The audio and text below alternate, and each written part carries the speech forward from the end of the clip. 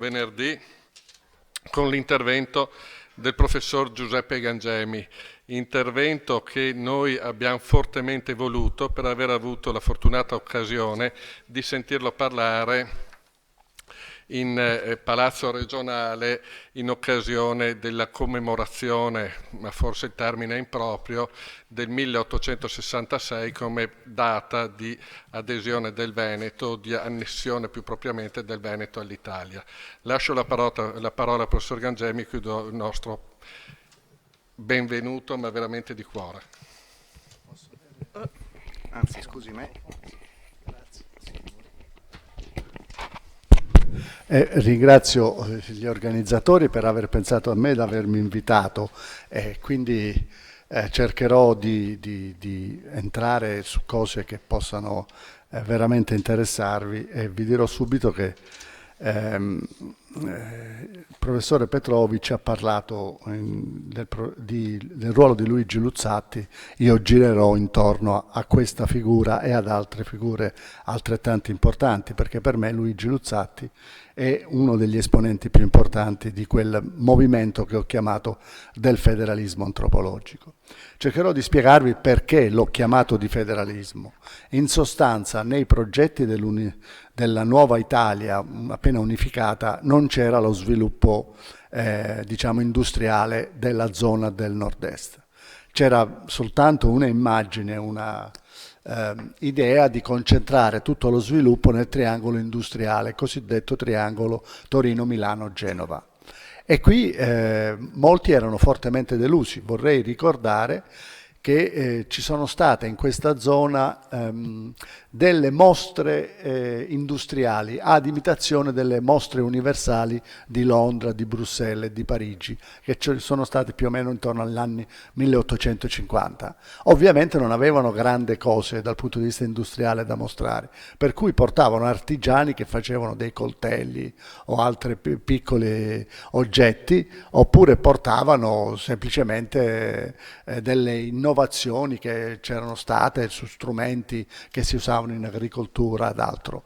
Ma questo durante il periodo del 1850 era un segnale molto forte per dire noi ci vogliamo industrializzare. E su questo aveva puntato molto un liberale bresciano che io ho studiato, ho fatto un libro su di lui, una ricerca che è durata molto per costruire un pochettino la sua visione, ed è Giuseppe Zanardelli, che poi diventa Presidente del Consiglio.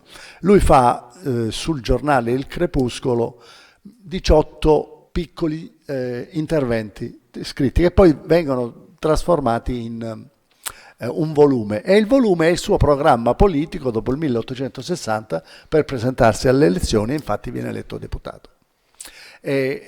Su che cosa le scrive? Le scrive sulla mostra bresciana, mostra industriale bresciana. In effetti lui stesso ammette, industriali qui ne abbiamo pochi, abbiamo degli artigiani, però questo è il messaggio che noi vogliamo portare.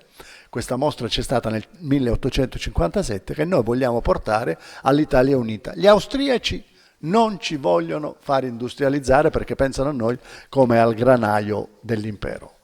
E speriamo che almeno, la nuova Italia unita ci permetta di industrializzarci, ma anche lì interessi ce n'erano molto pochi. E a questo punto fanno un'operazione che non riesce a partire subito, ma è un'operazione di raccolta del risparmio. Diciamo che qui c'erano piccole iniziative di self-help, di mutuo soccorso, eccetera, le cosiddette banche peote, adesso non so se le pronuncio correttamente, spesso organizzate dai parroci, avevano una funzione di aiutare le persone che erano più bisognose.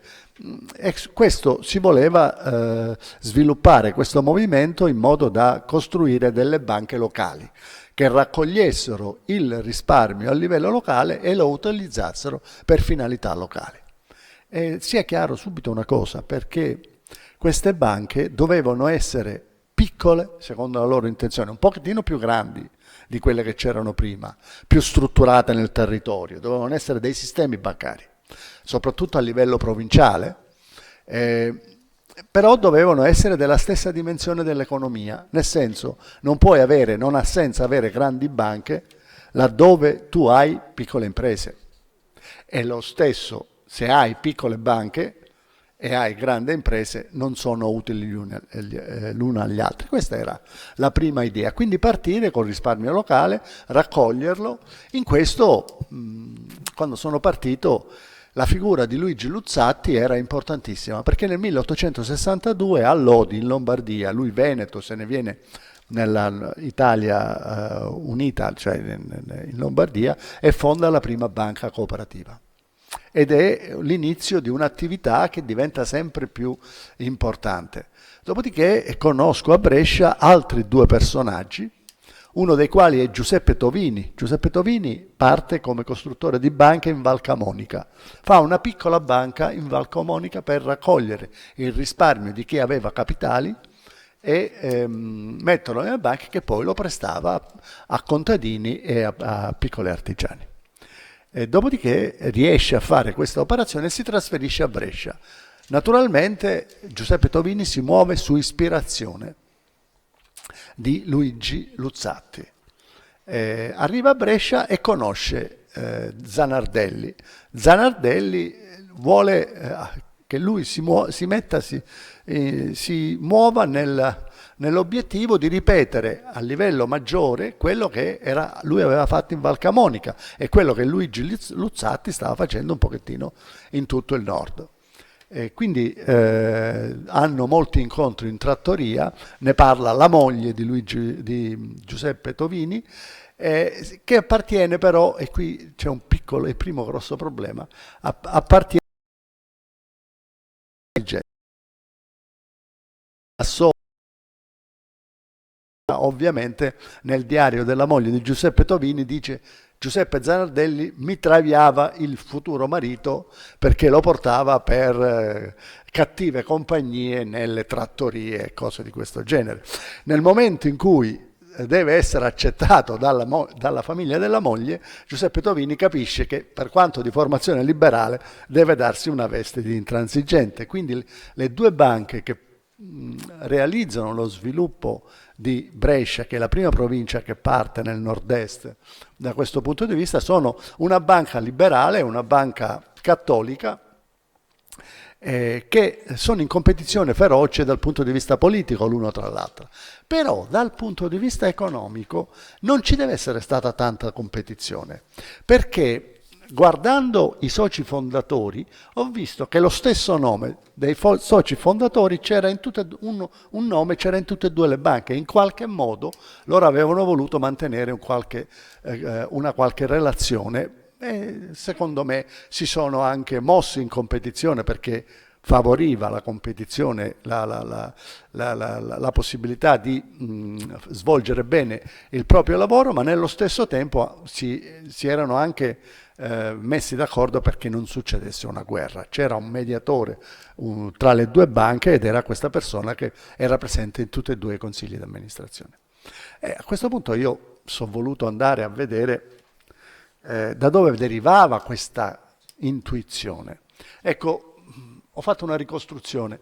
Perché ho fatto una ricostruzione di natura teorica? Perché, vedete, io non sono uno studioso teorico, io sono uno studioso di teoria per necessità, nel senso che probabilmente non conoscete questa parola, ma io sono un metodologo. Metodologo è un esperto di metodologia della ricerca e mi sono addestrato fin da giovanissimo, nel senso che l'ho fatto in varie occasioni, ad organizzare grandi ricerche che in genere coinvolgono decine di persone, a volte anche centinaia di persone, li mandano in giro a raccogliere dei dati e poi analizza quantità di dati enormi.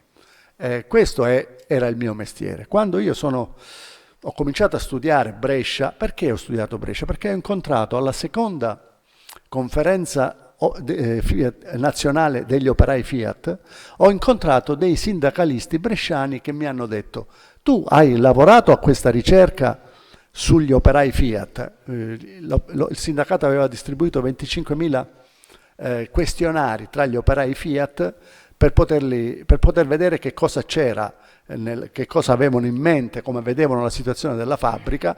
Poi nessuno aveva avuto la forza e il coraggio di arrischiarsi in un'impresa titanica, di analizzare tanti questionari, me l'avevano chiesto a me e io c'ero andato a fare questa analisi. E quindi, visto questo grande risultato che aveva avuto questa ricerca, ovviamente questi mi dicevano: ma perché non ripetiamo a Brescia questa ricerca? Perché Brescia era in forte polemica in quel periodo con, diciamo, l'idea della centralità di Mirafiori. Non si faceva altro che parlare di questi termini. Ci sono 2000 operai a Mirafiori e tutti stanno a parlare dello stabilimento più moderno d'Italia, dello stabilimento metalmeccanico più moderno d'Italia. E noi abbiamo 50.000 metalmeccanici nella provincia di Brescia e non ne parla nessuno. E quindi andiamo a studiare questi 50.000 metalmeccanici. Io Brescia non la conoscevo, come prima cosa ho detto: fornitemi al sindacato, fornitemi delle persone che sono in condizione di elaborare un progetto di indagine, di ricerca, perché io ho bisogno in fretta di farmi un'idea su che cosa è che si doveva fare. Quando si fa una grande ricerca o ci vogliono o grandi soldi, un sacco di soldi, perché devi pagare le persone che fanno questo lavoro, oppure ci vogliono dei volontari che lo fanno per passione. Ovviamente il sindacato era nella condizione di pensare che avrebbe trovato tra gli operai le persone disposte ad andare a fare questo tipo di ricerca e questo tipo. Quindi si poteva fare con pochi soldi. Dall'altra parte io portavo la mia organizzazione che, diciamo, stiamo nell'83, non c'erano ancora i personal computer o comunque non erano attrezzati.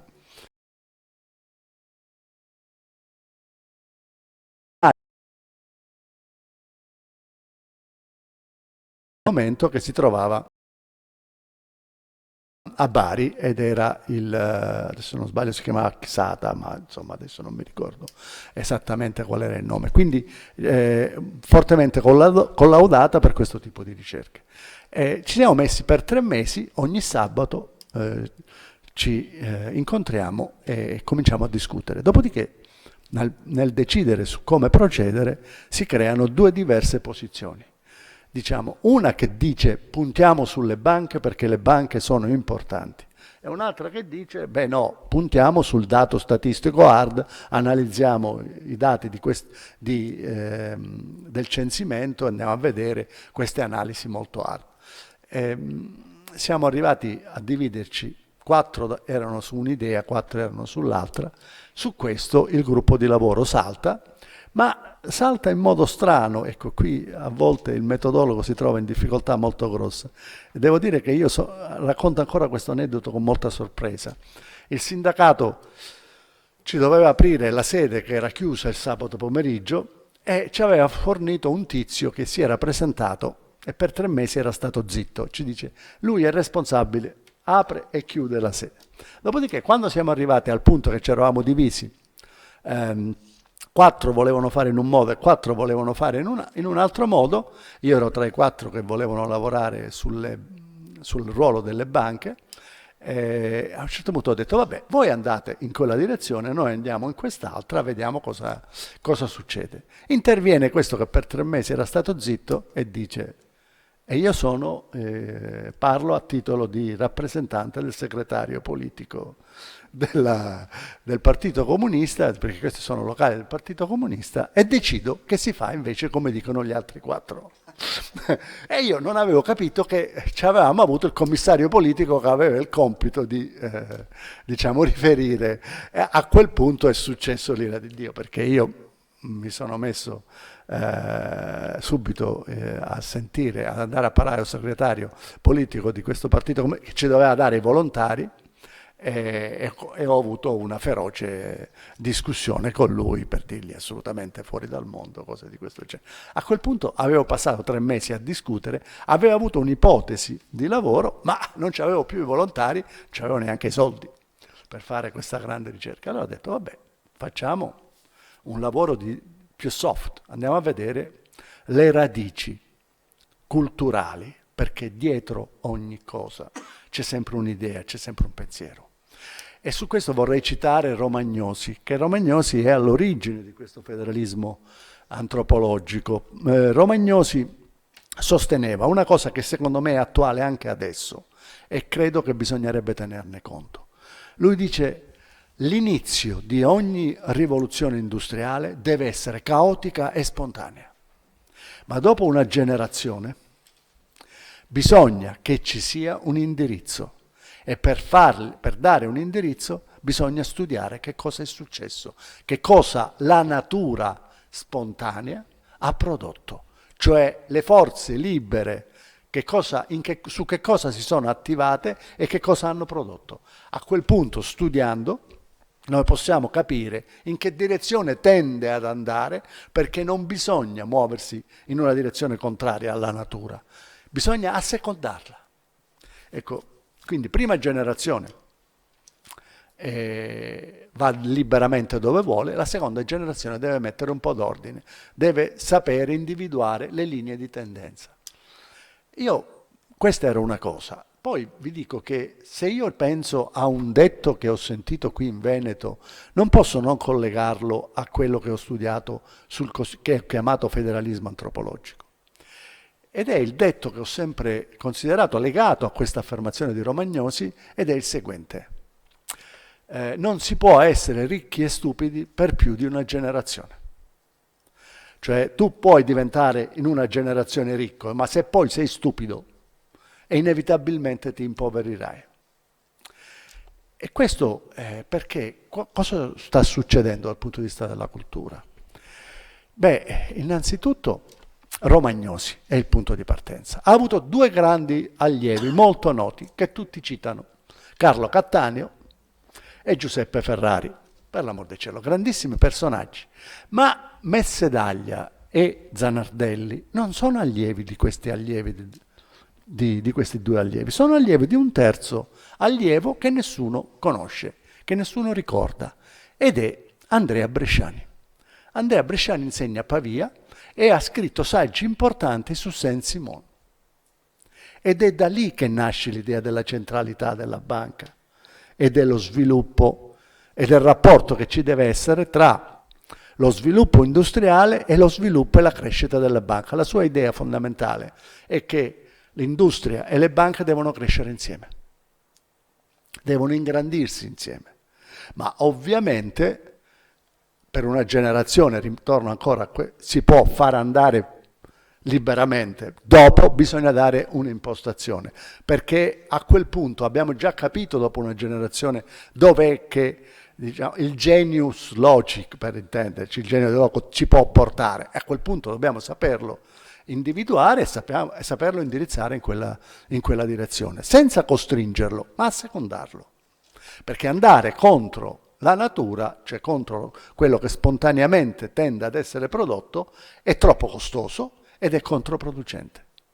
Allora, due allievi che sono anche molto amici tra di loro, Zanardelli e Messedaglia, con una piccola differenza: Zanardelli è più radicale, Messedaglia è più cattolico, oltre che più moderato. Messedaglia ha degli importantissimi allievi.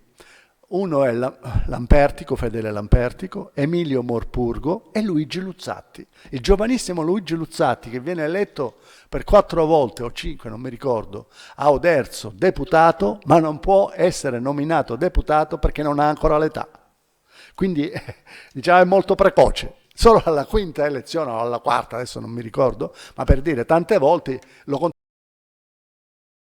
Camera non lo accettava, allora rifacevano le elezioni, si ripresentava e così alla quinta volta è riuscito ad essere eletto perché aveva maturato l'età giusta. Luigi Luzzatti è importantissimo per la funzione che ha svolto di costruttore di banche. Luigi Luzzatti è stato il maestro di Giuseppe Tovini. Voi sapete che Giuseppe Tovini ha costruito prima la banca in Val Camonica, poi il San Paolo di Brescia e poi il Banco Ambrosiano, che è una cosa importantissima. Qui nel nord è stato, in tutta Italia forse il Banco Ambrosiano, fino a un certo periodo, poi è successo un po' di tutto. È stato anche, diciamo in qualche modo, il punto di riferimento di Zanardelli ed è stato anche il maestro Luigi Luzzatti di un altro personaggio importante che pur essendo massone e sostanzialmente miscredente, è stato invece molto influenzato dalla dottrina sociale della Chiesa ed è il San Donatese oppure veneziano, ditelo voi, aveva una casa sia a San Donà che a Venezia, Silvio Trentin, che è stato anche uno dei fuoriusciti del fascismo, è stato in esilio per 18 anni. Tutti questi sono importanti e costituiscono quello che io ho definito il federalismo antropologico. Il federalismo antropologico pone come centrale un obiettivo. Se noi non possiamo ottenere il federalismo dal punto di vista istituzionale, cioè non c'è nello statuto, non ci daranno degli statuti autonomi, non ci permetteranno di ricostruire la Repubblica della Serenissima dentro l'unità d'Italia. Tanto per incominciare, il federalismo non si fa per legge, il federalismo è una questione mentale. Cominciamo a costruire una mentalità dell'autonomia e la mentalità dell'autonomia la costruiamo nell'economia, cioè abituando i nostri attori economici più importanti, e cui lui si riferiva gli imprenditori, ma anche banchieri e anche politici, perché dopo la prima generazione i politici dovevano avere i progetti, dovevano presentare i progetti. Abituiamoci a far sì che questi ragionino in termini di puntare solo sulle proprie risorse, cioè di raccogliere il risparmio dalle mani delle persone che non sapevano cosa farsene se non dargli una possibilità di maturare qualche interesse e portarlo nelle mani giuste, come dice Gerschenkron. Le mani giuste sono le mani di coloro che sanno essere degli innovatori e sanno investire, sanno costruire delle realtà nuove. Ecco, questo era il primo elemento. Il secondo elemento era l'istruzione, cioè è importante che l'artigiano, il contadino che vuole sviluppare la sua attività sappiano leggere e scrivere, perché magari imparano attraverso dei manuali su come costruire alcune cose, quindi l'istruzione era un elemento fondamentale e c'è stato molto qui nel Veneto una forte spinta verso l'alfabetizzazione. Poi un altro elemento fondamentale era il tema della giustizia, cioè l'idea è sostanzialmente la seguente, che una società ha bisogno di non costruire troppe diseguaglianze, di non accentuare le diseguaglianze, perché deve portare tutti a un ritmo più o meno elevato di crescita. Certo, ci sarà chi crescerà di più, ci sarà chi crescerà di meno, ma i vantaggi devono essere per tutti, perché la società solo in questo modo si comporta come una comunità coesa. Non solo, ma poi c'era un altro elemento, il diritto. E il diritto non deve essere arbitrio. Il diritto deve essere qualcosa che noi riconosciamo perché noi siamo servi del diritto, non siamo i padroni del diritto. Noi abbiamo una classe politica che adesso si sente padrona del diritto. Vi faccio solo un esempio per dire come è diffusa questa cosa. Io vedo, l'esempio mi viene perché stamattina mi sono quasi messo a bestemmiare perché mi hanno potato, riducendomi a uno stecchino, tutti gli alberi davanti a casa e quindi non vedrò le foglie per un paio d'anni. Ma per dire, durante il periodo della nidificazione il comune di Padova stabilisce per la sua ordinanza che non si devono tagliare gli alberi. A un certo punto vedo delle persone che stanno tagliando l'albero sotto casa mia e sapevo che in quell'albero c'erano dei nidi. Telefono ai vigili e dico: scusate, qui si sta violando un'ordinanza tal dei tali del comune tal dei tali. Arriviamo subito. Dopodiché aspetto, non arrivano. Richiamo i vigili e gli dico: scusate, ma venite o non venite? Perché questa cosa non si può fare. Non stanno violando. Ah, ma siamo noi del comune che lo stiamo facendo. Io, sì, vabbè, siete voi del comune, ma voi dovete rispettare la vostra ordinanza. Ecco, questo significa che sono padroni della legge, non sono servi della legge. E questo è fondamentale nella concezione del federalismo antropologico. Dobbiamo essere tutti servi della legge, ma la legge deve essere razionale. L'ultimo elemento, ed è un elemento su cui penso di fare un esempio, è il tema della logica, che era fondamentale. Queste persone non solo erano dei politici, non solo si interessavano di banche, ma molti di loro si interessavano di statistica, cioè volevano conoscere e studiare la società. E la logica era per loro fondamentale. Ma quale logica? Ora, oggi noi siamo abituati a lavorare con gli algoritmi che non capisce nessuno, ci metti una quantità enorme di dati, esce fuori un responso.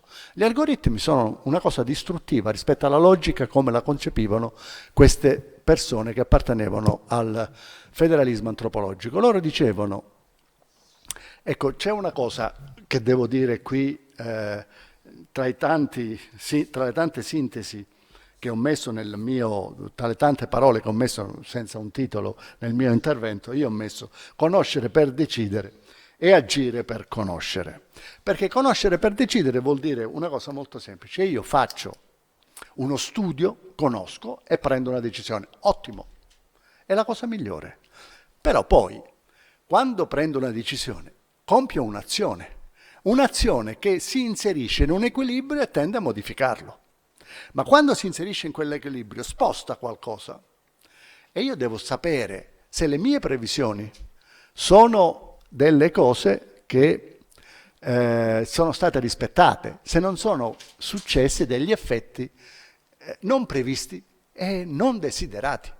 Quindi l'agire per conoscere cosa vuol dire? Che c'è una seconda fase della conoscenza in cui ho preso la decisione, io la mia decisione la devo seguire, devo vedere che effetti ha prodotto, se il mio modello secondo cui sarebbero seguite certe cose viene effettivamente rispettato o se invece ci sono degli effetti che non erano stati previsti. Esempio, quando ho cominciato questo tipo di indagine sull'imprenditorialità, ho cominciato negli anni 70, mi interessava l'imprenditorialità a Catania, abbiamo studiato tutti gli imprenditori catanesi e abbiamo fatto una grande ricerca sugli imprenditori catanesi. Dopodiché abbiamo pensato di andare a estendere ad altre province e siamo arrivati a Priolo, dove c'era la più grande industria petrolchimica d'Europa. E lì sono andato lì, ho parlato con gli imprenditori, eccetera, e questi con i manager, eccetera, e questi mi dicevano: abbiamo portato 600 posti di lavoro, e qua e là, eccetera. Dove, mi fossi accontentato di questo, avrei detto ottimo, meglio farne tante, e infatti ne hanno fatta un'altra a Milazzo, ne hanno fatta un'altra a Gela. Praticamente la Sicilia è stata riempita di queste realtà. La Sicilia proprio nei posti più belli, tra l'altro, quelli che potevano essere utilizzati per il turismo. Poi sono andato a parlare con la gente del posto, i quali mi dicevano: sì, va bene, 600 posti di lavoro, però qui c'erano 10.000 persone che vivevano di pesca, adesso la pesca non c'è più. E noi abbiamo preso 600 posti di lavoro, è chiaro che era imprevisto. Nei loro calcoli non avevano previsto una situazione di questo genere. Che cosa significa? Che la prima volta che io metto una azienda petrochimica da qualche parte, devo andare a vedere che cosa sta succedendo, perché deve essere un esperimento e devo prendere delle lezioni da questo esperimento. Dopodiché io alla fine devo andare a vedere tutte le persone che hanno punti di vista diversi l'uno dall'altro, tentare di metterli intorno a un tavolo e dirgli: adesso fatemi il cosiddetto brainstorming. Il brainstorming è una tecnica importante che ha queste due regole sostanzialmente. Nessuno può criticare nessun altro, perché la critica indica sostanzialmente poi la necessità della risposta, eccetera. L'unico modo di criticare l'altra persona è quello di ignorare quello che ha detto. Cioè, tu hai detto una cosa, io non mi aggancio a quello che dici tu, e già questo va bene. La seconda regola è che Per far riuscire bene un brainstorming non dobbiamo decidere che solo alcuni c'entrano, ma anche quelli che hanno le idee più antipatiche rispetto alle nostre devono essere tutti presenti, perché solo in questo modo noi riusciamo ad avere una visione del problema. Queste tecniche sono state molto sviluppate e sono alla base di quello che si chiama il modello della partecipazione. Il modello della partecipazione presuppone una logica che è di tipo naturale, cioè una logica che è quella con cui funziona l'esperimento scientifico. Quando all'interno di qualcuno di questi brainstorming arriva qualcuno e ti presenta gli algoritmi, il sistema sballa, perché cosa fa un algoritmo? L'algoritmo prende una mole enorme di dati, ti dà un risultato, o lo rifiuti o lo accetti. Dall'altra parte, se un altro ti presenta un altro algoritmo, può succedere che produce risultati diversi. L'esempio più macroscopico di questa situazione io l'ho trovato nella vicenda che abbiamo visto qualche anno fa, il conflitto tra la Grecia e l'Unione Europea, dove il ministro Varoufakis, che si è formato a Essex, ora pochi di voi sanno che cos'è Essex, io ci sono stato 3 anni e quindi ve lo posso dire che cosa è Essex, è la patria della logica per algoritmi. Lì, la prima volta che sono arrivato, tutti costruivano algoritmi perché così gestivano una quantità enorme di materiale. Gli algoritmi presuppongono una forte intolleranza. Allora, Varoufakis si è presentato con i suoi algoritmi e ha detto: secondo i miei algoritmi bisogna fare così. Adesso io non mi ricordo più quali erano le cose che chiedeva, solo che sono arrivati i tedeschi e gli hanno detto: sì, va bene, i tuoi algoritmi sono interessanti, ma noi abbiamo i nostri e dicono che la cosa tua è sbagliata. Ecco, lì c'erano altri problemi. Il discorso è molto semplice. Quando noi non ci mettiamo a un tavolo con l'idea di ragionare punto per punto, pezzo per pezzo, di poter smentare il ragionamento punto per punto degli altri e di discutere sui minimi particolari, noi sostanzialmente portiamo dentro la discussione dell'intolleranza. La realtà del brainstorming è sostanzialmente basato su questo, cioè mettere insieme tutte le opinioni e cercare di vedere se ne esce fuori un'opinione comune. Questo metodo di lavoro era il metodo che consigliavano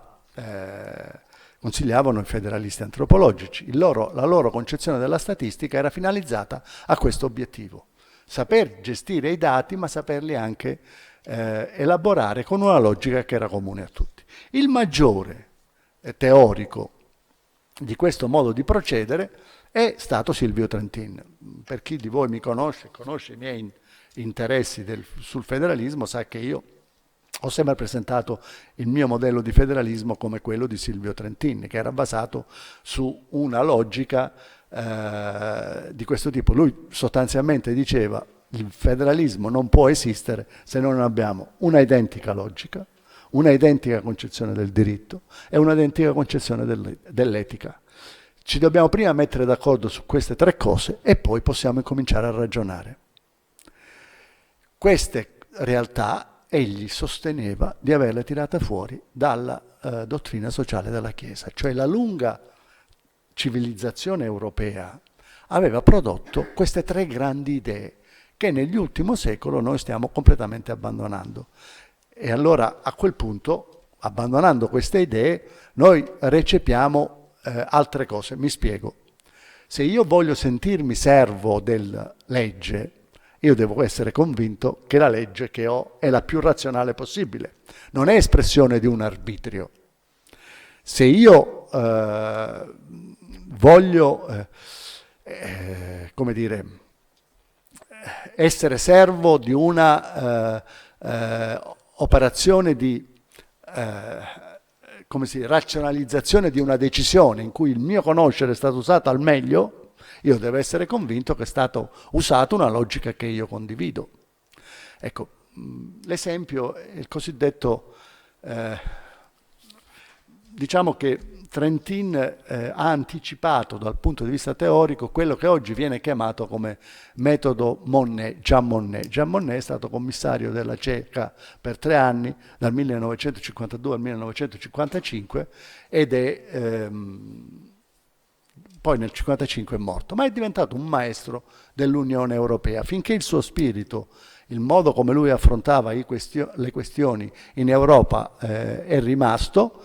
Sostanzialmente l'Europa ha funzionato abbastanza bene ed è riuscita a crescere. Quando sono incominciate a comparire invece altri modi di fare, di dialogare, cioè che sono basate su posizioni appunto di tipo econometrico, basate sugli algoritmi, l'economia così concepita non funziona più. Ecco, questa è una lezione, perché noi abbiamo bisogno proprio da questo punto di vista di dare un senso, io ripeto questo. Mi colpisce molto, ritorno sempre alla frase iniziale e con questo penso di avere finito. No, vabbè, allora dirò alcune cose ancora, ma ritorno alla frase iniziale. Non si può essere ricchi e stupidi per più di una generazione. Nella concezione che io ne ho, quell'essere stupidi non è soltanto legato al fatto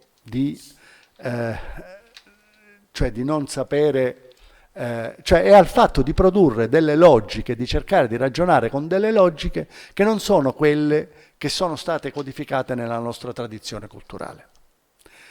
Quindi la stupidità spesso consiste anche nel presentarsi a un tavolo della negoziazione con atteggiamenti rigidamente ideologici, con la convinzione di essere l'unico depositario del vero, perché quello che veramente conta non è il fatto che noi arriviamo a una conclusione che sia vera, ma è il fatto che noi produciamo insieme quella comunità che poi ci serve, quella unione di consensi che poi ci serve per rendere operativa effettivamente la nostra decisione.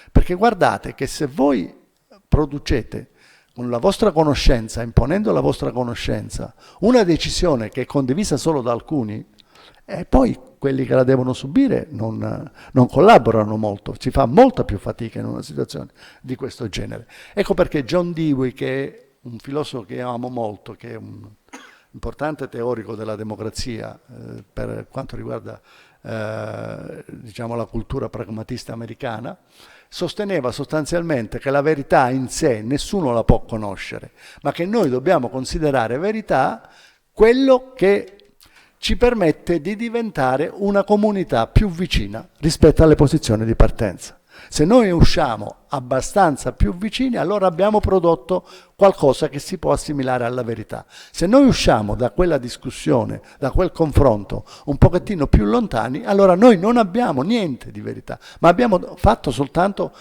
delle falsità, cioè delle cose che perché la verità nessuno può essere sicuro di averla colta.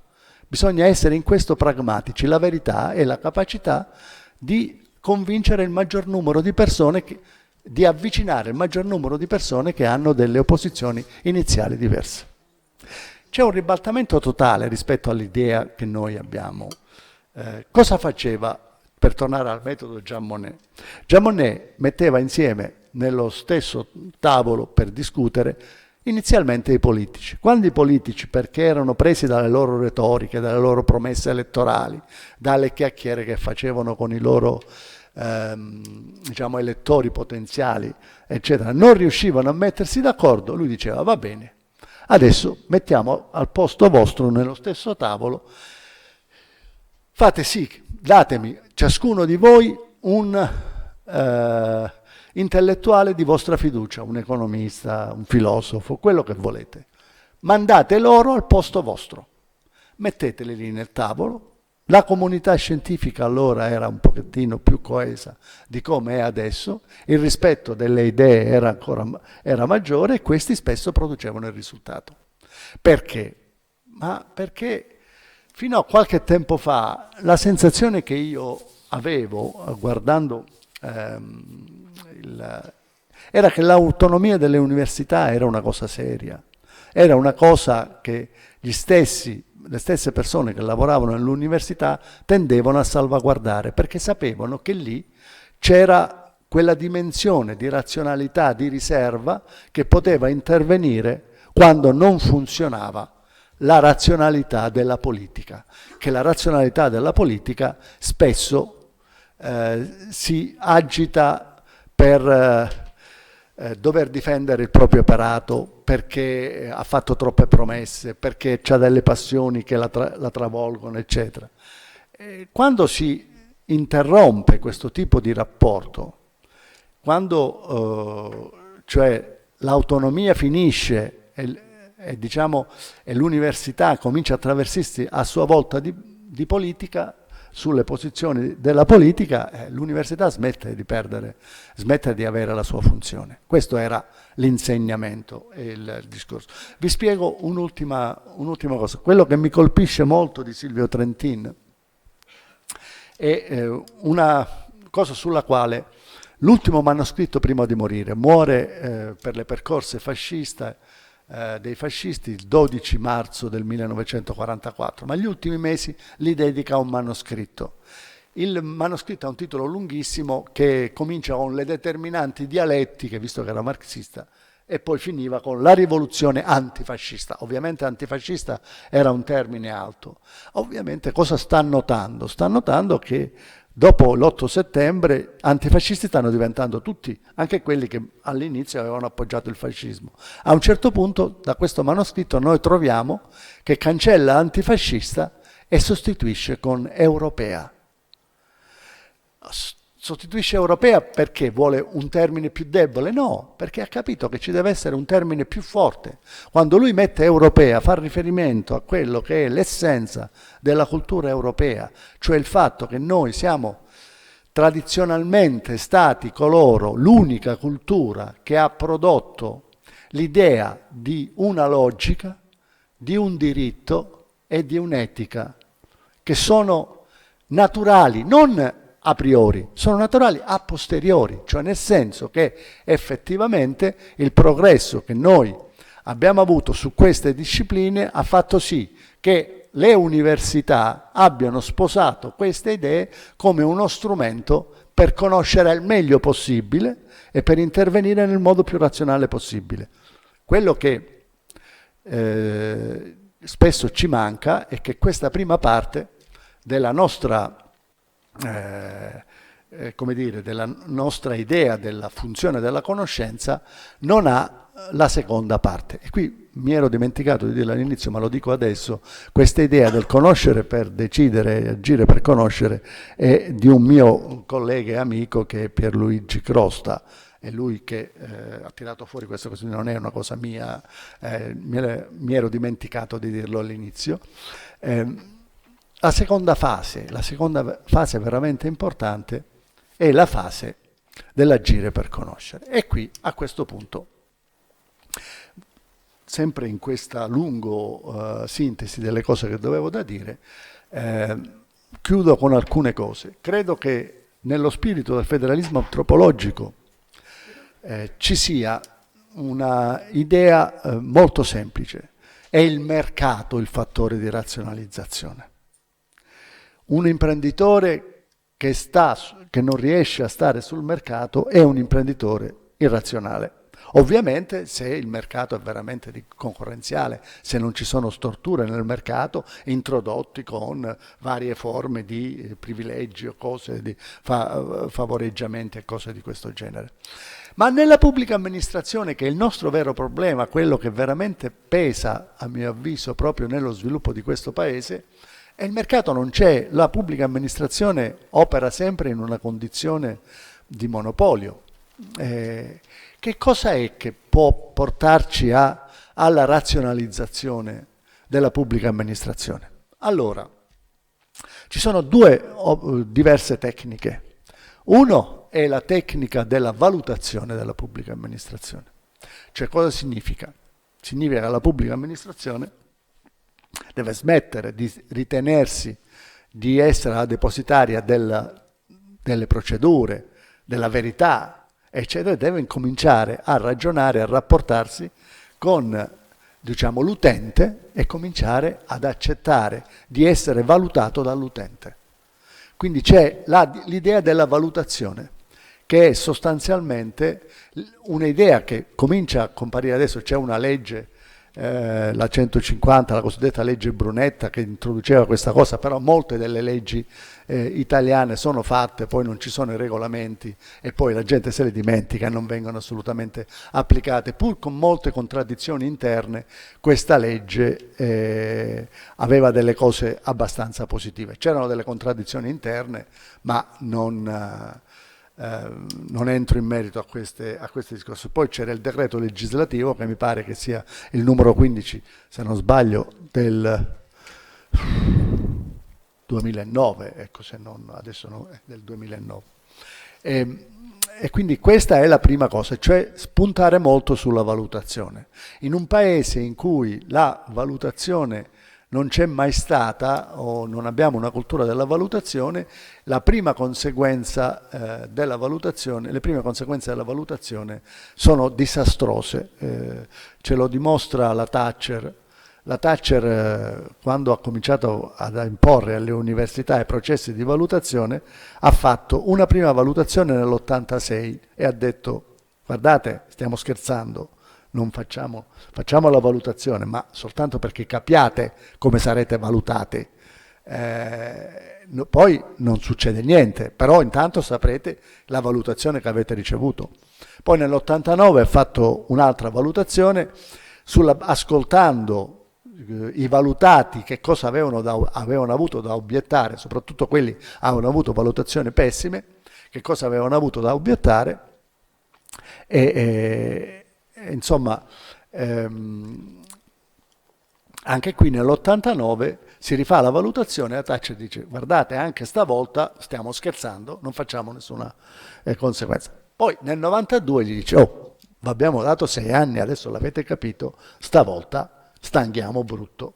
E quindi fanno una graduatoria di 5, i primi 2, che nel mezzo non migliora né peggiora la sua situazione, i primi 2 aumentano i finanziamenti a loro, gli ultimi 2 vedono diminuire i finanziamenti e quindi si devono dare una regolata. Cosa succede in Italia? Per esempio, vi faccio l'esempio dell'Università di Padova. Quando noi applichiamo questa valutazione all'Università di Padova, cosa emerge? Che valutando il personale valuta i suoi dirigenti, normalmente sono sempre stati i dirigenti che valutano il personale, e questo per la prima volta il personale valuta i dirigenti. E voi vedete questo esagono in cui ci sono i punteggi in 5 settori, che adesso non mi ricordo, ci sono punteggi per Padova molto alti, arriva alla valutazione dei dirigenti e la valutazione è vicino allo 0. Cioè il personale ha dato giù duro, cioè lì bisognerebbe fare un'inchiesta, discutere. E invece il rettore cosa fa? Dice: ah no, ritorniamo alla valutazione come si faceva prima, cioè l'innovazione prevista dalla legge, siamo stati bravi, l'abbiamo fatta, ma visto che produce questi risultati, fermi tutti, torniamo indietro, non facciamo. Cioè, è un paese questo che ha bisogno di una bella scossa sul tema della valutazione, perché noi stiamo buttando, nelle prime applicazioni della valutazione, stiamo buttando diciamo il bambino con l'acqua sporca.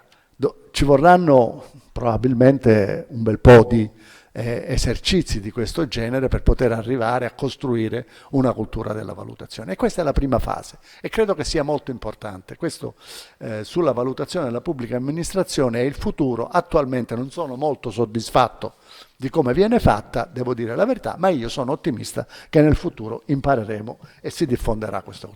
La seconda invece intervento è quello che mi affascina di più, e che è quello che sostanzialmente ho varie volte tentato di proporre a Padova, o comunque l'ho fatto per 2 anni da consulente alla Regione Puglia per quanto riguarda l'assessorato alla partecipazione. C'era Guglielmo Minervini, un allievo di Don Tonino Bello, un grande vescovo, eccetera, che aveva preso questo assessorato. Sono sceso lì per 2 anni, abbiamo fatto la consulenza sulla valutazione. Non è andata al massimo, però c'è stata fatta una bella esperienza, che poi Emiliano ha sostanzialmente cancellato tutto da questo punto di vista.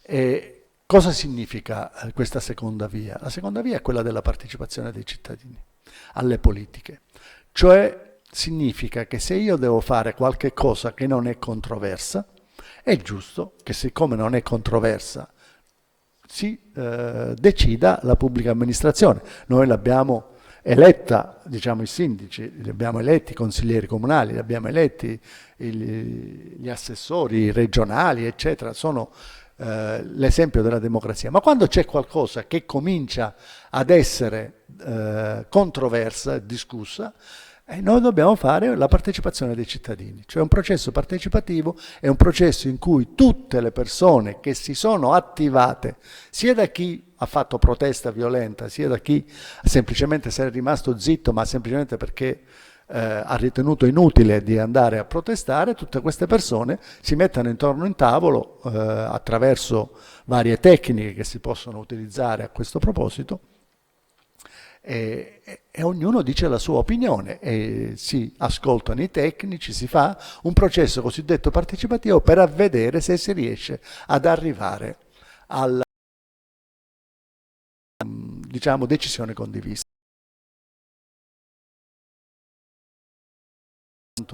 Il fatto di conoscere in politica deve essere spesso, sulle materie maggiormente controverse, un affidarsi all'intera comunità e lasciarla libera di esprimersi con tutte le sue tensioni e tutte le sue difficoltà. Cioè all'interno, come dice uno, cioè guardate che i conflitti che noi cerchiamo di evitare poi si ripresenteranno dopo. Non è la panacea per tutti i mali, perché non tutto, la ricetta per tutti i mali non si è ancora trovata e credo che non si troverà mai, però spesso aiuta ad evitare che non ci siano conflitti. Io mi ricordo di essere andato nel 97 a presentare questa idea a Zanonato, e voglio raccontarlo, Zanonato sindaco di Padova, e gli ho detto: guarda Zanonato,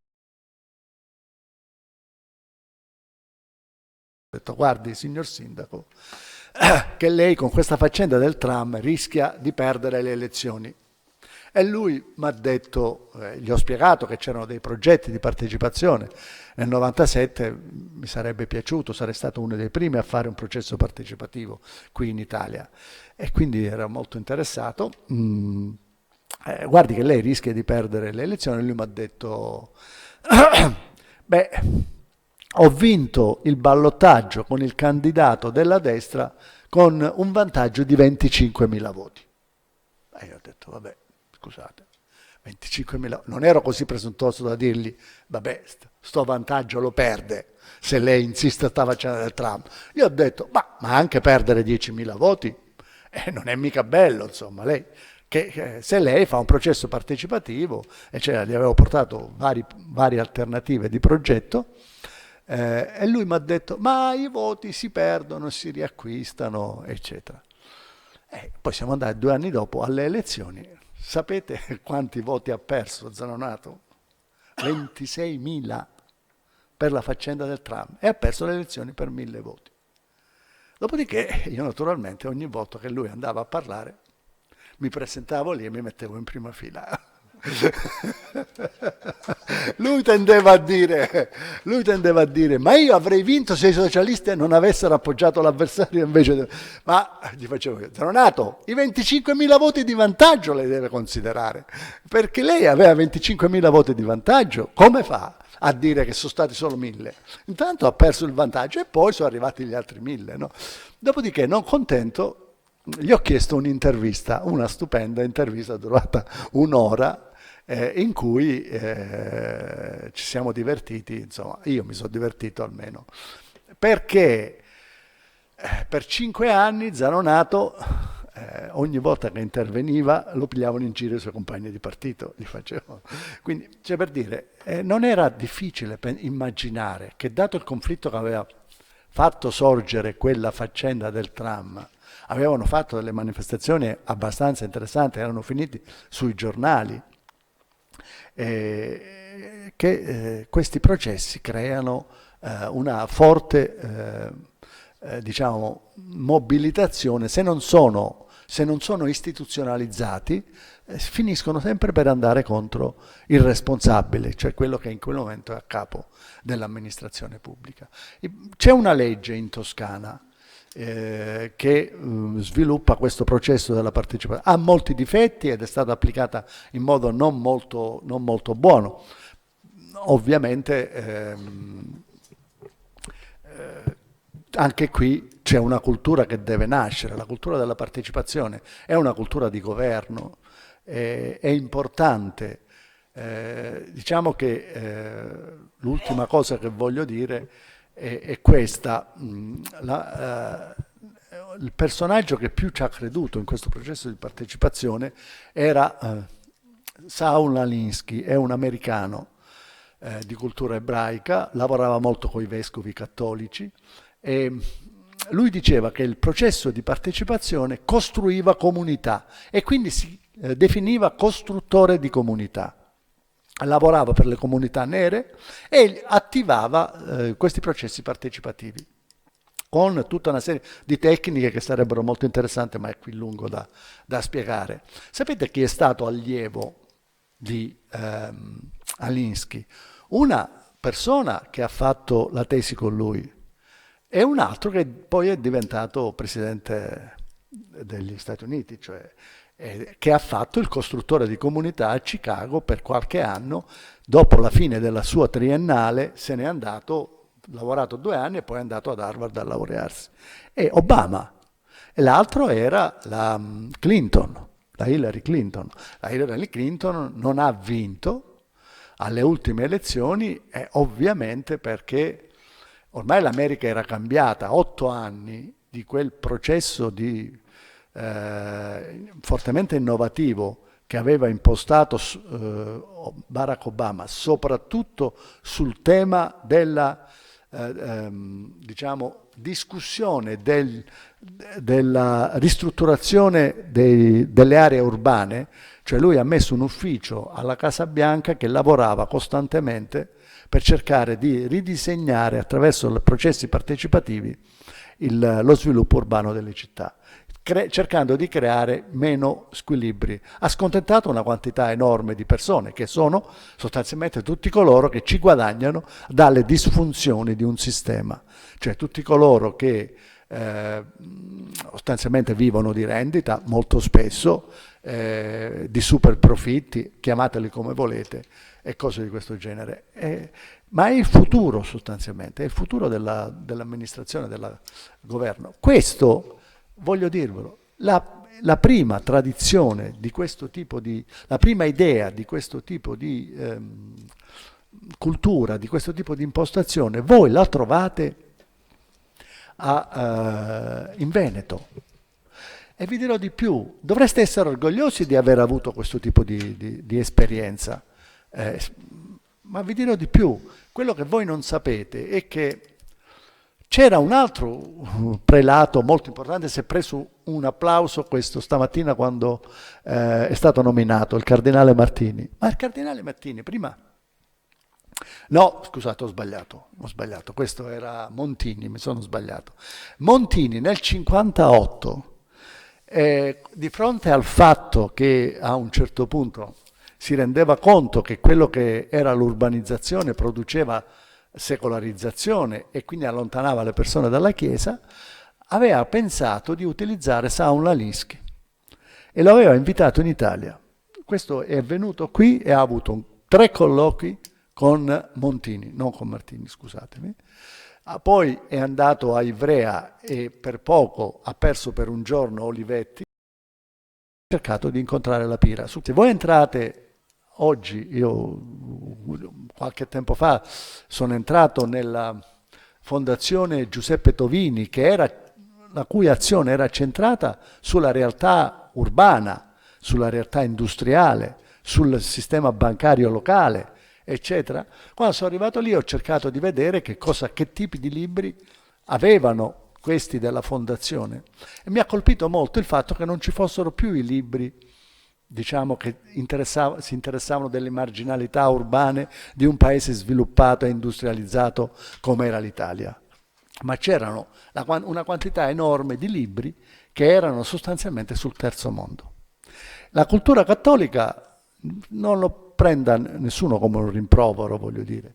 A un certo punto, con il Concilio Vaticano II, grandissima esperienza dal punto di vista teologico, tutto quello che volete, però la cultura cattolica si è distratta dai problemi sociali dentro il nostro paese e soprattutto dentro le realtà urbane. E questa è stata una grande,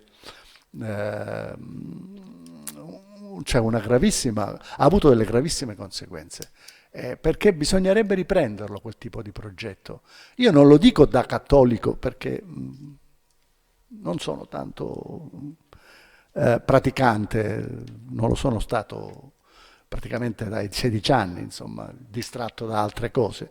Lo dico perché, come Silvio Trentin, considero comunque quel patrimonio della dottrina sociale della Chiesa un patrimonio che è utile anche per i laici, anche per i miscredenti e per tutti, perché veramente è una grande ricchezza della nostra civiltà. E credo di aver finito a questo punto. Ci dispiace, le consentiamo di finire, professore. Io però vorrei porle anche un'altra domanda, perché qui siamo raccolti per sentire ciò che ci ha detto e abbiamo ascoltato con grande interesse, ma anche perché siamo tutti scottati dall'esperienza bancaria. Nel corso dell'incontro che abbiamo avuto, il primo e straordinario in quel di Venezia, lei ci parlava anche di uno studio che aveva fatto su una realtà in qualche maniera simile a quella delle nostre banche, la banca Perlasca. Sì. Ed io allora me ne ero preso appunto.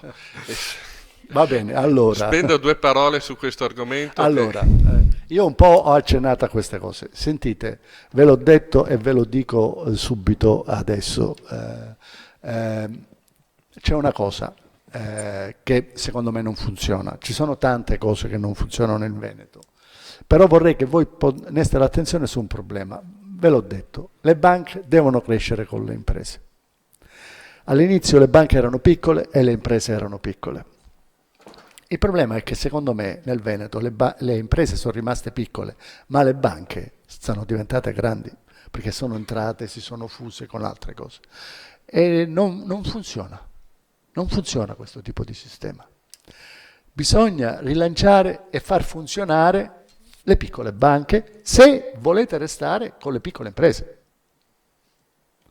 E questa è la prima regola della cosa. La seconda regola è che inevitabilmente questo produce autonomia. L'autonomia si basa su cose concrete, si basa sul fatto che che c'è una classe intellettuale che ha delle idee, che ci sono degli imprenditori che operano sul territorio, che sono presenti sul territorio e si basano sulle loro forze, e che ci sono delle banche che li sostengono. C'erano tante banche in quel periodo, nel 1922, che avevano realizzato questo progetto.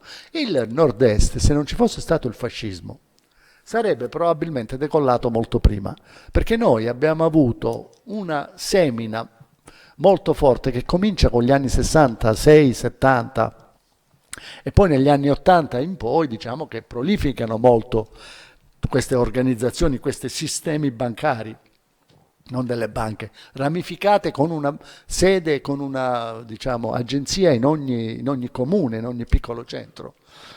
Questi sistemi bancari funzionavano molto e questi creavano autonomia, cosa che non era molto gradita al fascismo. Allora, l'esempio della Banca Parlasca. La Banca Parlasca era la più piccola di tutte queste piccole banche. E a un certo punto la Banca Parlasca viene di forza dichiarata fallita da una sentenza di natura politica. Perché? Cosa gli interessava di Perlasca? Ma Perlasca in sé non significava niente. Il problema è che le banche locali crearono autonomia locale, il fascismo, ma sopportava questa cosa che qui nel Veneto si faceva secondo i disegni e i loro progetti. Allora hanno preso una banca a caso e l'hanno fatta fallire di forza con una sentenza del tribunale. Dopodiché la banca ha smesso la sua attività, ha consegnato i suoi libri contabili, è solo che per 20 anni sono rimasti ad aspettare che arrivasse la liquidazione di questi. Il problema è che la liquidazione non poteva esserci perché il patrimonio della Banca Perlasca era molto maggiore dei suoi debiti. Come si faceva? Con tutto che non lavorava, con tutto che aveva smesso la sua attività, ancora fino al 1942 la Banca Perlasca risultava con un attivo. Come aveva fatto a fallire, questo non lo capiva nessuno. Cioè, quindi era una banca sostanzialmente solida. Quindi questo per darvi soltanto un'idea qual era la lezione che bisognava dare alle banche cattoliche e anche alle banche laiche. Sostanzialmente smettetela di fare quello che volete voi, seguite quelle che sono le impostazioni che vengono da Roma. Questo voi dovete adeguarvi ai nostri obiettivi politici e finalizzare anche con il risparmio che c'è qui nel Veneto gli obiettivi politici che si pone il fascismo. Questo era il messaggio. Quindi quando io l'ho chiamato federalismo antropologico, ecco perché, cioè facevo riferimento proprio anche a questo, cioè il fatto che effettivamente se voi date i fondamentali dell'economia come autonomi, avete costruito una buona parte del vostro federalismo. Altra cosa, altra componente, il federalismo fiscale. Il federalismo fiscale sembra che sia una cosa punitiva, in effetti è un'altra delle basi dell'autonomia.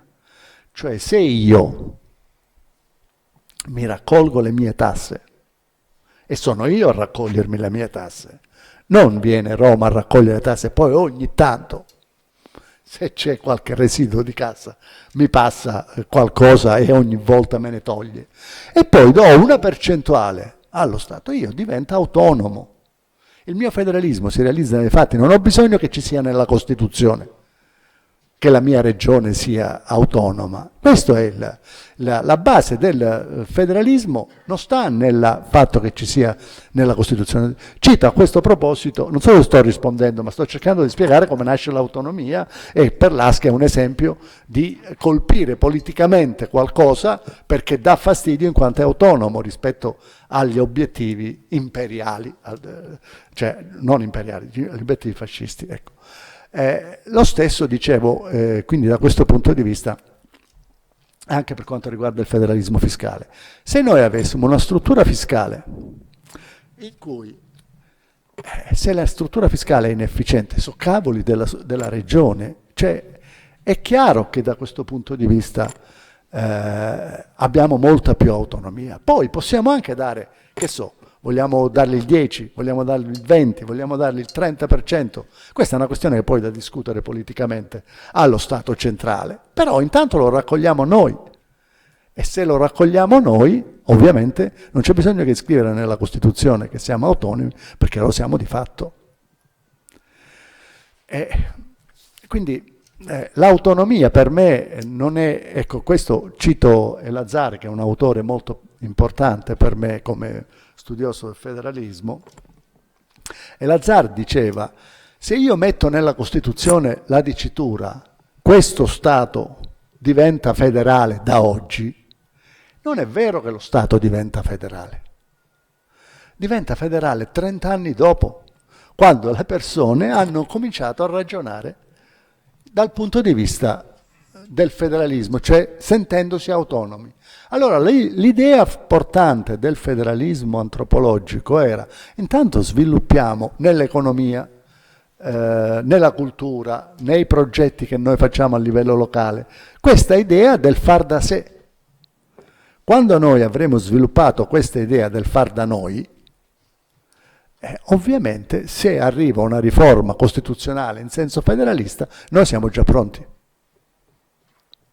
E il federalismo, si è inventato anche questa proposta del federalismo a più velocità, se la sono inventata gli spagnoli, ma era la conseguenza di questo.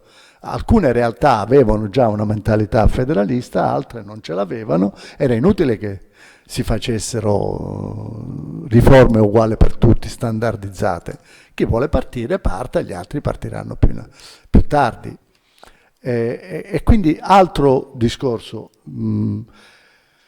Io diciamo che negli ultimi anni che ho insegnato a Catania non era più aria per me, perché avevo individuato anche un'altra cosa, mi lasciavano molto dubbi alcune osservazioni e constatazioni. Una ve l'ho già detta, andando a Priolo, lì avevo scoperto che sì, è vero che davano 609 posti di lavoro, anche con stipendi elevati, però si erano persi diciamo 10.000 pescatori che erano partiti per la Germania e per le Americhe.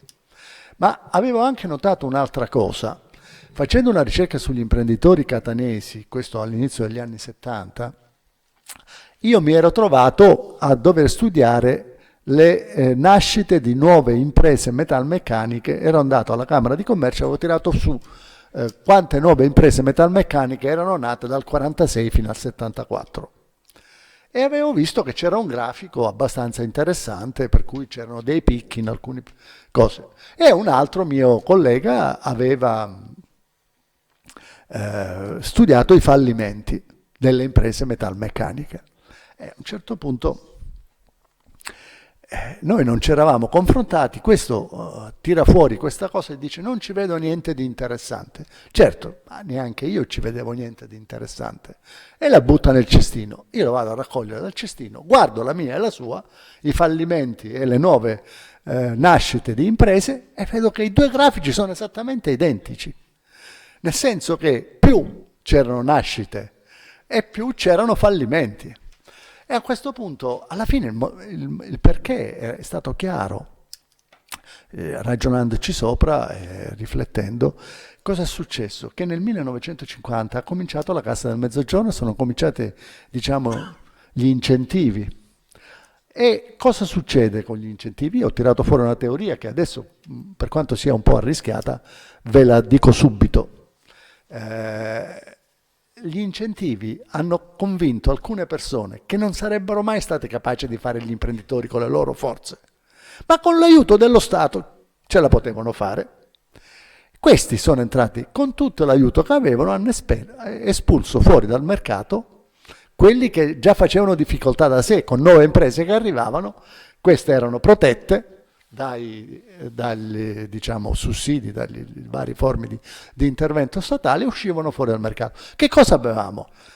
L'economia era migliorata? Certo, come numero di addetto era migliorata, ma come qualità dell'intrapresa, della capacità di intraprendere era migliorata, era fortemente peggiorata, perché avevamo sostituito all'imprenditore vero un imprenditore finto.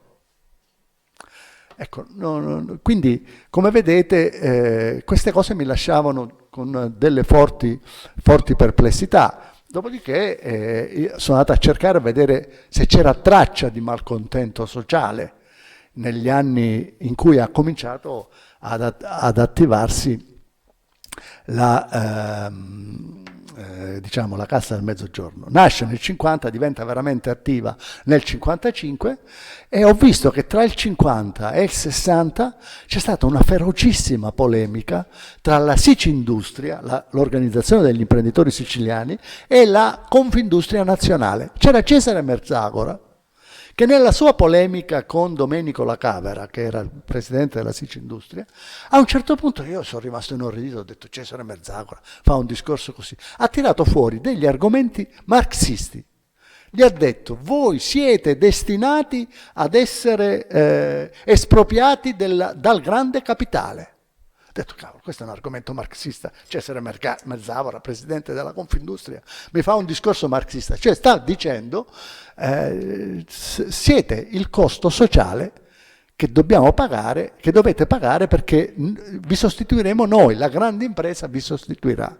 Ecco, sono rimasto molto colpito da questo fatto. Quello che non considerava Cesare Merzagora è che Se tu vai giù perché hai degli incentivi per farlo, non vai con spirito imprenditoriale. È meglio tenersi un imprenditore che ha voglia di rischiare, capacità, eccetera, piuttosto che tenersi un imprenditore che va sul sicuro. Un imprenditore che va sul sicuro, quando gli finisce la convenienza, chiude e ha finito. Ecco, io credo che questo era quello che dicevo. Poi ne dicevo un'altra cosa, che è l'ultima che dirò, perché io dicevo sostanzialmente questo. Guardate che... questa non me la ricordo, adesso mi è passata di mente. No, ma la logica era questa. Dice, guardate che noi stiamo, adesso dico l'altra, l'ultima. Avevo tirato fuori un discorso molto semplice, dicevo, qual è la mia garanzia?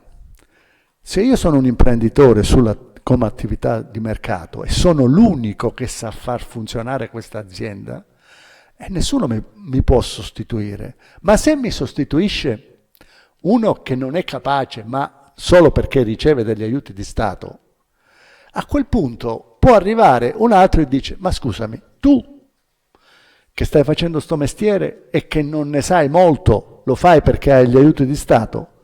E vabbè, capisco quello di prima, che era capace e si manteneva senza aiuti di Stato, ma tu non sei capace. Quindi se lo puoi fare tu, lo posso fare io.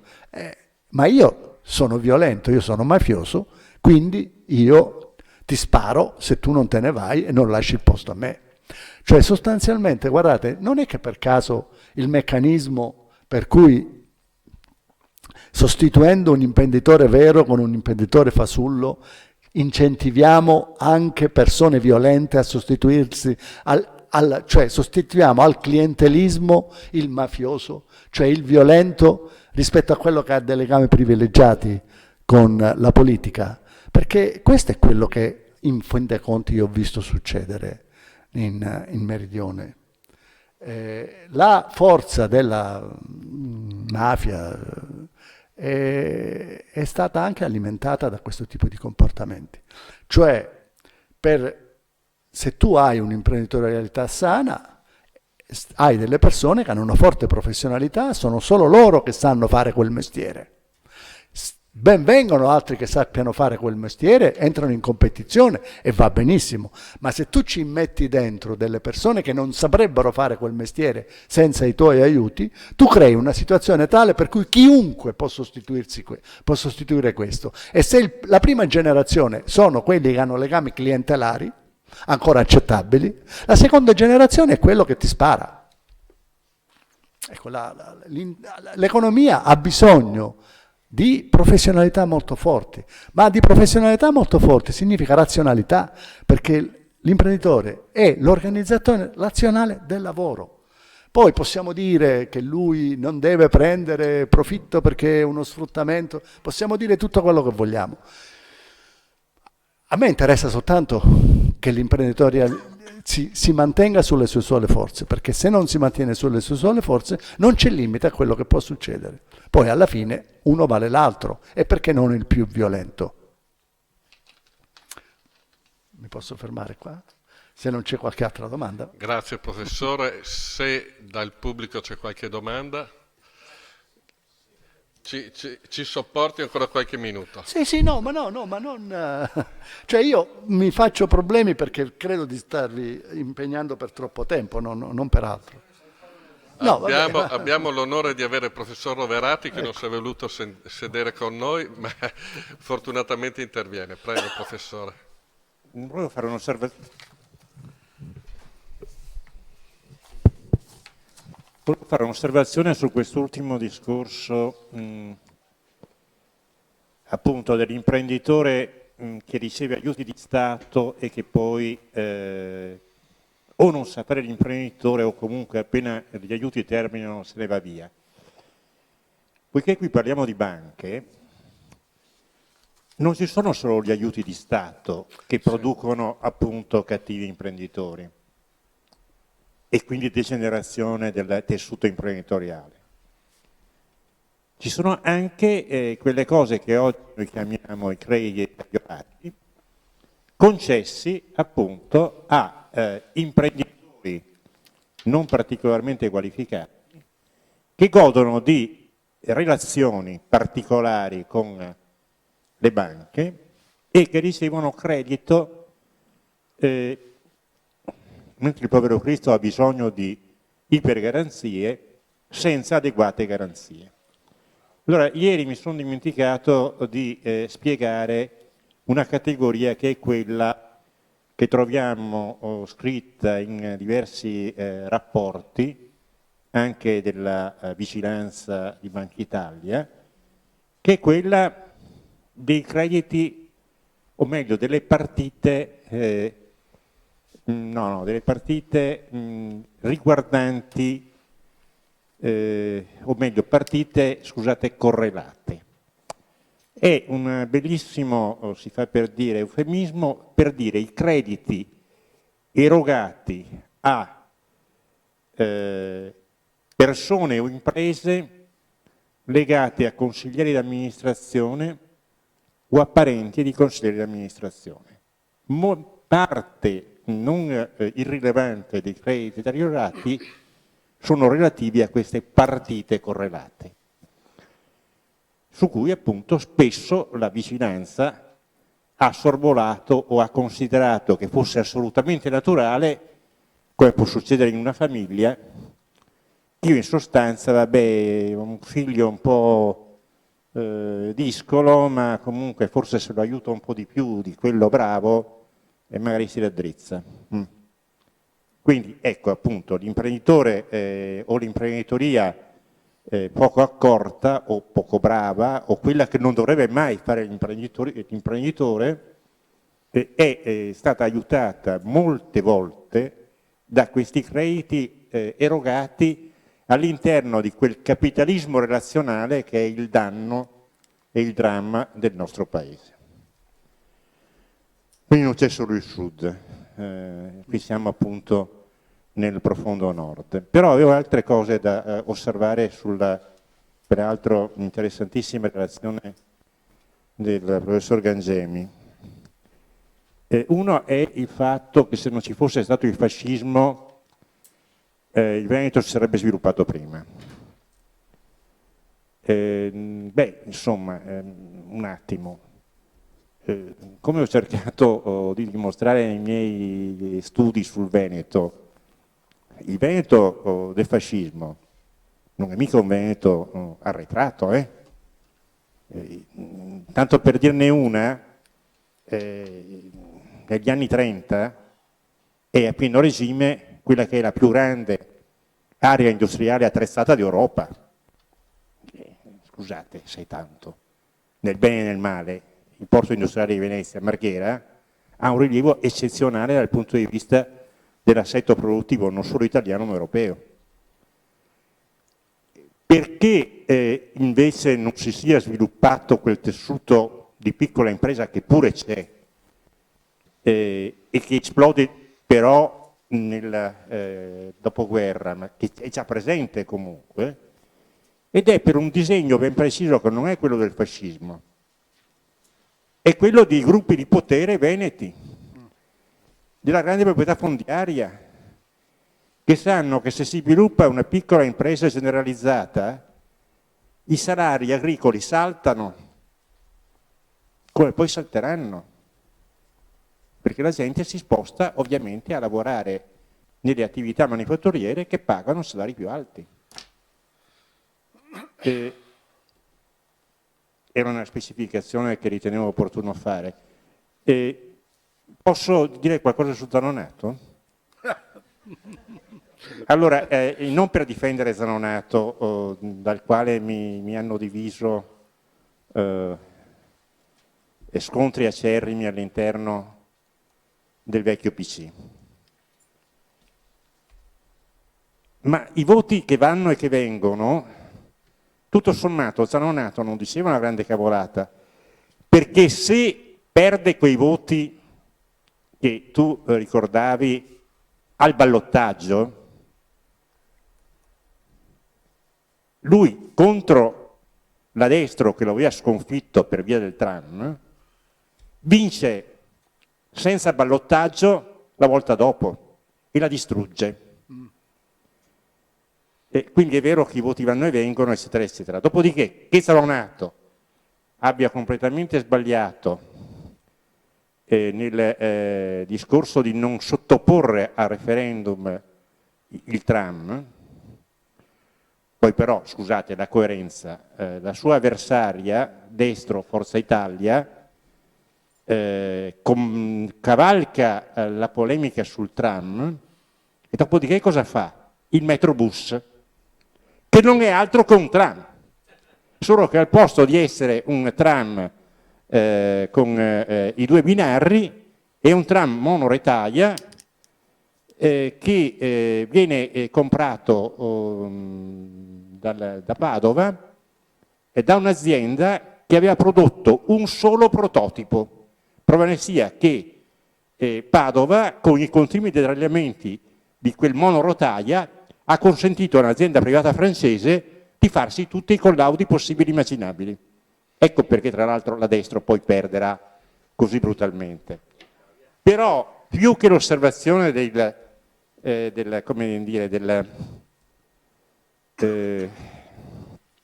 voti che vanno e vengono, la vera argomentazione di Zanonato era: io non faccio il referendum per il semplice motivo che io sono stato votato su un programma in cui era previsto il tram. Quindi se sono stato votato su quel programma, io sono legittimato a fare il tram. Questo però ci riporta a un'altra cosa, a proposito di autonomia e quant'altro, che c'è qualcuno che considera la riforma Bassanini, appunto il discorso del sindaco eletto direttamente, come una grande conquista democratica. Anzi, il sindaco è per sua natura, ce lo viene spesso ripetuto di molti ambienti, di rapporto diretto del cittadino con il potere locale. E il fatto è che spesso i sindaci tendono, proprio in virtù del mandato ricevuto direttamente dai cittadini, a diventare spesso autoreferenziali. E già vi ho spiegato la mia opinione sull'autoreferenzialità all'interno appunto dei consigli di amministrazione delle banche. Figurarsi l'autoreferenzialità di un sindaco che tutto decide. Beh, io credo che tutto sommato stia lì il problema che rende molto difficoltata la partecipazione. Perché se io vengo eletto sulla base di un programma, che poi noi sappiamo come vengono fatti i programmi in maniera molto generale e generici, beh, dico io in quel programma posso scriverci di tutto. E quindi qualsiasi tipo di contestazione dei cittadini io tendo a rigettarla. Io ho avuto il voto popolare. Ecco perché i processi partecipativi diventano difficili nel nostro contesto. Ecco perché i referendum in sede locale sono difficili da organizzare, perché incontrano tutte le resistenze possibili e immaginabili, non solo per l'arroganza del sindaco di turno, ma anche perché attraverso una serie di meccanismi burocratici all'interno del comune si riesce a rallentare o a boicottare comunque la richiesta di referendum. Questo in sostanza secondo me è il vero tema. E quindi l'autonomia è appunto le banche di piccole dimensioni, quelle legate davvero a un territorio ben delineato, dove tutti i soci più o meno si conoscono, erano davvero forme di autonomia. E quindi è stato ancora più criminale il progetto di allargamento di queste banche, che sono legate ancora una volta all'onnipotenza di consigli di amministrazione autoreferenziali che dalla crescita delle dimensioni non perseguono tanto un accompagnamento delle imprese a maggiori dimensioni. E perché se poi andassimo a guardare la tipologia di clientela ci accorgeremmo che queste grandi banche, pur all'interno di un contesto in cui esistono nel nostro Veneto delle medie imprese d'eccellenza che si sono internazionalizzate molto presto, ci accorgeremo che le medie imprese non sono affatto clienti di queste banche. E quindi ecco un altro elemento da tenere presente. Basta, scusate se ho fatto queste digressioni, ma...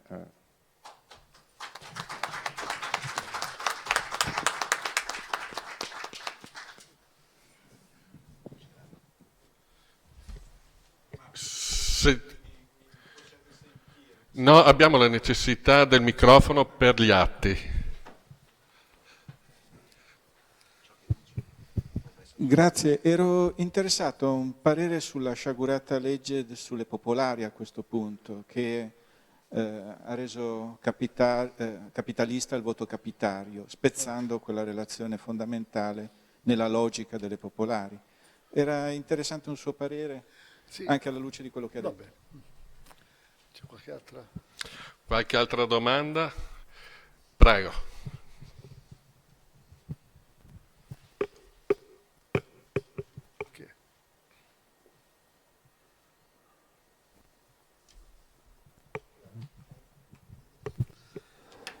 Volevo chiedere al professore, che ha parlato di partecipazione in maniera molto dettagliata, dal punto di vista decisionale, che valore può avere un algoritmo, che può essere anche individuale, se paragonato ad una decisione condivisa e razionale con rispetto delle idee?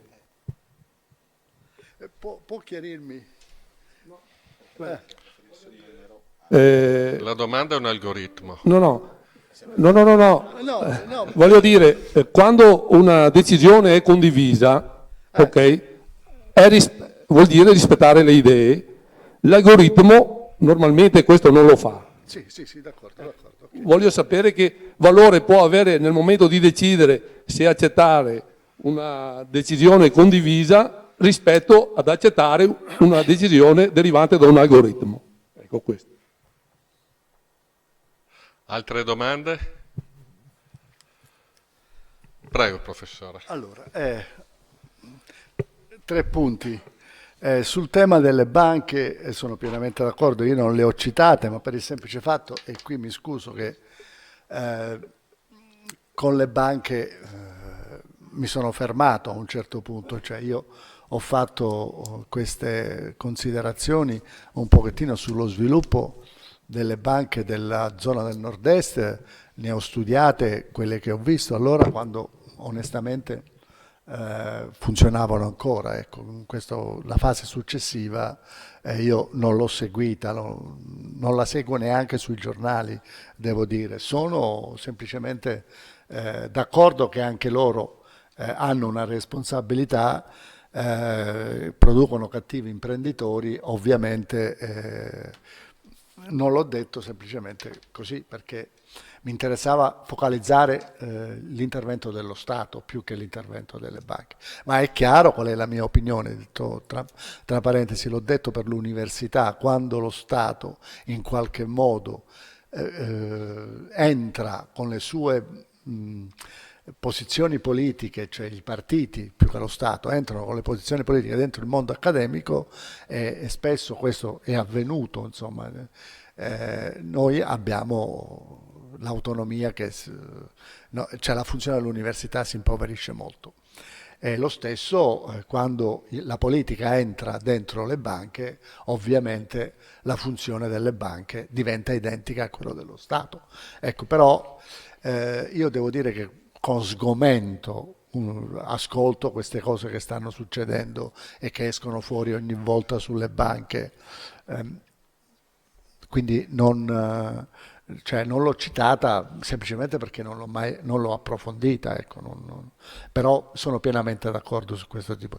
Rispondo a lei, io credo che il problema non sia di leggi, l'ho detto, le leggi non costruiscono delle mentalità. Le leggi sono delle cose che cercano di fermare molto spesso una realtà che sta andando per la sua strada indipendentemente dalla legge. Vi ho citato il caso della legge sulla valutazione, la cosiddetta legge Brunetta, il decreto delegato, con delle contraddizioni, non certamente il meglio, però già un salto notevole di qualità per introdurre questa logica della valutazione, assolutamente inapplicata e laddove l'hanno applicato, se producevano dei risultati che non piacevano, subito smesso di applicarla. E ho fatto l'esempio di Padova. Quindi non credo nelle leggi che possono risolvere le questioni delle banche. Cioè, qui noi abbiamo bisogno proprio, ho detto, di 3 valori. Sono il diritto, la logica e l'etica. E se si perdono queste, le leggi non servono a niente, sono le grida manzoniane. Ecco, questa è la mia personale. Prego. Non ritengo, perché questa legge ha di fatto creato uno scivolo verso i fondi internazionali, per cui le maggiori popolari fuse insieme sono dominate dai fondi e dalle logiche dei fondi, contrarie a quelle popolari. Sì, sì, ma ripeto, io... In questo caso sono totalmente impattanti, al contrario sono grida manzoniane. Ho capito, d'accordo, ma nel senso negativo, ecco, in questo senso. Io pensavo, non sono proprio, non l'ho seguito questa cosa. No, no. In questo caso sono in questo caso, a mio avviso, totalmente contrari alla logica delle popolari. E questa sciagurata legge, che ha fatto perdere anche un sacco di tempo, ha consentito di non valutare nel merito le problematiche molto più cogenti, ad esempio degli NPL e del capitalismo di relazione. Questo è stato un mascheramento criminogeno. Però non sono in condizione di dare una risposta. Infatti ho frainteso completamente il senso della sua domanda, perché non l'ho seguita questa vicenda. Le leggi io non ci do molto credito. Capisco cosa mi sta dicendo, perché è vero, quando cerchiamo di migliorare una situazione e di rimediare a qualcosa che non funziona, la legge spesso non serve. Ma quando dobbiamo far andare tutto a ramengo, la legge qualche volta ci aiuta a farlo più velocemente.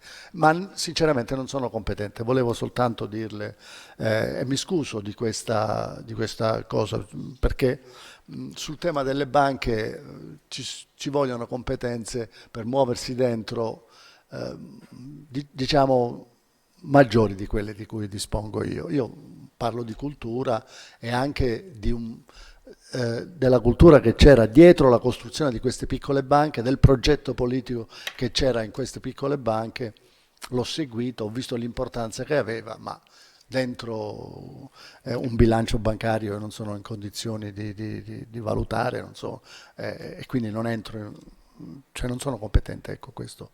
Il federalismo antropologico dava un ruolo molto importante alle banche e io ho osservato quello che dicevano questi studiosi e come mettevano insieme il ruolo delle banche in riferimento. Ripeto, la cosa che mi ha molto convinto di questo discorso è ci vogliono piccole banche per piccole imprese, ci vogliono grandi banche per grandi imprese. Ecco, questo, ma più di questo non sono in condizione di dire.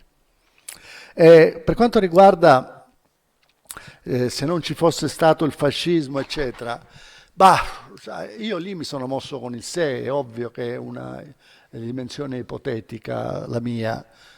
Io ho visto l'effetto disastroso che l'operazione Perlasca ha avuto sul sistema bancario, ma proprio le banche sono cambiate nella loro... non avevano più il mordente, la voglia, il progetto, la progettualità che avevano prima. Con il fascismo vengono imbrigliate, entrano dentro gli obiettivi dello Stato totalitario perché ne sono costrette, non perché ne avessero voglia.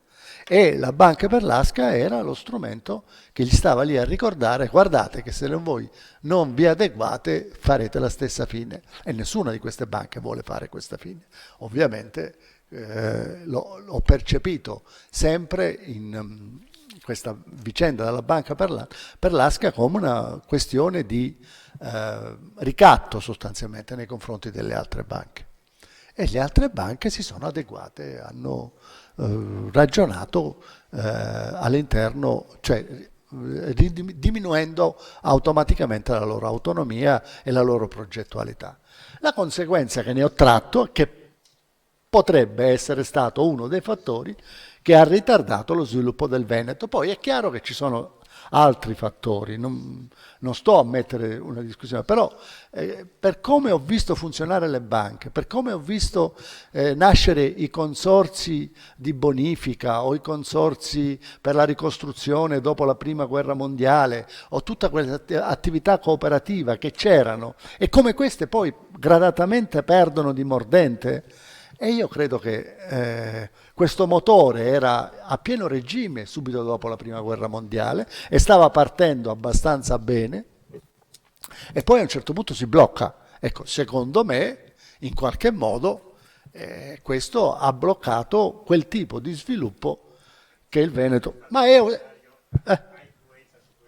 sì, e poi è chiaro che ci sono, su ogni cosa ci sono forze che non gradiscono, grandi interessi agrari, eccetera. Sì, non ho nessun dubbio su questa cosa, ma era una mia solo ipotesi di un sé. Non ho la pretesa di sapere come effettivamente si sarebbe svolta la storia. E l'altra cosa, l'ultima cosa riguarda invece Zanonato. Io ho parlato di processi partecipativi senza entrare troppo nei particolari. Lei mi ha detto che sono entrato nei particolari, invece non sono entrato troppo nei particolari. Tu, insomma, hai parlato di referendum. Il processo partecipativo che io avevo in mente è questo. Partiva da questo presupposto. Zanonato, guarda che il tram è bene che si faccia. Certo, io ero dell'opinione che il percorso dovesse essere diverso. Gli ho detto, ma porco Giuda, dico, ma c'hai un ospedale che è attraversato da un'autostrada, che è la zona più trafficata, ma fammi passare il tram lì. Gli ho detto, poi pianta degli alberelli, non fare passare traffico, a parte il tram, traffico urbano, così gli anziani pigliano il tram e vanno all'ospedale senza difficoltà. E lui mi dice, io lo faccio passare lì sulle riviere. Ma perché? Chiaro perché lo faceva passare sulle riviere. C'erano i negozi, doveva favorire, secondo la sua logica, i commercianti. La cosa più giusta sarebbe stato farlo passare tra le cliniche e le cose, e lui mi ha detto, sì, però l'ospedale lo dobbiamo spostare. Figurati. Quindi non lo sposteranno mai, ma forse tra 50 anni. Praticamente è una cosa da terzo mondo, un grande ospedale attraversato da una marea di macchine. Invece se passava solo il tram diventava tutto più salubre lì all'interno. Ma era un'idea della cosa. Dopodiché gli ho detto, guarda, se vuoi fare il tram, perché non te lo faranno fare, guarda, questi processi partecipativi della cittadinanza che si attiva sono pericolosi, sai come cominciano, ma non sai mai come finiscono. E ho detto, facciamo un processo partecipativo che non è un referendum. E la mia proposta era la seguente: utilizzare degli esperimenti di giornalismo civico che ci sono sempre stati in America al periodo di Saul Alinsky e anche successivamente. Cosa significava? Che noi facevamo in una parrocchia un incontro con un quartiere in cui passava il tram, doveva passare il tram. Facevamo arrivare i giornalisti che ne riferivano sul giornale, poi un mese dopo facevamo un altro in un altro quartiere e così via, in modo da tenere la stampa locale attenta per un paio di mesi a discutere di questa tematica e a vedere i cittadini che si attivavano, in modo da aumentare, man mano che se ne faceva un'altra, aumentare la partecipazione. E tutto con dei giornalisti che riferivano questo. Che poi è stato un processo che abbiamo fatto con i miei studenti chiedendo una pagina al mattino, e noi abbiamo seguito un processo partecipativo durante una campagna elettorale con dei focus group. Abbiamo fatto con gli studenti questo tipo di processo, visto che Zanonato non me l'aveva fatto fare. Alla fine facciamo un'assemblea cittadina, intanto se ci viene chiesto presentiamo i tecnici, le opinioni di Tizio, di Caio. C'era anche un architetto che aveva fatto la metropolitana di Mosca, che sosteneva che il tram non sarebbe riuscito a salire per il cavalcavia, ce n'erano di tutti i colori. Invitiamoli tutti, andiamo a vedere lì che cosa ne esce fuori. Questa era l'idea.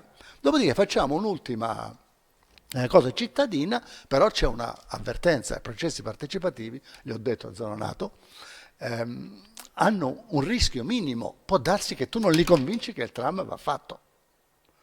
Allora, allora no, cioè se riusciamo ma io non te lo posso dare la garanzia. Ecco, quindi il processo era molto più complesso ed era l'occasione per la cittadinanza di discutere per vari mesi su questa cosa. Dopodiché, se passava, e secondo me, vedete, i processi partecipativi a volte sono uno strumento di governo utile per chi governa, perché normalmente chi si attiva è il più incazzato. Se tu invece riesci a far uscire la questione, anche quello, anche la maggioranza silenziosa entra e partecipa, questa era l'idea, ma non ti posso garantire che non si radicalizza anche lei, perché ovviamente poi decide, la cittadinanza deve decidere, e questo era un rischio che Zanonato non era disposto a fare. Il suo argomento, che mi ha ripetuto tante volte: ma nel mio programma c'era questo, ma nel suo programma c'era tutto, ma il 50% del suo programma non l'ha mai realizzato, non ci ha neanche provato. Nel suo programma c'era il mare, portare il mare ai monti e il monti al mare, insomma, c'erano 15 righe su questo, che cerchiamo di ragionare, agire per conoscere. Io fin quando lo trovo scritto non lo capisco, ma quando vedo che mi cominciano a scavare davanti al negozio, perché questo era il problema, cominciano a fare lavoro davanti al negozio e cominciano a farmi vedere gli effetti che ci saranno, io mi spavento perché le vedo fare le cose. Lì non l'avevano ancora cominciato a fare, però c'erano stati quelli della DAN che avevano fatto una grande furbata, avevano legato tanti carrelli in modo da fare la lunghezza del tram e si erano messi per via aspetti, avevano spinto questa cosa creando un ingorgo spaventoso e avevano detto sui giornali: ecco cosa succederà quando ci sarà lì in mezzo il tram. Era ovvio che era una provocazione, eccetera. Quindi il processo non era di referendum, era di attivazione della maggioranza silenziosa. Questo è il processo partecipativo. Poi la maggioranza silenziosa, se si attiva e si radicalizza, questo è un rischio che può sempre succedere. L'ultima, la partecipazione, che differenza c'è tra la partecipazione e l'algoritmo? In effetti l'algoritmo può essere prodotto da qualsiasi persona. Normalmente però l'algoritmo che conta, perché ognuno di noi possiamo avere un algoritmo che ci spiega quello che mi è stato posto adesso: questa legge ha fatto o non ha fatto questo determinato risultato. Applichiamo ognuno gli algoritmi. Gli algoritmi possono avere soluzioni diverse perché ognuno può avere un algoritmo diverso. Ma chi tra tutti noi che ragioniamo attraverso algoritmi avrà alla fine ragione e riuscirà a imporre il suo algoritmo? Chi ha più forza? Come, facendo l'esempio della Grecia, della piccola Grecia, con l'Europa, cioè col tedesco, non mi ricordo come si chiama, il ministro quello lì, aveva forza di imporre il suo algoritmo. Gli ha detto: il tuo non vale niente, il mio vale di più. Mettetevi a ragionare. Se ragionate con gli algoritmi, o vale uno o vale l'altro. Ecco, il discorso invece della partecipazione è questa. Se noi ci mettiamo tutti insieme a ragionare, e ci vuole il tempo che ci vuole, perché su questo, quando sono cominciati i primi processi partecipativi, Donoso Cortés, tutto scandalizzato, disse: un attimo, questo è l'eterno dialogo. E certo, per arrivare a convincere tutti spesso ci vuole un tempo infinito. È chiaro che è difficile il processo partecipativo, perché è un processo in cui si deve costruire una consapevolezza. Questa consapevolezza nasce dall'interazione, nasce dalla capacità di convincere, e alla fine è così che funziona la democrazia. La democrazia ateniese funzionava così. Anche noi dobbiamo portare dentro la nostra democrazia rappresentativa pezzi di democrazia ateniese. Questa era l'idea, perché su alcune tematiche particolarmente capaci di dividere la comunità noi abbiamo bisogno di ridurre il conflitto, non impedendolo, ma portandolo in luoghi istituzionalizzati. Non mi interessa che cioè quello che cercavo di spiegare a Zanonato, che c'era nel suo programma. L'ho capito che c'è nel tuo programma, ma tu stai dividendo la tua comunità. Riportala fatti promotore di un processo di riunificazione. Può fallire, può riuscire, ma fatti protagonista di questo. E questa è una cosa che è il futuro della democrazia. Ecco, quindi in questo, ripeto, Zanonato ha torto perché, ripeto ancora, io non vedo la democrazia come basata esclusivamente sulla rappresentanza e sul cedimento totale della propria sovranità al rappresentante. Io sono sempre il sovrano, io popolo dico, sono sempre il sovrano e se su qualche cosa non sono d'accordo e faccio conflitti, tu, rappresentante, ti devi fermare e ascoltare il popolo che chiede. Questa è l'idea della democrazia partecipativa. Quando c'è io l'ho detto all'inizio, se non c'è conflitto, se nessuno protesta o sono pochi che protestano, fermi tutti. Ha ragione, il rappresentante ha diritto di decidere per tutti. Ma se c'è conflitto, la comunità si divide, fermo tu, rappresentante. Non puoi dire, ma io ve l'ho messo nel programma. Ma evidentemente non l'avevamo capito. Adesso che lo stiamo capendo, ci dividiamo e tu devi aiutarci a ricomporre il conflitto, cioè a ricomporre una idea che sia accettabile per tutti, perlomeno avvicinare le posizioni, non aumentare le divisioni. Quello che sostenevo io però è il fatto che l'errore non è tanto di Zanonato, quanto di un modello Sì, che ormai ha posto tutto in mano a una sola persona che fonda la sua legittimità sul fatto di aver avuto il voto popolare. E quindi questo ha fatto saltare tutta una serie di mediazioni che invece nelle vecchie amministrazioni venivano praticate. ok. Volevo solo dirti una cosa sulla Destro. Colasio era convinto che Zanonato non si dovesse candidare contro la cosa.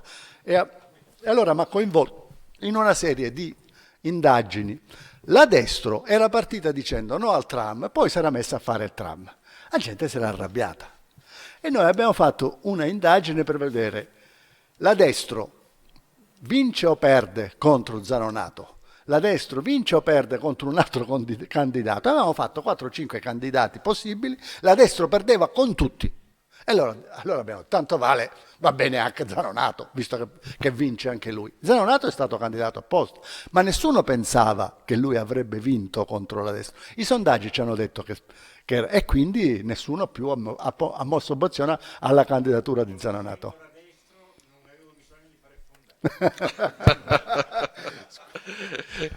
Grazie di questo simpatico dialogo. Ha chiesto la parola il sindaco di Montebelluna Marzio Favero, a cui diamo il benvenuto, e anche grazie al suo impegno e alla sua generosità che ci ritroviamo in questi 3 giorni di seminario.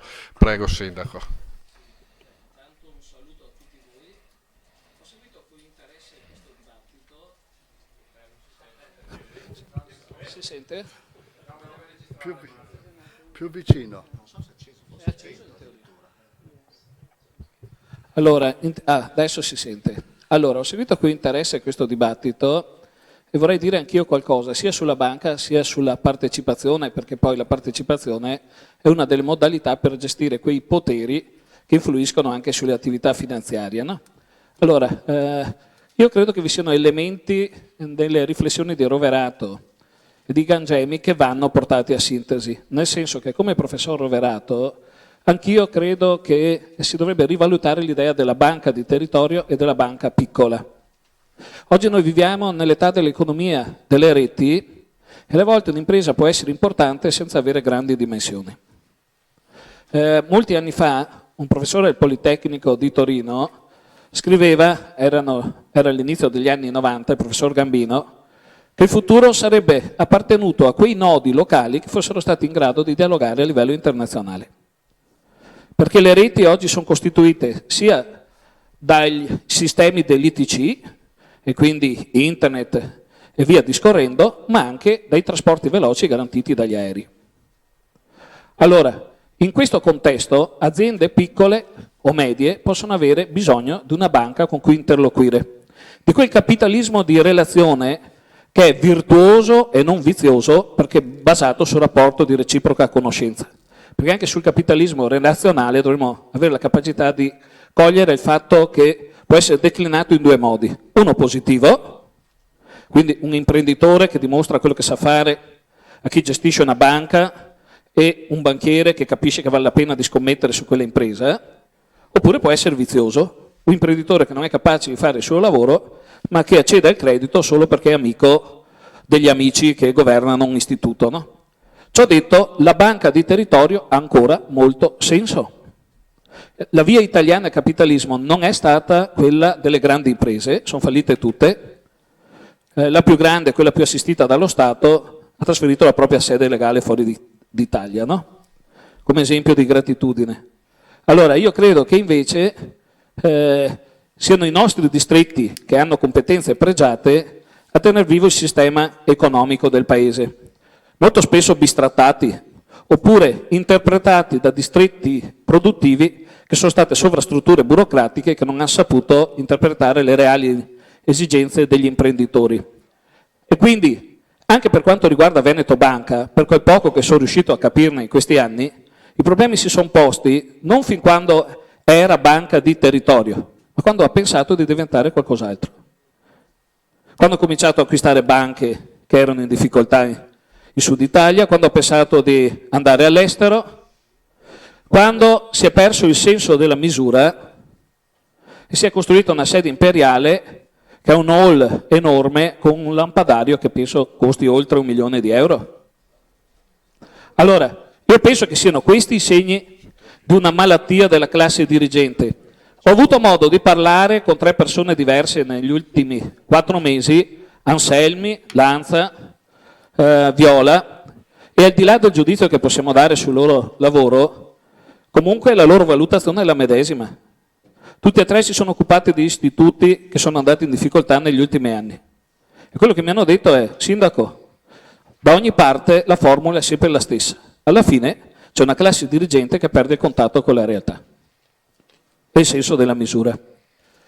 Questa è una parte della verità però, perché alle spalle delle banche ci sono cittadini e imprese che hanno fatto sacrifici nella convinzione che il credito potesse essere gestito in maniera più responsabile. No? E quindi se da un lato è corretto batterci il petto e dire sì, anche noi in Veneto abbiamo commesso degli errori, e ci aggiungo fra questi quello di non averci creato una cultura finanziaria, troppi soci quando andavano alle assemblee non si rendevano conto che potevano essere sul serio loro i protagonisti, ma avevano il diritto di chiedere maggior documentazione, maggior tempo per l'analisi, maggior tempo per la discussione. E quindi c'è anche questa carenza. Dall'altro lato però bisogna dire che i governi ci hanno messo del loro, lo Stato ci ha messo del proprio. Mi permetto di elencare almeno 3 componenti. La prima, la carenza di controlli. Sono arrivati in modo tardivo. Ora, i comuni, le province, le regioni non hanno competenze di controllo sui sistemi bancari. Lo Stato sì. Banca d'Italia sì. Allora, è possibile che lo stesso organismo di controllo che 6 mesi prima promuove la banca, 6 mesi dopo la bocci? Grande punto di domanda. Qua possiamo discutere, e io capisco che può essere anche difficile decifrare un bilancio e magari servono più controlli, però è un dato di fatto che avrebbe dovuto destare sospetto, senza essere degli scienziati, il fatto che la banca continuasse a dare dei dividendi nel momento in cui istituti come Unicredit da 3 o 4 anni si erano già inabissati. Guardate, io sono un filosofo, non capisco nulla di finanza, chi decide di fare filosofia fa voto di povertà francescana, però persino a uno come me, ingenuo, pareva assolutamente surreale che mentre Unicredit precipitava nella tempesta, un piccolo vascello di legno come Veneto Banca potesse navigare in piena serenità negli anni della crisi. C'è un secondo elemento di riflessione sul quale mi permetto però di richiamare l'attenzione. È stato detto prima l'improvvisa accelerazione per il passaggio delle banche popolari a società per azioni. Io non vorrei dimenticare, perché abbiamo parlato troppo di Zanonato, che c'è un Presidente del Consiglio che 3 anni fa ha detto che di banche ce n'erano troppe in Italia, ne bastavano una decina. Se continua così ne avremo anche meno, no? C'è un terzo elemento di riflessione sul quale mi permetto di attirare la vostra attenzione, perché una delle illusioni è che i soldi siano stati portati via. È la frase che più sento come sindaco di questa città, dove sono moltissimi soci, evidentemente, perché la banca è nata qui ha le sue radici e quindi è inevitabile che qui si avverta l'urto più che da altre parti. Ma nessuno è venuto qua con i camion a portare via i soldi. I soldi sono in quei condomini che nessuno riesce più a vendere, in aziende che sono in crisi e non riescono a ripartire, e via elencando. Uno potrebbe dire colpa della crisi internazionale. Sì, ma solo a metà. Perché c'è un'altra componente che è tutta nostra e che è legata a una pressione fiscale che sta soffocando e strozzando quasi tutte le imprese. Allora, è chiaro che alcuni crediti diventano incagli e poi si deteriorano per il semplice fatto che le imprese che hanno avuto accesso al credito nel contempo stanno morendo anche per la pressione fiscale, non solo per la crisi internazionale o perché l'imprenditore non è stato lungimirante. E quindi il peso della mancata autonomia federale per una regione come la nostra è enorme e ha anche un impatto sul piano del funzionamento degli istituti di credito. Quindi noi continuiamo a pagare dazio, i cittadini continuano a pagare dazio, le imprese anche, gli azionisti non hanno più lacrime da versare, no? Chiudo sui meccanismi di partecipazione, perché su questo io credo che sia opportuno fare una riflessione.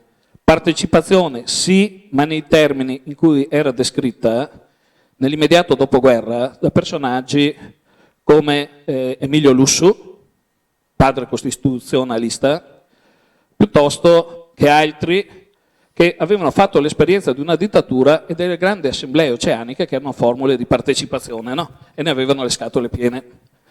Come hanno fatto esperienza di altre modalità, quali i soviet, che erano forme anche quelle di partecipazione. Allora, pensare di avere una partecipazione diretta di centinaia, di migliaia di persone o di milioni di persone su scelte delicate che richiedono mesi di elaborazione teoretica per portare una qualche conclusione e proposta decisionale è irreale. C'è un movimento che oggi fa teledemocrazia, con risultati che sono sempre più sconcertanti, no? Utilizzando internet. Allora io vi dico che la partecipazione, come era intesa dai nostri padri costituenti, era la capacità da parte dei cittadini di essere informati, di accedere quindi ai dati fondamentali, di poter scegliere con coscienza al momento del voto. Io parlo da sindaco. Vi sono scelte che oggi un sindaco deve prendere che sono per loro natura impopolari. Perché quando la situazione è volta alla crisi, è chiaro che le scelte che si è chiamati a prendere possono non essere piacevoli. Alcuni anni fa i sindaci all'inizio dell'anno si sedevano, controllavano le risorse che avevano e annunciavano ai cittadini: metteremo in cantiere quest'opera pubblica, vi garantiremo questi servizi, progetteremo questi eventi culturali. Oggi un sindaco che porta un bilancio in approvazione, la prima cosa che dice ai suoi consiglieri e ai consiglieri di minoranza è: soldi non ce ne sono. Mettiamo un cero alla Madonna e speriamo di intercettare qualche contributo. Cioè speriamo di vincere la lotteria. Perché forse in questo modo qualcosa riusciremo a fare. Permettetemi di raccontare la mia brevissima esperienza da sindaco in un comune che aveva una esposizione debitoria importante. Alcuni miei avversari erano convinti che mi sarei schiantato al voto. In un comune dove la differenza fra gli schieramenti di centrodestra e di centrosinistra era al massimo sui 200-300 voti. Allora, ero il sindaco che aveva detto ai cittadini: signori, vi alzo le imposte locali, perché avete un debito eccessivo e a casa mia i debiti si pagano.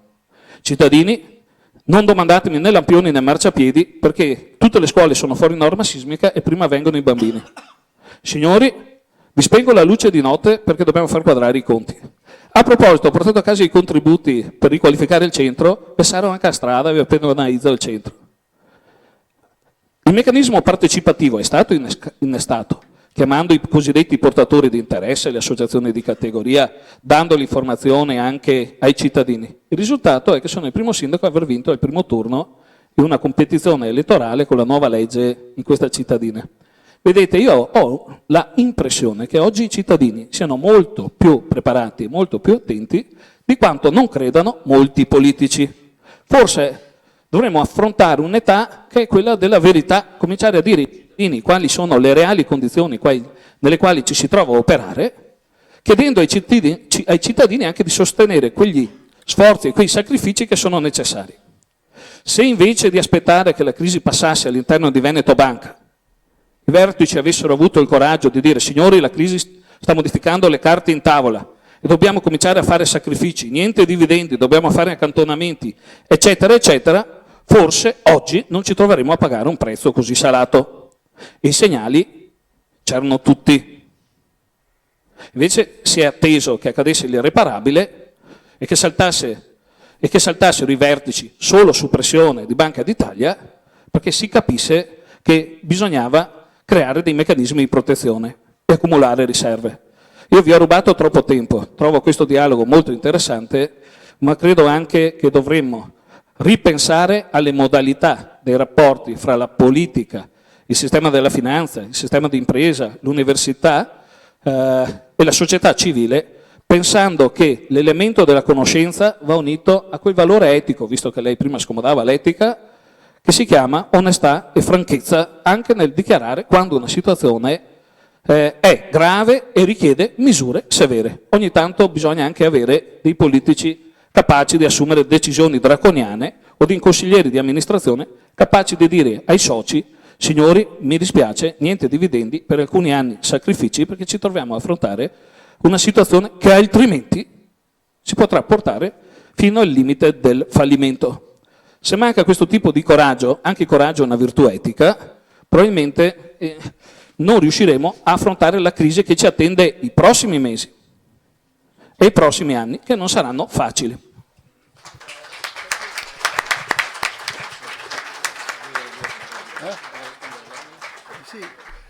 Io la ringrazio di questo intervento. Vorrei soltanto precisare una cosa sul fatto che è partecipazione le folle oceaniche che andavano lì sotto Balcone Venezia, Palazzo Venezia. Io non ho mai parlato di partecipazione. Partecipazione è anche andare a votare. Io ho parlato di processi partecipativi, che è una cosa diversa. Mi spiego meglio. Quando abbiamo fatto un processo partecipativo sull'utilizzo dei fondi dell'Unione Europea, i 10 miliardi che riceve la Regione Puglia, e sul fatto quali sono i grandi progetti da realizzare, noi abbiamo fatto, ovviamente aperto un blog in cui sono intervenuti circa 10.000 persone come diciamo persone che sono andate a guardare nel blog, e 1.000 persone che hanno fatto degli interventi anche con delle polemiche molto accese. Però non è questo l'unica cosa che abbiamo fatto. Io ho fatto 40 incontri in tutte le province della Puglia con tutte le persone che ci chiamavano, che erano lì disposte a raccogliersi in gruppo e andare a dibattere su qualche cosa che poteva interessare loro. L'obiettivo: fateci delle proposte di modo che noi costruiamo il progetto di utilizzo di questi fondi. E poi nell'assessorato abbiamo fatto decine e decine di incontri di persone che erano poche e a cui chiedevamo venite voi invece di venire noi da voi, perché se non riempite una sala è inutile che veniamo noi spostandoci tutto l'assessorato. Questo processo partecipativo è durato 3-4 mesi ed è un processo partecipativo che ha prodotto un documento di un centinaio di pagine. Ecco, per dire, quel documento di un centinaio di pagine è diventato poi i programmi operativi dell'utilizzo di questi fondi. Effettivamente questo è il processo partecipativo. C'è molto spesso, ripeto, un sindaco ha un problema, e lei lo ha detto, io faccio il processo partecipativo perché chiamo le persone che si attivano, ma non è che tutta la popolazione si attiva. si attiva purtroppo una base molto limitata della popolazione. Certo, non si può fare un processo partecipativo a livello nazionale, questi sono processi di partecipazione che funzionano a livello locale, già il livello regionale è troppo grosso e va sicuro che se non se ne faceva più di uno in un anno, nei modi che avevo detto, con una grande fatica delle persone che andavano a incontrare e che ricevevano questo tipo di cose. Ma il processo partecipativo, io continuo a insistere, non vorrei che fosse confuso né con quello che avveniva a Piazza Venezia né con quello del Movimento 5 Stelle, che è tutt'altra cosa da questo punto di vista. Noi abbiamo messo sempre l'opportunità di utilizzare anche tecnologie come il blog, ma semplicemente perché non potevamo incontrare tutti e non tutti potevano venire da noi. Quindi chi non riuscivamo a incontrare aveva questo, ma accettavamo anche, che so, una lettera, accettavamo un'email, accettavamo una telefonata con qualcuno che pigliava appunti, ascoltavamo tutti, dopodiché davamo una risposta a tutti spiegando per quale motivo. Assolutamente nulla, per cui la partecipazione è molto importante. Io ho ascoltato il professore, è bravissimo, io sono rimasto veramente colpito ed è di una preparazione alla cultura incredibile, ma è perfettamente inutile. Nel momento in cui...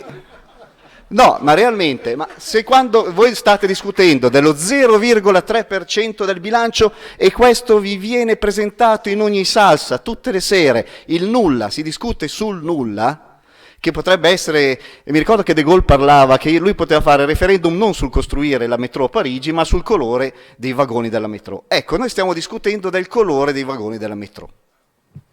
Guardi, su questo io credo che si dovrebbe discutere perché è la dimostrazione che non sappiamo incidere sugli aspetti strutturali dei problemi, no? Allora, 5 anni fa mi sono trovato a fare il fronte con un debito di 39 milioni di euro. Risultato, risparmi, spend review de no altri, riduzione delle opere pubbliche, blocco dei cantieri per 2 anni, prima di poter... Oggi il debito è dimezzato, entro fine anno probabilmente sarà ridotto a 1/3. Però questo ha richiesto sacrifici che ha dovuto spiegare ai cittadini non senza fatica. Però io vedo che i cittadini hanno capito, no?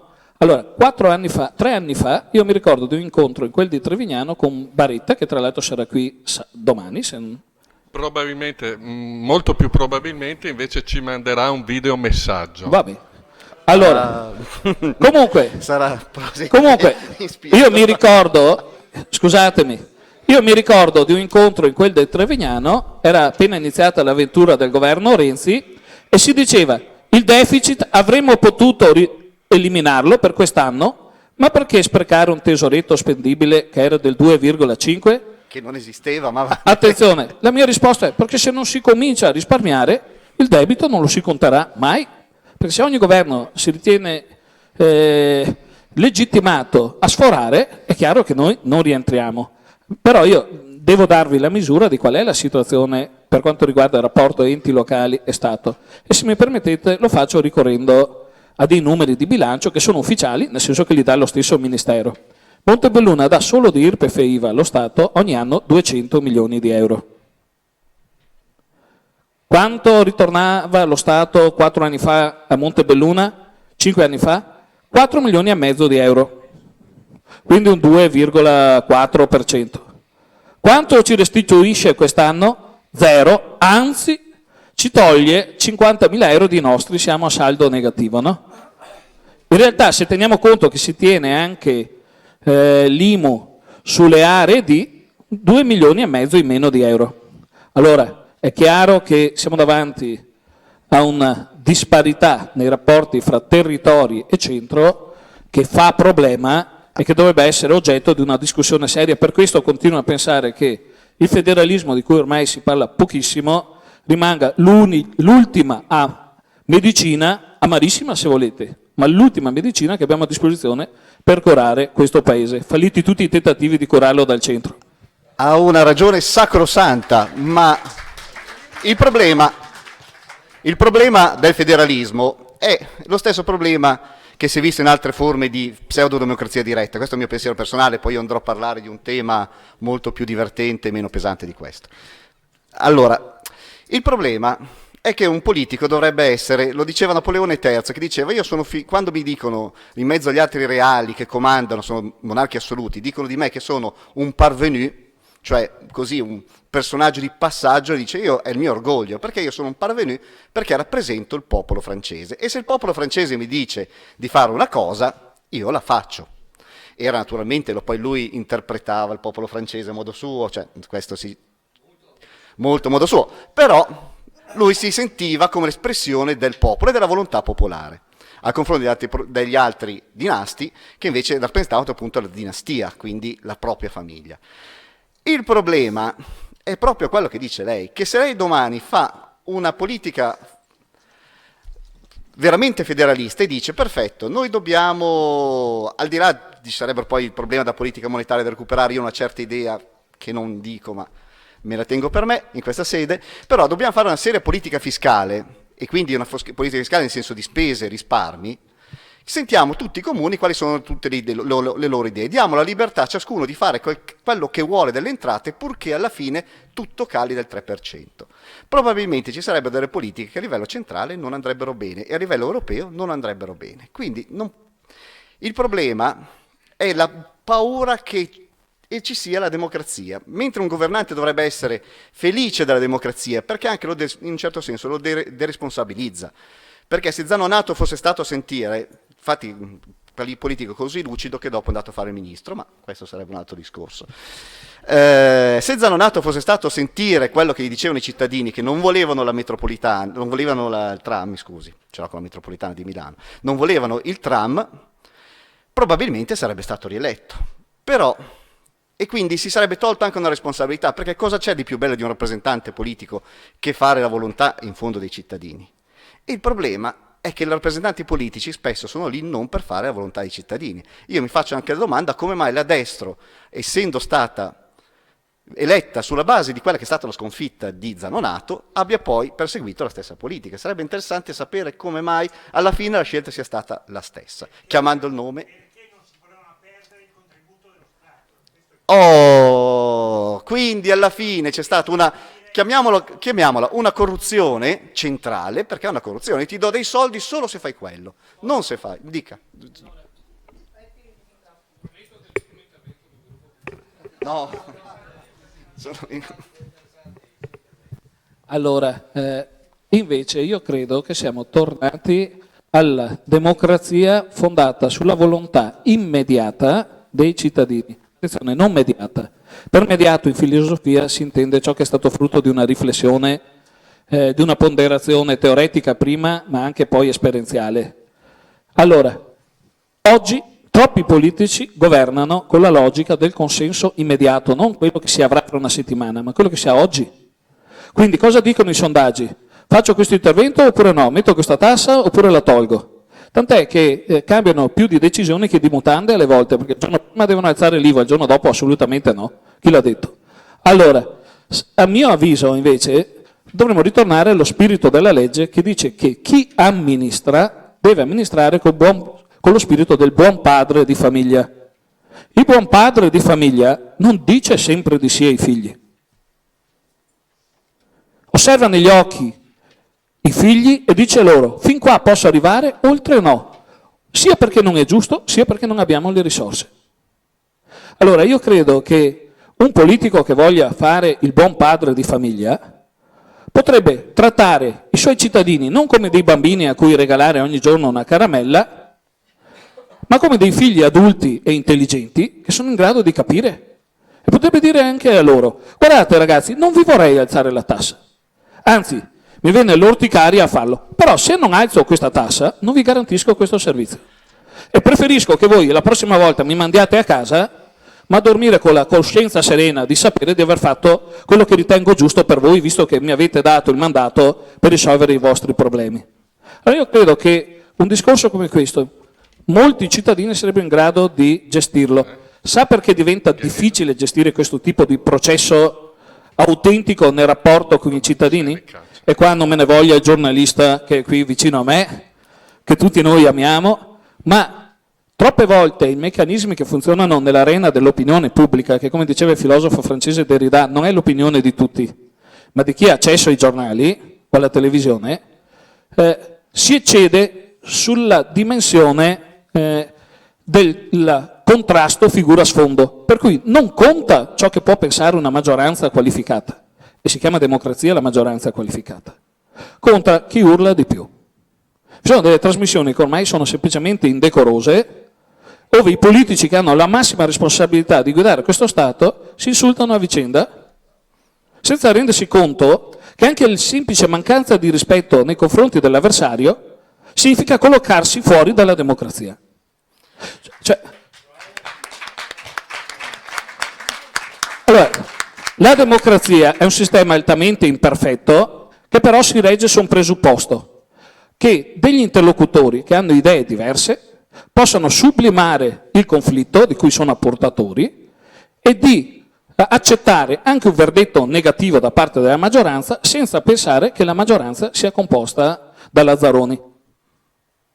È un rispetto che è difficile da avere se non si è avuto una formazione politica molto severa, perché è una disposizione caratteriale quella che ti porta a accettare le vittorie con eleganza e la sconfitta con altrettanta eleganza. È uno spirito quasi sportivo. È per questo che i tentativi di esportare la democrazia con i carri armati in Medio Oriente sono falliti tutti. Perché mancano le basi, che non si creano da una generazione all'altra. Noi abbiamo avuto bisogno di 2 bagni di sangue come il primo e il secondo conflitto mondiale per cominciare a formarci in modo più chiaro il concetto di democrazia. No? Allora, io credo che proprio per questo forse avremo bisogno anche di una stampa che torni a essere sobria. Guardate, lo dico come provocazione. Una volta la vecchia classe borghese, con tutti i suoi difetti, metteva la cultura in terza pagina. Significa che girate la prima pagina dove c'era la cronaca, la seconda pagina che vedevi, che non era la numero 2 ma la numero 3, era dedicata ai valori perenni, non a quelli del quotidiano, no? Oggi la cultura è relegata dopo le pagine dedicate allo sport, alla moda, ai servizi medici, all'igiene, all'estetica, alla cucina. Allora forse avremo bisogno anche di fare una riflessione critica su come può funzionare una democrazia oggi, nell'epoca di Facebook, che è diventata l'assentina di tutti i peggiori istinti comunicativi, come si gestisce oggi un processo di trasformazione del paese che non sia urlato, ma sorretto da un giornalismo che mette in luce, oltre che le parole, anche i dati di cui i politici sono portatori, no? Sarebbe bello, significherebbe tornare al rigore di un dialogo scientifico. Grazie. Guardi, mi trova perfettamente scusate, d'accordo. avete capito perché Montebelluna è diventata una grande città? Perché abbiamo un sindaco che ha fatto il corso di mago.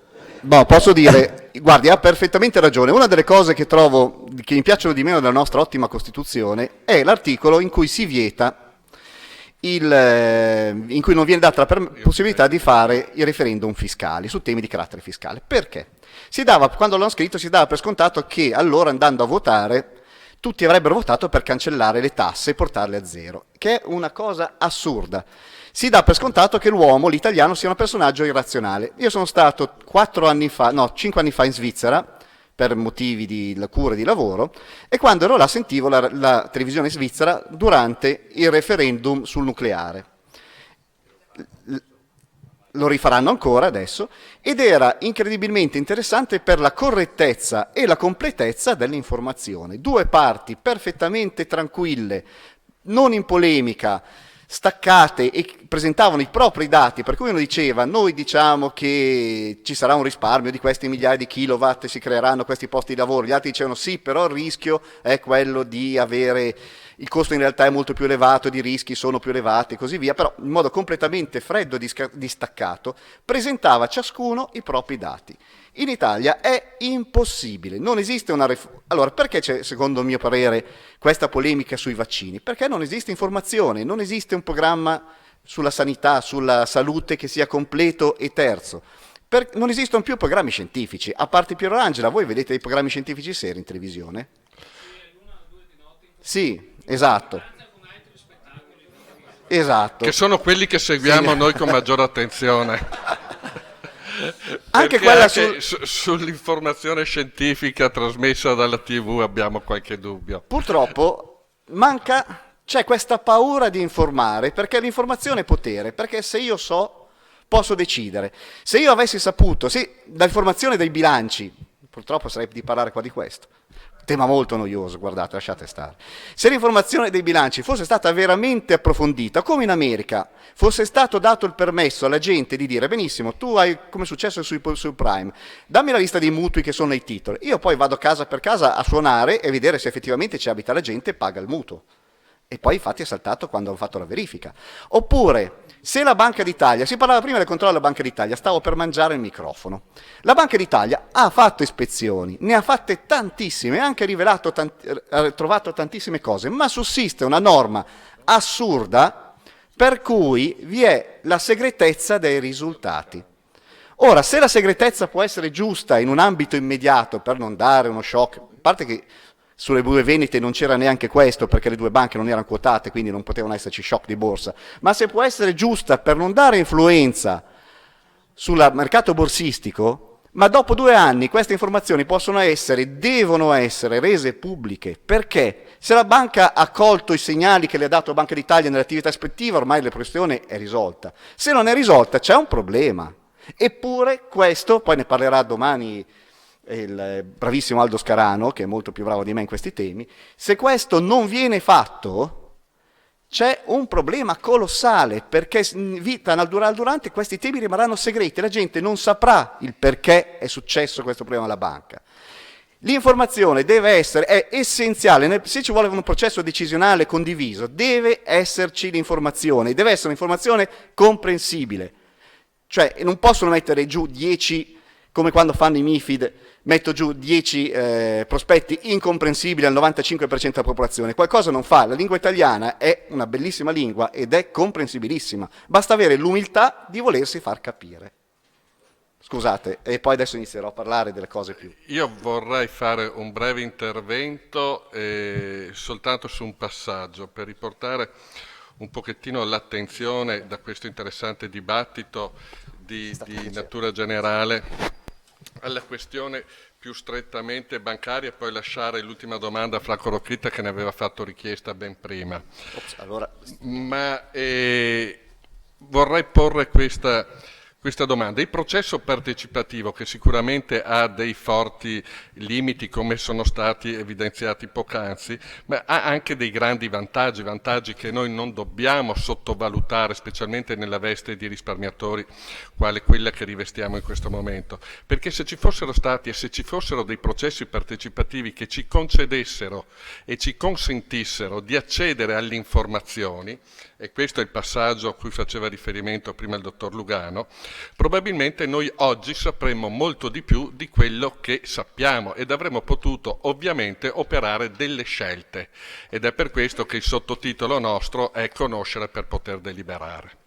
Il problema di fondo è che, e mi spiace che il sindaco sia uscito, ma al di là di una grande elaborazione davvero teoretica su quelli che sono i principi generali della democrazia, di fatto noi ci troviamo in una condizione in cui noi cittadini siamo privati della possibilità di partecipare. Ma siamo privati della possibilità di partecipare non solo alla vita amministrativa, e questo in qualche maniera passi, e poi vorrei fare un passaggio sul concetto di populismo su un dibattito cui ho assistito l'altra sera alla televisione, ma su un processo partecipativo all'interno di una società nella quale noi eravamo soci, e questo secondo me rappresenta il massimo. Questo rappresenta il massimo della negazione della logica che è necessaria, come ci spiegava prima il professor Gangemi, all'interno di una società che si ritrovi come comunità, e all'interno della comunità vi sono gli elementi per poter avere la crescita. Noi di fatto siamo privati della possibilità di essere comunità addirittura all'interno di una società nella quale abbiamo messo i nostri soldi e nella quale avevamo avuto una garanzia di Stato che quei nostri soldi erano ben riposti. Quindi vorrei proprio portare l'attenzione, ma questo non è argomento per il professor Gangemi dal punto di vista strettamente tecnico, ma di metodo sì. Di metodo sì, perché il meccanismo partecipativo è fondamentale. è fondamentale nelle società come nella vita amministrativa. Noi siamo stati privati, forse meno dalla vecchia amministrazione, quella oggi incriminata, e di più dalla nuova amministrazione salvifica, della possibilità di partecipare per sapere che cosa è successo dentro le nostre banche. E difatti il sindaco ha fatto la domanda, o forse non ricordo se il sindaco o altri, com'è possibile che vi siano stati gli stress test superati e successivamente dei risultati differenti. Ieri il professor Zen ci ha spiegato che il meccanismo di superamento dello stress test è differente perché è cartolare rispetto al meccanismo di ispezione diverso dove vengono incrociati i dati, e abbiamo avuto bisogno di un intervento di una figura terza per capire dei passaggi che sarebbero stati quantomeno dovuti a noi risparmiatori per evitarci gli stress notturni, non gli stress test, dei tanti che hanno perso i sonni e che oggi sono costretti a ricorrere a cure mediche. Quindi io l'invocazione che faccio e il motivo per il quale noi abbiamo anche convocato questo ciclo di conferenze è il seguente, e sono ben lieto di vedere arrivata in questa sala l'onorevole collega Rubinato, che la politica si renda conto che questa situazione di, non voglio usare il termine dramma, perché è riduttivo rispetto all'effettiva devastante portata di quanto è accaduto nella società veneta, ma di questo serissimo problema, la portata deve essere valutata in un meccanismo di partecipazione che ci consenta quantomeno di capire e correttamente, ha detto il patriarca di Venezia, sapere che cos'è successo, e aggiungo io che cosa sta succedendo, fa parte del risarcimento dovuto ai risparmiatori. Allora, non ci vengono dati soldi, ma non ci viene neppure data la possibilità di capire e conoscere. Questo è insopportabile. Allora, la tensione dove può sfociare, ce l'ha spiegato prima il professor Gangemi. Secondo me l'illustrazione che egli ha fatto è perfettamente coerente. Evidentemente ci sono momenti in cui le decisioni debbono essere assunte e queste possono essere impopolari, ma nessuno vieta di assumere decisioni impopolari. Però, secondo me, la nostra Costituzione, la nostra etica, la nostra tradizione, la nostra cultura millenaria ci impone di non raccontare le bugie. Questo sicuramente sì. E quando le bugie vengono raccontate sotto forma attiva o omissiva da parte di coloro che avrebbero il dovere di tutelare la società, allora questo è veramente grave ed insopportabile. Lascio la domanda a Franco Rocchetta.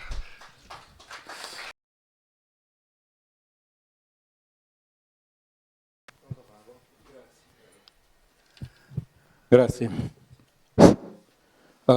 Mi dispiace, lo scrivesto per essere curto, mi dispiace di aver perduto la prima parte dell'intervento del professor Gangemi, i cui studi e di cui libri seguo da decenni ed apprezzo studi e libri, apprezzo moltissimo, perché ha capito molto di più ed ha illustrato di più quanto abbiano fatto finto di fare i suoi colleghi, ha capito molto di più ed ha illustrato molto ampiamente gli aspetti vitali della natura e del respiro della società veneta, società che significa molte cose, economia, istituzioni, giustizia e quant'altro.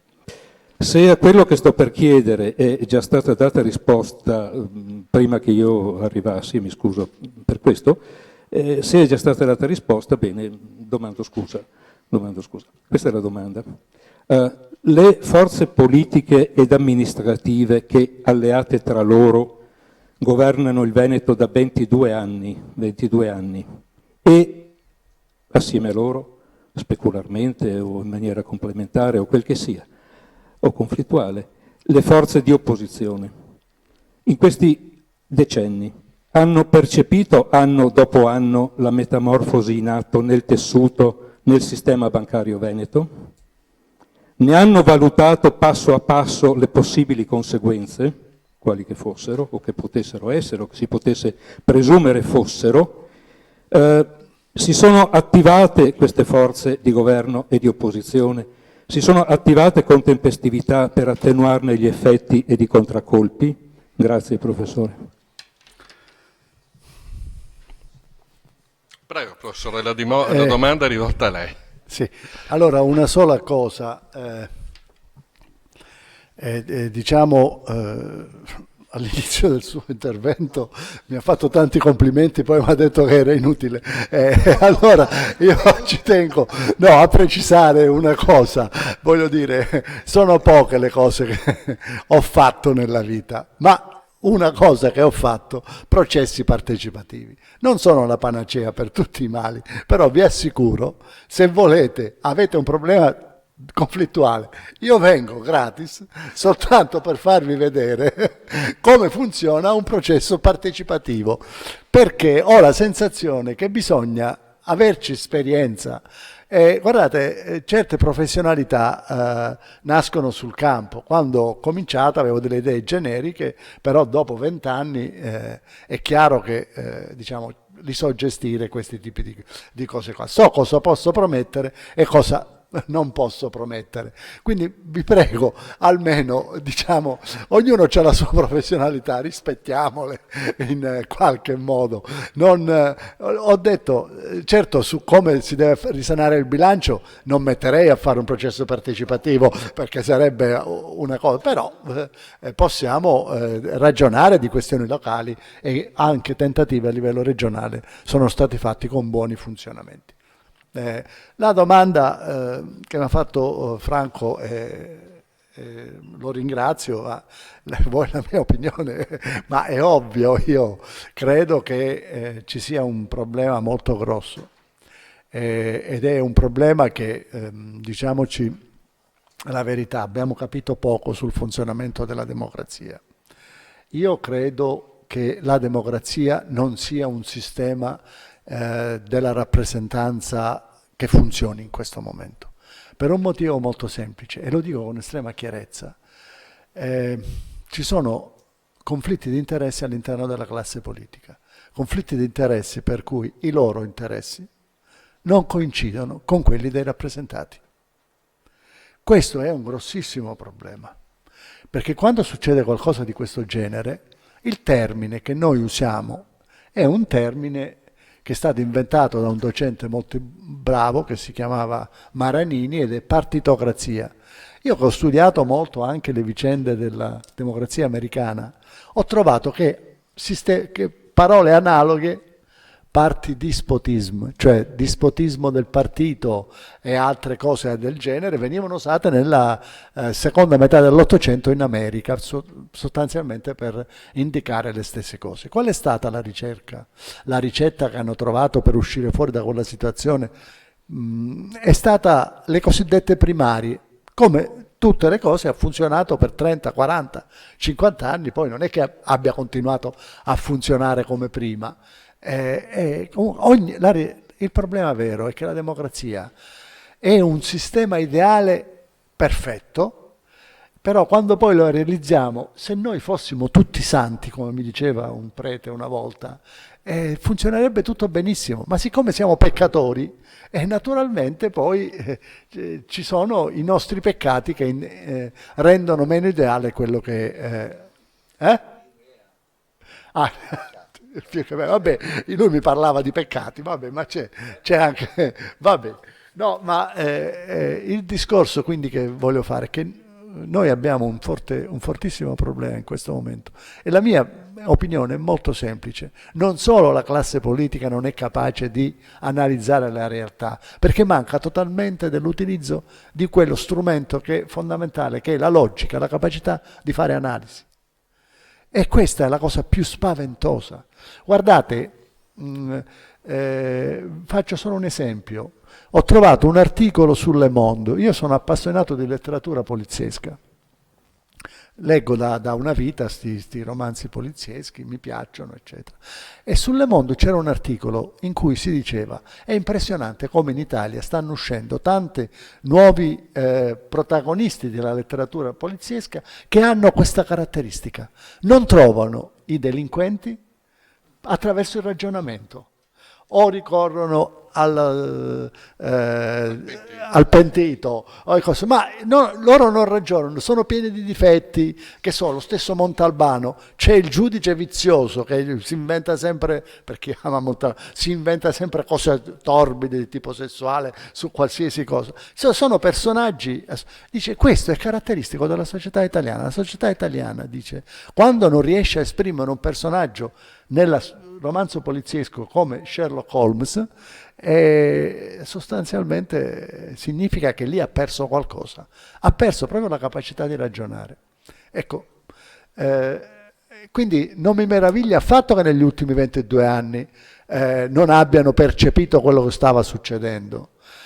Non mi meraviglia perché semplicemente non è nelle loro preoccupazioni, è veramente solo l'oggi nella loro preoccupazione. Le conseguenze di alcune delle loro decisioni da qui a 6 mesi non le considerano assolutamente. Loro sono abituati a guardare soltanto, mi ha molto semplicemente, non so se lo sapete, ma il Partito Comunista è stato un partito, non perché io sia comunista, non lo sono mai stato, però ho sempre avuto molto rispetto per il fatto che questo partito ha espresso il meglio della cultura italiana per un lungo periodo di tempo. Non che avesse la verità, però è stato fondato da intellettuali di grandissimo prestigio, da Gramsci, da Togliatti e così via. Lo sapete che gli ultimi segretari del cosiddetto PD, PC, PDS, eccetera, tipo Occhetto, D'Alema, Veltroni, non erano laureati, non avevano ritenuto importante laurearsi. Cioè, al liceo già sapevano tutto. Cioè, ecco, io credo che ci sia proprio una crisi profonda, per questo insistevo molto sulla faccenda della logica. Noi abbiamo perso la capacità di ragionare collegialmente, di confrontarci e di discutere. Ci insultiamo nei talk show, succede anche in America, però succede in alcuni talk show, non in tutti i talk show. Io non riesco a reggere più un talk show quando si parla, perché dopo un po' comincio a sentire persone che non si ascoltano l'una con l'altra e ribadiscono sempre le stesse cose. Ecco, la nostra società ha perso la capacità di ragionare, eppure noi abbiamo avuto dei grandi maestri, abbiamo contribuito molto alla costruzione della logica. Sempre quella volta dell'incontro a Venezia, parlavano del fatto che stavano mettendo dei mosaici per i più grandi veneti, e allora gli ho detto, ma avete messo anche il mosaico per Marsilio da Padova? Ho detto no, questo non l'abbiamo pensato, perché Marsilio da Padova è stato uno dei più grandi logici. Nel suo Defensor Pacis ha usato la logica come mai nessuno l'aveva utilizzata prima di lui. Poi abbiamo avuto Machiavelli, poi abbiamo avuto un altro filosofo napoletano, diciamo che era Vico, abbiamo avuto grandi costruttori della logica, della capacità di ragionare. Dopodiché ci siamo persi. Dal 1860 in poi la nostra capacità di ragionare è diminuita. Una delle cose che ci dicono è che il fascismo è stato la conseguenza del fatto che la nostra capacità di affrontare razionalmente i problemi si è venuta a perdere dall'unità in poi. Cioè probabilmente questo Stato centralizzato si è abituato ad imporre al vertice senza ascoltare la base. Ecco perché sono federalista, anche per questo, perché a mio avviso l'ascolto di quello che sono le popolazioni locali, dei punti di vista diversi, del fatto che, come si diceva, la capacità di essere locali ma anche globali è fondamentale nel mondo di adesso, ma abbiamo bisogno anche di trovare degli interlocutori che ascoltano. Non puoi avere una soluzione standardizzata per un paese così variegato, che è lungo 1500 km e che ha caratteristiche completamente diverse dal nord fino al sud. Hai bisogno di adattare delle situazioni alle condizioni locali. Ecco perché il federalismo, Proudhon lo diceva, la Francia può anche non essere federalista, ma l'Italia ne ha una necessità estrema, non solo per la storia, ma anche per la sua geografia. Ecco, quindi, però l'ultima cosa che voglio dire, io mi sono speso moltissimo per portare ai veneti Silvio Trentin e questo stupendo libro che è La crisi del diritto e della democrazia.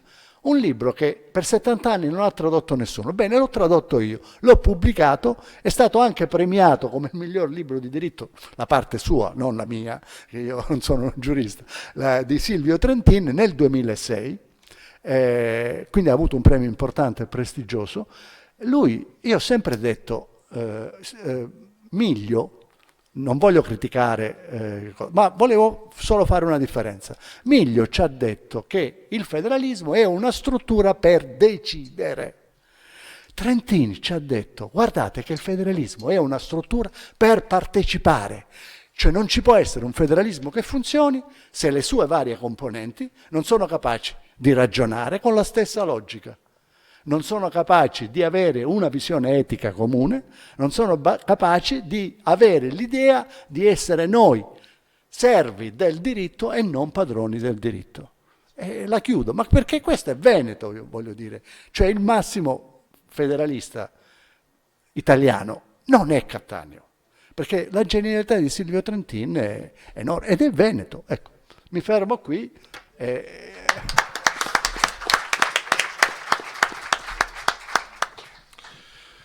Bene signori, il dibattito è interessantissimo. Passiamo ai prossimi relatori, però prima devo chiedere, perché la mia vista purtroppo è un po' debole, se in sala c'è Beppe Caccia.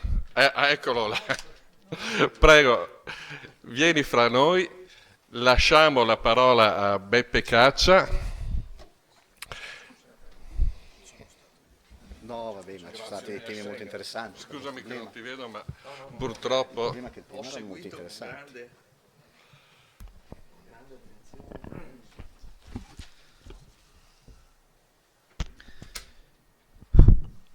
Intanto buonasera a tutti e grazie per questo invito. Io mi ero preparato una serie di cose, le tratterò, però ho trovato molto stimolante la discussione che c'è stata finora. Da un lato perché mi sento culturalmente molto vicino alla proposta trentiniana reinterpretata da Giuseppe Gangemi di federalismo antropologico, di federalismo integrale. Dall'altro perché anche nella discussione che ha visto il coinvolgimento del sindaco di Montebelluna ho ritrovato molte delle cose che a partire da un allargamento dello sguardo alla scena europea volevo provare a discutere con voi oggi. In particolare alcuni mantra che vengono ripetuti fino all'ossessione nel discorso pubblico e che credo bisognerebbe iniziare a decostruire, a mettere radicalmente in questione. Uno è venuto fuori anche della discussione quando quel concetto che viene spesso impiegato di pilota automatico. Concetto di pilota automatico che viene impiegato per dire che ci sono delle decisioni che non possono essere messe in discussione, o meglio, che il campo della decisione politica avviene a valle di quanto definito a monte dal cosiddetto pilota automatico. Questo discorso sul pilota automatico che, badate bene, negli anni della crisi ci siamo sentiti ripetere fino allo sfascio, porta con sé anche un altro assunto che credo sarebbe ora di smantellare e che non a caso la vicenda delle banche venete si incarica da sé solo di smentire. L'idea che ci sia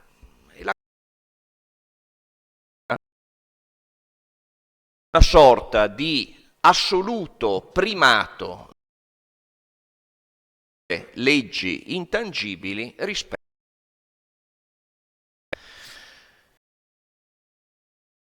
il calzante che ha forzato la trasformazione delle banche popolari in banche, in società per azioni, in banche di diritto azionario. Bene, io credo che l'insieme dei problemi che stiamo discutendo qui oggi ha a che fare con delle scelte politiche di sistema che sono state compiute a monte dei processi di cui oggi misuriamo spesso drammaticamente le conseguenze sulla condizioni sociali e di vita di migliaia di azionisti veneti delle banche, nel nostro caso specifico, ma di milioni di donne e di uomini in tutta Europa. Il punto per il quale il tema della qualità delle classi dirigenti, del ceto politico, del ceto economico, non è l'unico problema, ma non può che essere considerato insieme a una valutazione delle coordinate di sistema in cui ci muoviamo, è il punto cruciale. Perché l'insieme dei problemi con cui ci stiamo misurando, se ci pensate, allude a una questione di fondo, che è quella: per 30 anni, no, i cosiddetti 30 gloriosi del secondo dopoguerra, quelli in cui un po' tutti ci siamo formati, siamo stati abituati a pensare che lo sviluppo del sistema economico capitalista e lo sviluppo della democrazia politica in tutte le sue forme andassero di pari passo, che a uno sviluppo di forme di decisione, di rappresentanza, di governo democratico si accompagnasse uno sviluppo economico che, con tutti i suoi limiti, le sue interne contraddizioni, progressivamente però andava ad assicurare migliori condizioni di vita a tutte e a tutti,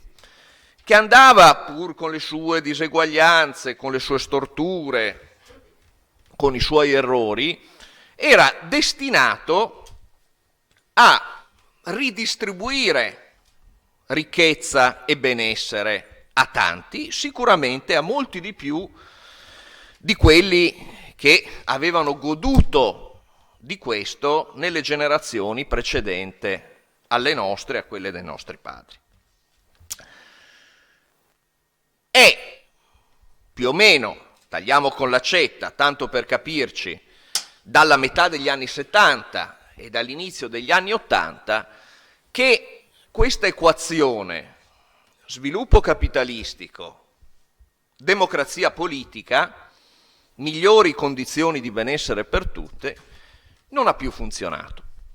In cui, e diciamo l'esperienza che tutte e tutti abbiamo fatto a partire dalla grande crisi del 2007-2008, l'ha certificato poi in via definitiva, abbiamo assistito a un progressivo divorzio, allo sciogliersi di questo legame che sembrava inscindibile tra capitalismo e democrazia.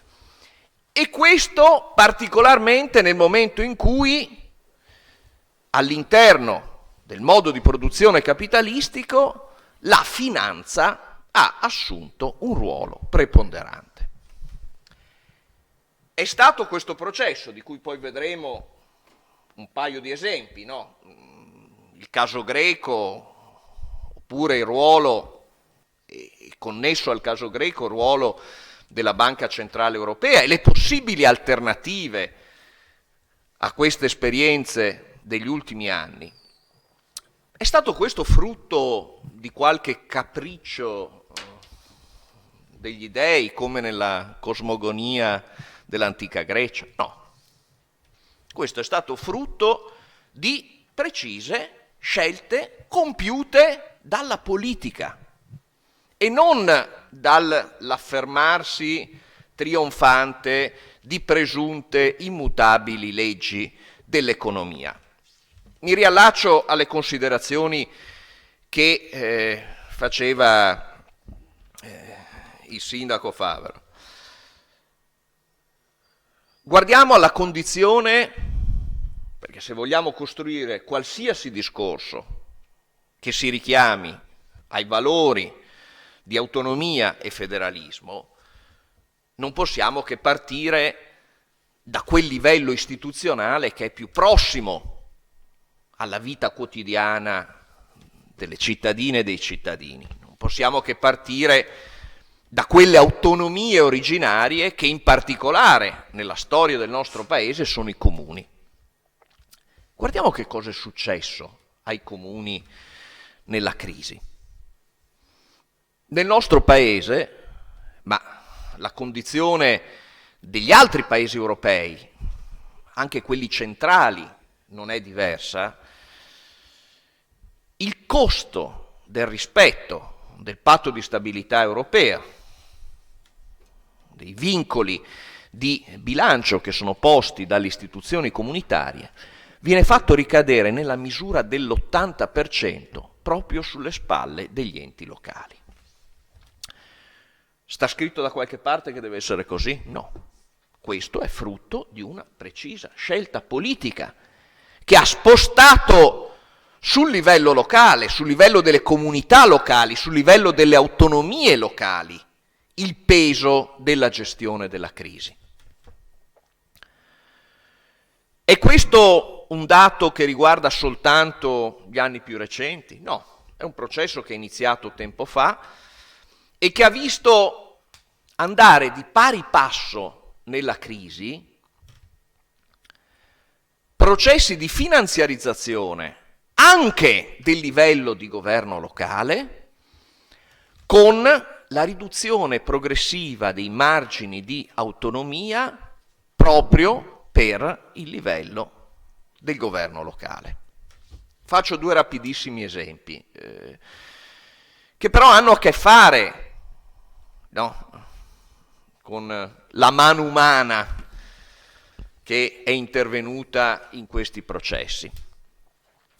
Sapete tutti come storicamente gran parte delle opere pubbliche che venivano realizzate dagli enti locali, comuni in primis nel nostro paese, quando non erano, finanziabili per via di condizioni virtuose del bilancio locale, fossero invece sostenute dalle condizioni di credito agevolato cui i comuni potevano accedere, andando ad attingere alla principale struttura di raccolta del risparmio, e in particolare del piccolo risparmio, che era storicamente il risparmio postale, e quindi il risparmio postale come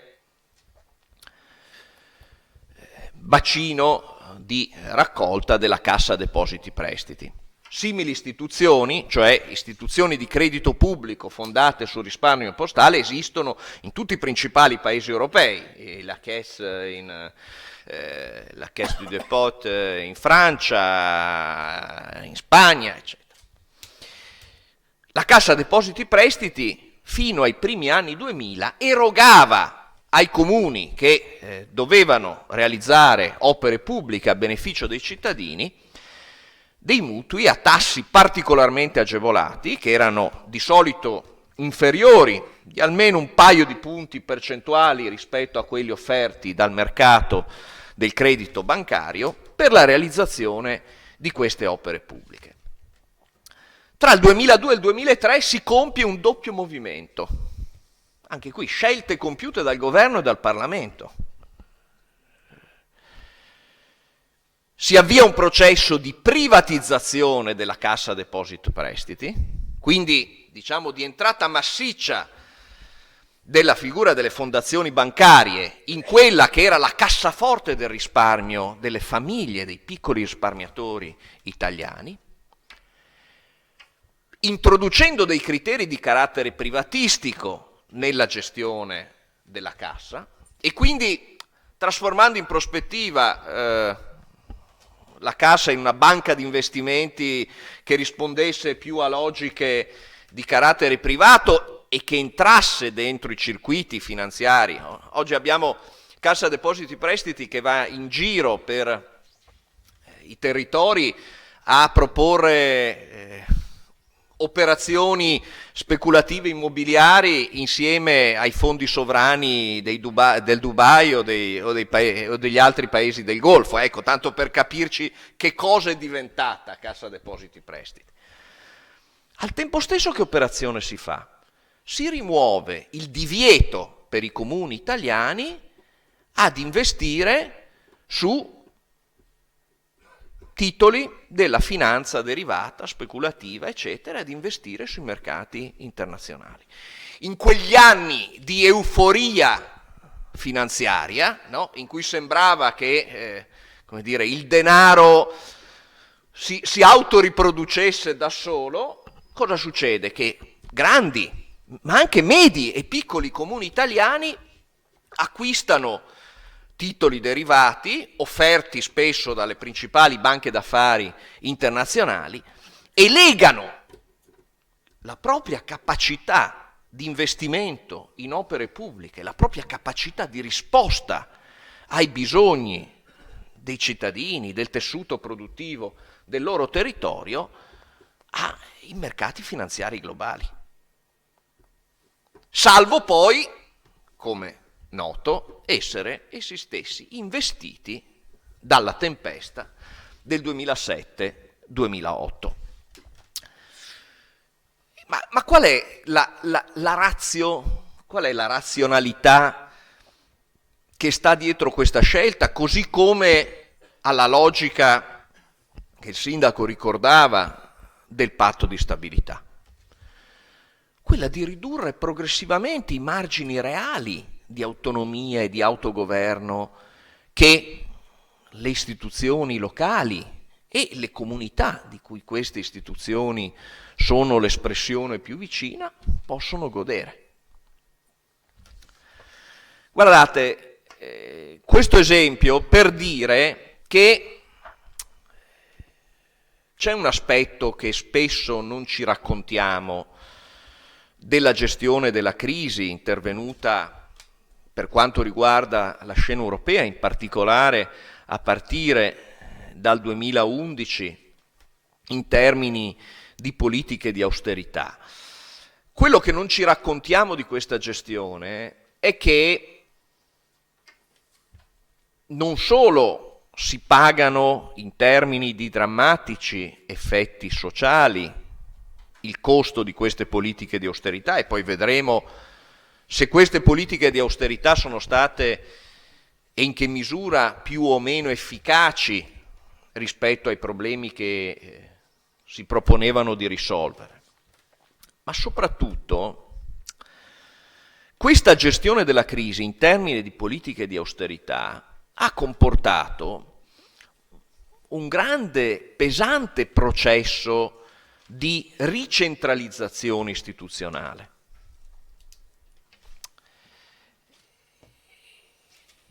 E di una ricentralizzazione istituzionale che tra il livello dei singoli stati nazionali e il livello delle istituzioni europee è andata progressivamente a ridurre gli spazi di decisione democratica.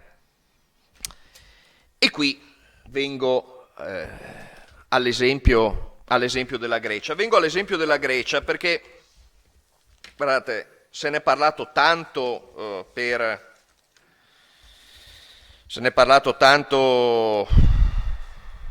nell'estate del 2015, tutti lo ricordiamo,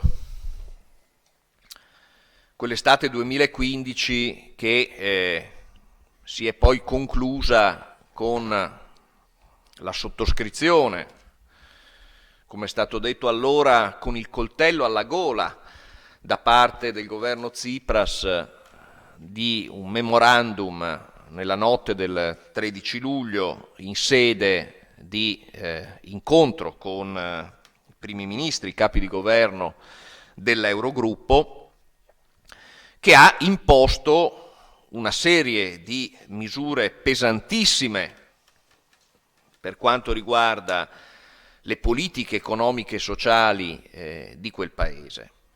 Da allora di Grecia si è parlato molto meno, scusate, ma i nodi tornano al pettine, perché la Grecia dal 2008 ad oggi è stato un laboratorio di applicazione, anche perché è paese più piccolo, dall'economia coi fondamentali, come si suol dire, più fragili di quelli di altri paesi membri dell'Eurogruppo e dell'Unione più in generale, ma i nodi stanno arrivando di nuovo al pettine e da qui a qualche mese, da qui all'estate, dovremo tutti tornare a rioccuparci di Grecia.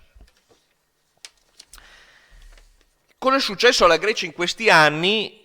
Voglio dirlo facendo riferimento a una fonte non sospetta, o meglio, sospetta per altre ragioni, ma non certo sospetta di simpatie per la sinistra di Tsipras o per posizioni di critica ai dettami neoliberisti.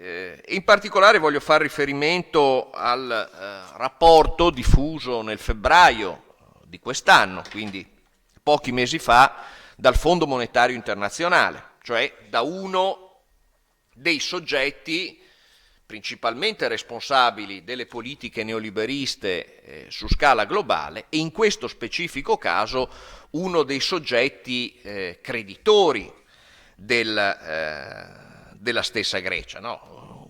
Uno dei famigerati 3 partner della cosiddetta Troika.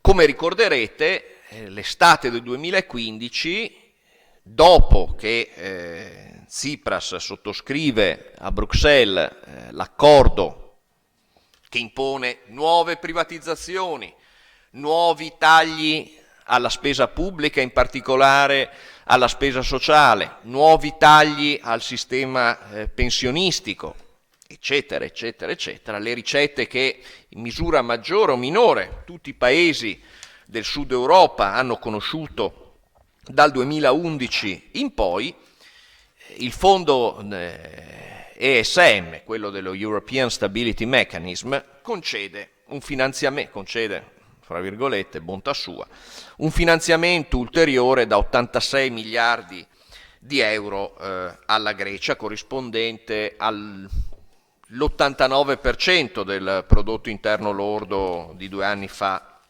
della Grecia. I dati da allora ad oggi ci parlano di un paese che non è in grado di risollevare la propria economia dalle condizioni in cui le politiche di austerità l'hanno gettata e che è preso da una sorta di circolo vizioso che lo trascina verso il fondo. Tanto per essere chiari, parliamo di un paese che è tornato alla crescita, debolissima. Parliamo di una disoccupazione che nel 2014 era al 26,5% e che è arrivata, ben che vada, al 23,2%. Parliamo del fatto che le uscite dal 54,4% del PIL del 2011 sono arrivate al 47,4% del 2016. Parliamo di uno sforzo che vede aumentare l'indebitamento estero di questo paese. Nel 2011 l'indebitamento estero della Grecia era il 188% sul prodotto interno lordo, è arrivato, grazie a questi interessati aiuti dell'ISM, è arrivato al 245%. Potete immaginare come a dipendenti pubblici che hanno visto il loro salario ridotto quasi del 30%, a un sistema sociale e sanitario che ha visto drammaticamente tagliate le proprie risorse, quali siano le corrispondenti condizioni di vita che la popolazione della Grecia sta sopportando, nonostante, come si suol dire, abbia fatto, anche qui no, il linguaggio corrente e la sua mostruosità, abbia fatto, per usare le parole del ministro delle finanze tedesche Wolfgang Schäuble, i compiti a casa. La Grecia ha fatto i compiti a casa. È uno dei paesi che oggi ha in percentuale il più significativo avanzo primario nel bilancio dello Stato. Non è in grado di spendere più risorse per i suoi cittadini perché deve ottemperare agli obblighi imposti dalle istituzioni dell'Unione Europea e dallo stesso Fondo monetario, che però nel suo rapporto sottolinea una cosa: finché non si ristrutturerà il debito della Grecia, e ristrutturare il debito significa in questi casi andare anche significativamente a riconoscere che una parte di questo debito non è esigibile. La Grecia, no, che deve subire costantemente, no, in maniera ciclica, periodica, gli insegnamenti, le lezioni di rigore da parte, in particolare, di chi governa a Berlino, oltre di chi sta a Francoforte e a Bruxelles, è un paese a cui sono state vendute nel corso di tutti gli anni 2000 le più sofisticate tecnologie militari delle industrie d'armi tedesche, dalla Siemens insomma, e questo è stato fatto intervenendo con dispositivi ormai acclarati di corruzione dei suoi governanti di allora. Non è casuale che una delle principali richieste che hanno attraversato, purtroppo con troppa poca forza, tutta l'Europa nel corso degli anni tra 2011 e 2015, fosse proprio quella di avviare, paese per paese, situazione per situazione, delle procedure, anche qui un tema che ricorreva nella discussione di prima e anche nell'ultimo intervento di Andrea Arman, no? Procedure trasparenti di auditing sul debito. Quando si dice che c'è una crisi sul debito, ma il discorso vale anche quando si parla di una crisi bancaria, la prima cosa, la prima rivendicazione non può che essere quella: come si è formato quel debito? Come è andato a consolidarsi quel debito? Chi ha goduto di quel debito? Qualcuno di quel processo di indebitamento, si tratti di istituzioni bancarie o di istituzioni di un paese sovrano, qualcuno di quell'indebitamento ha ampiamente goduto. Bene, l'esempio della Grecia era per dire due cose, per poi introdurre il secondo e ultimo argomento, ma ripeto, non tanto per i casi in sé, no? Ma come esempio di problemi e di questioni che ritroviamo aperte anche quando ci confrontiamo con i problemi di questo nostro territorio veneto. La vicenda greca ci dice una cosa, che nessuno è in grado di salvarsi da solo da questi meccanismi, tantomeno un singolo Stato nazionale, se non si riesce a mettere in discussione gli elementi di aberrazione sistemica più fondamentali. Questo lo dico anche, non voglio qui aprire una discussione sul tema della moneta unica, gli errori che sono stati fatti nel momento in cui è stata introdotta, i limiti che strutturalmente questa comporta. Di certo però la vicenda greca ci insegna che la via di fuga non è quella del tornare indietro. Tornare indietro rispetto al processo di integrazione europeo, un processo che finché ha funzionato per un verso ha significato anche una cosa importante. Io sono molto affezionato a un politologo, non a caso scozzese, Neil McCormick, purtroppo mancato nei primi anni 2000, era uno dei principali riferimenti teorici dell'indipendentismo scozzese, che aveva avuto modo di osservare in un saggio del 2009 tradotto in italiano con il titolo della sovranità in discussione, aveva avuto modo di osservare come il carattere particolare, ibrido, non direttamente corrispondente alla grammatica e alla sintassi degli stati nazionali centralistici del processo di costruzione europea, per come fino ad allora, fine degli anni 90, primi anni 2000, si era sviluppato, consentisse, per questa sua natura di sovranità più leggera, più composita, più ibrida appunto,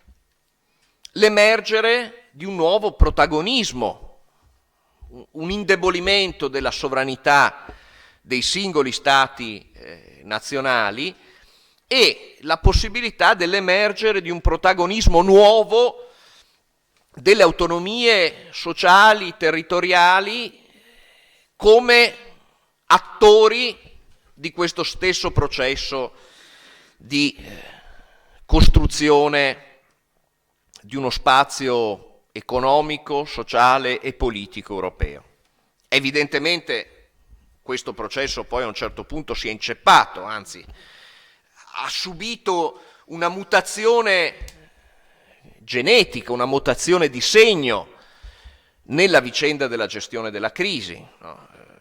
Un autore come Habermas ha parlato di un federalismo esecutivo dai tratti autoritari per descrivere i meccanismi con cui la crisi economica, finanziaria, del debito sovrano e della moneta sono state affrontate, ed è quel processo, diciamo, di crisi stessa degli spazi della democrazia a cui prima accennavamo.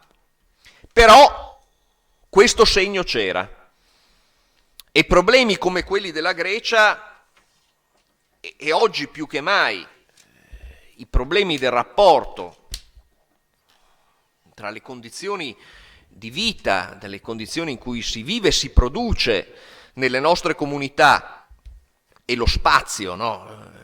L'oceano attraversato da correnti, tempeste della globalizzazione economica, soprattutto dopo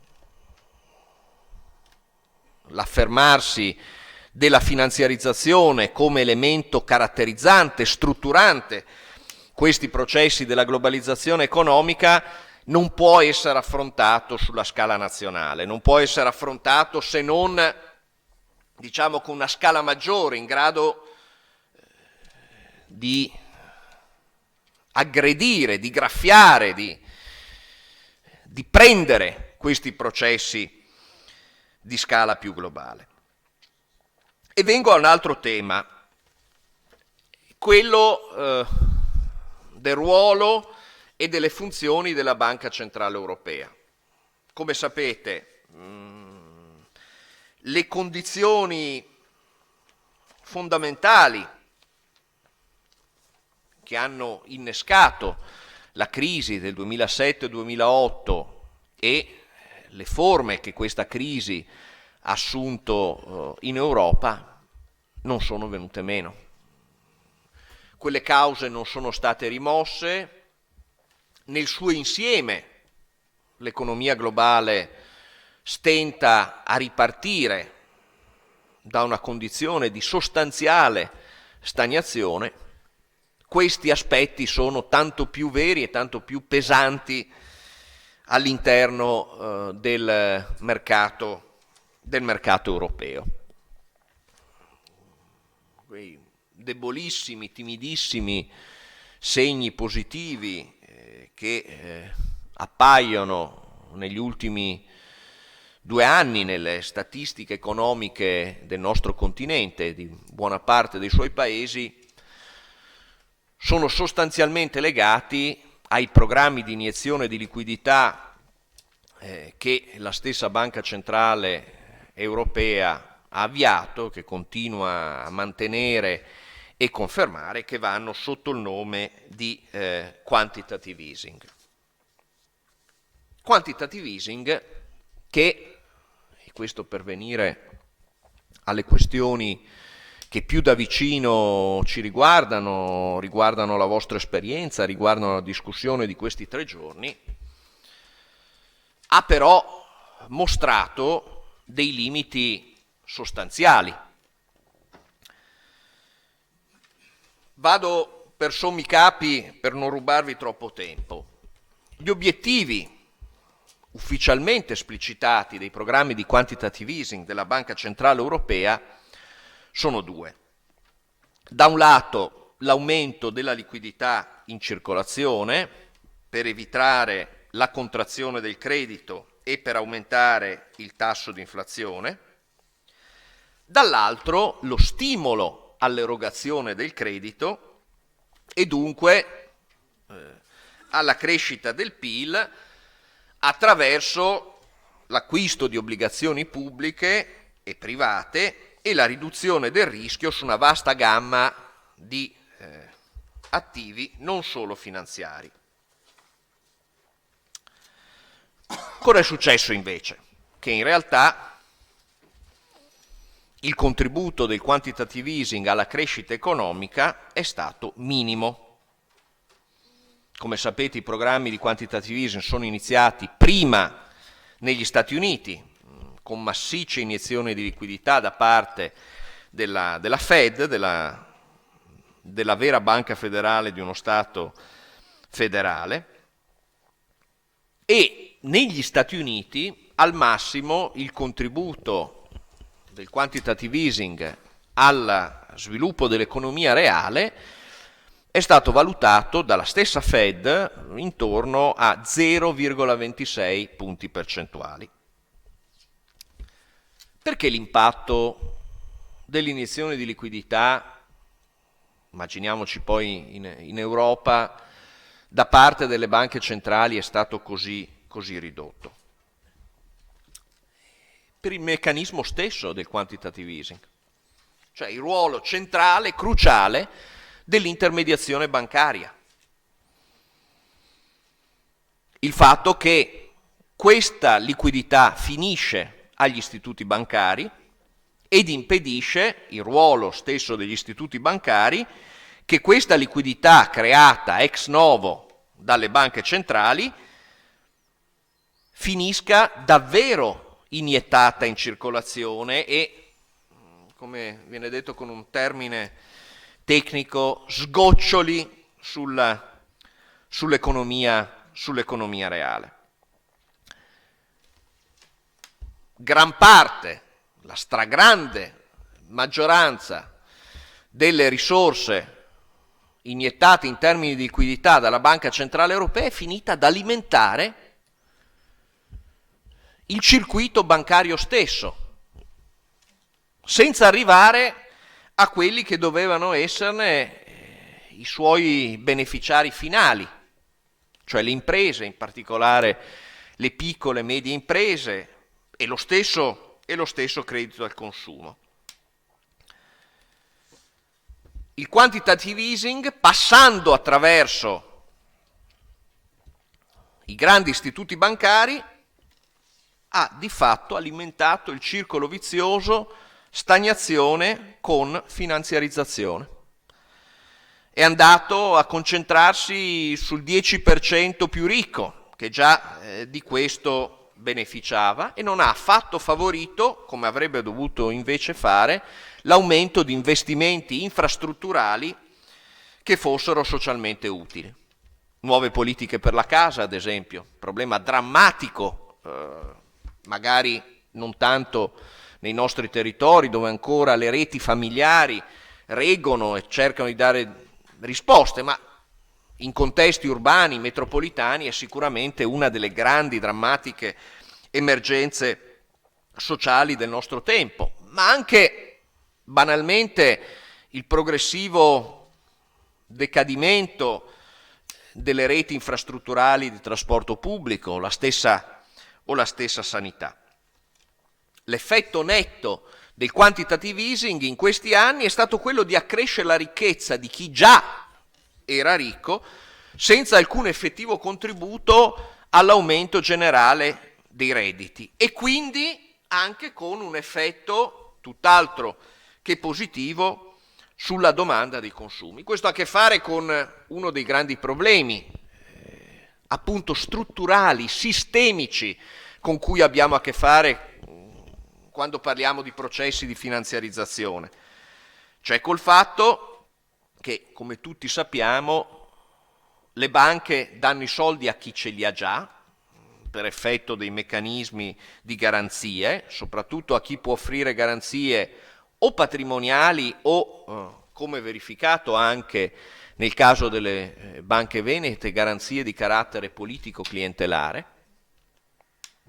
L'avete sintetizzato efficacemente prima col fatto che, come dire, chi era amico del management e che qui, o meglio, chi godeva di un livello di protezione politico-clientelare a godere di questi finanziamenti, e non invece quel tessuto di piccola, media imprenditorialità che si è visto invece razionare il credito storicamente e dal 2011 in poi in particolare a fronte dell'aumento dei crediti in sofferenza. La maggiore liquidità iniettata in questi anni dalla Banca Centrale Europea è sostanzialmente servita a coprire i buchi nei bilanci delle banche maggiori, soprattutto di quelle banche che avevano spesso in pancia, come si suol dire, titoli derivati tossici, cosiddetti, e che hanno, in condizioni tra l'altro di bassi tassi, alimentato anche il mercato dei titoli pubblici. Tanto per darvi un dato, nei bilanci degli istituti italiani, per rimanere solo al nostro paese, ci sono, il dato è della fine del 2016, ci sono 400 miliardi di titoli pubblici, di titoli di debito pubblico, cioè il quadruplo di quanti ne avevano in bilancio nel 2008, prima della crisi. E le manovre della Banca Centrale Europea hanno favorito questo tipo di operazioni, cioè che non rimettono questa liquidità nei circuiti reali, non fanno finanziamento alle imprese, finanziamento alle famiglie, ma, permettetemi di usare un termine forte, riciclano questa liquidità in maniera totalmente autoreferenziale negli stessi circuiti finanziari. È questa l'unica strada possibile? No. Allora io credo che, senza farla più lunga del dovuto, ma se vogliamo provare ad aggredire in maniera non effimera, non contingente, non episodica i problemi che hanno visto protagoniste anche le banche venete, si tratta di porre con forza la questione non tanto dei palliativi, quanto di una necessaria trasparenza e, sottolineo, democratizzazione dei sistemi finanziari. Direte voi, facile a dirsi. Così, anche perché i casi che abbiamo ricordato ci parlano non tanto, e su questo, come dire, forse mi trovo un po' distante dall'ottimismo che veniva fuori dalle parole del professor Gangemi. Qua non si tratta soltanto di trovare una razionalità condivisa, perché, guardate, il tema dello strangolamento della Grecia, così come le scelte della Banca Centrale Europea, sono orientate non dalla razionalità, o meglio, da una precisa razionalità che corrisponde a dei precisi rapporti di forza sociale e a dei precisi interessi.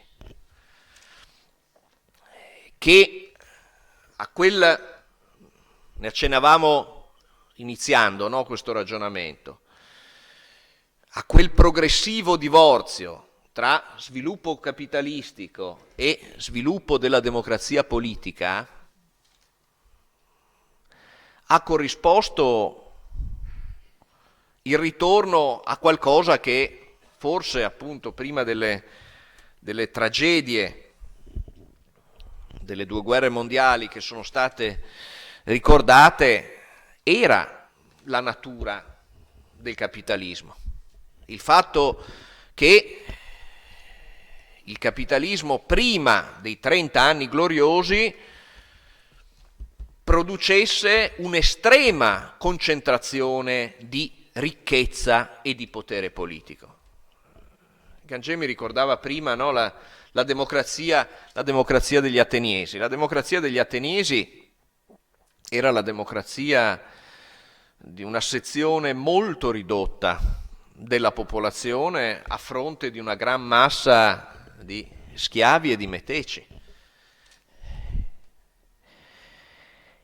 E nel criticare quel modello di democrazia, Aristotele nella politica usa un'espressione molto, molto efficace che viene troppo poco ricordata in letteratura. Aristotele dice: la vera democrazia è il potere dei molti e dei più poveri, ovvero è un potere distribuito, ma è un potere che viene esercitato senza prescindere dalle condizioni materiali. E c'è democrazia quando il potere dei molti viene esercitato a beneficio di chi ha meno, perché non c'è democrazia reale, questo lo diceva non Lenin ma Thomas Jefferson, uno dei padri della rivoluzione americana, quando viene aggredito il tema del bisogno. Non c'è democrazia se alla distribuzione di potere sociale non corrisponde anche una più equilibrata distribuzione della ricchezza sociale. Allora, hai voglia di trovare una razionalità condivisa quando i processi di finanziarizzazione dell'economia degli ultimi decenni hanno costruito un'elite, vogliamo dirla meglio, un'oligarchia che detiene in maniera come mai prima d'ora nella storia dell'umanità, in maniera così sproporzionata, la ricchezza e la concentra nelle sue mani. È chiaro che questa elite, questa oligarchia, questa ricchezza farà il possibile per non cederla, se non a fronte di una trasformazione dei rapporti di forza sociali, di una crisi dell'egemonia del pensiero, qui sì, certo c'è un problema di razionalità, e delle politiche neoliberali che hanno fatto egemonia nel corso dell'ultimo trentennio.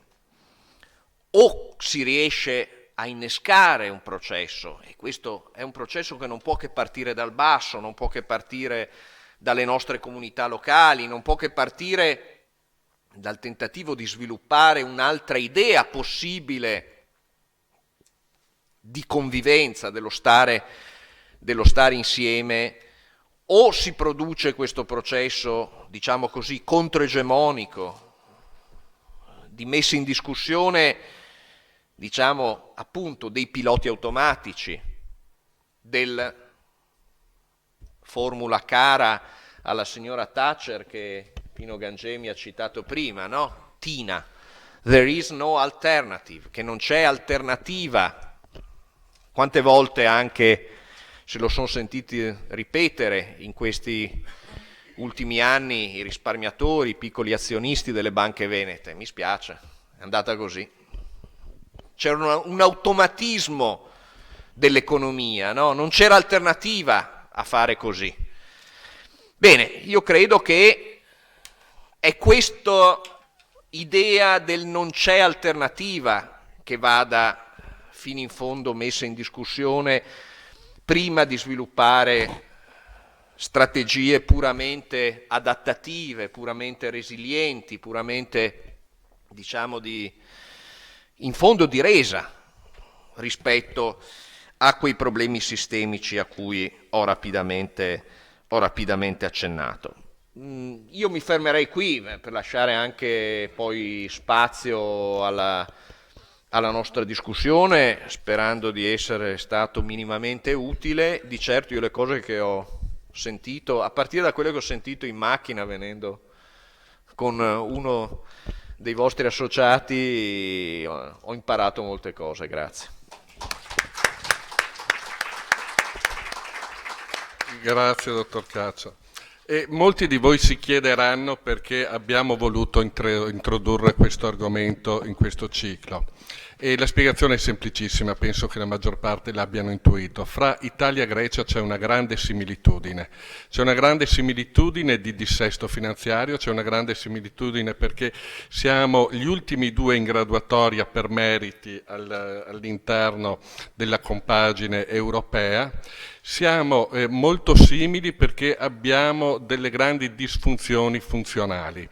E quindi quello che è accaduto alla Grecia, seppure un'economia molto povera, un'economia che si trascina, potrebbe accadere anche sul nostro territorio, ancorché il Veneto rappresenti da solo un PIL ben superiore a quello della Grecia intera, però le situazioni che lì si sono proposte possono essere le stesse che andremo a subire noi nei prossimi mesi. Non dimentichiamo che noi stiamo per subire una pesantissima aggressione da parte dei fondi locusta che si impadronieranno dei cosiddetti crediti degradati, degli NPL. Di questo parleremo successivamente proprio per rendere l'idea di che cosa potrà accadere al nostro territorio. Fatta questa breve premessa, tanto per chiarire, perché magari qualcuno aveva dei dubbi, se vi fossero delle domande, prego. Il microfono.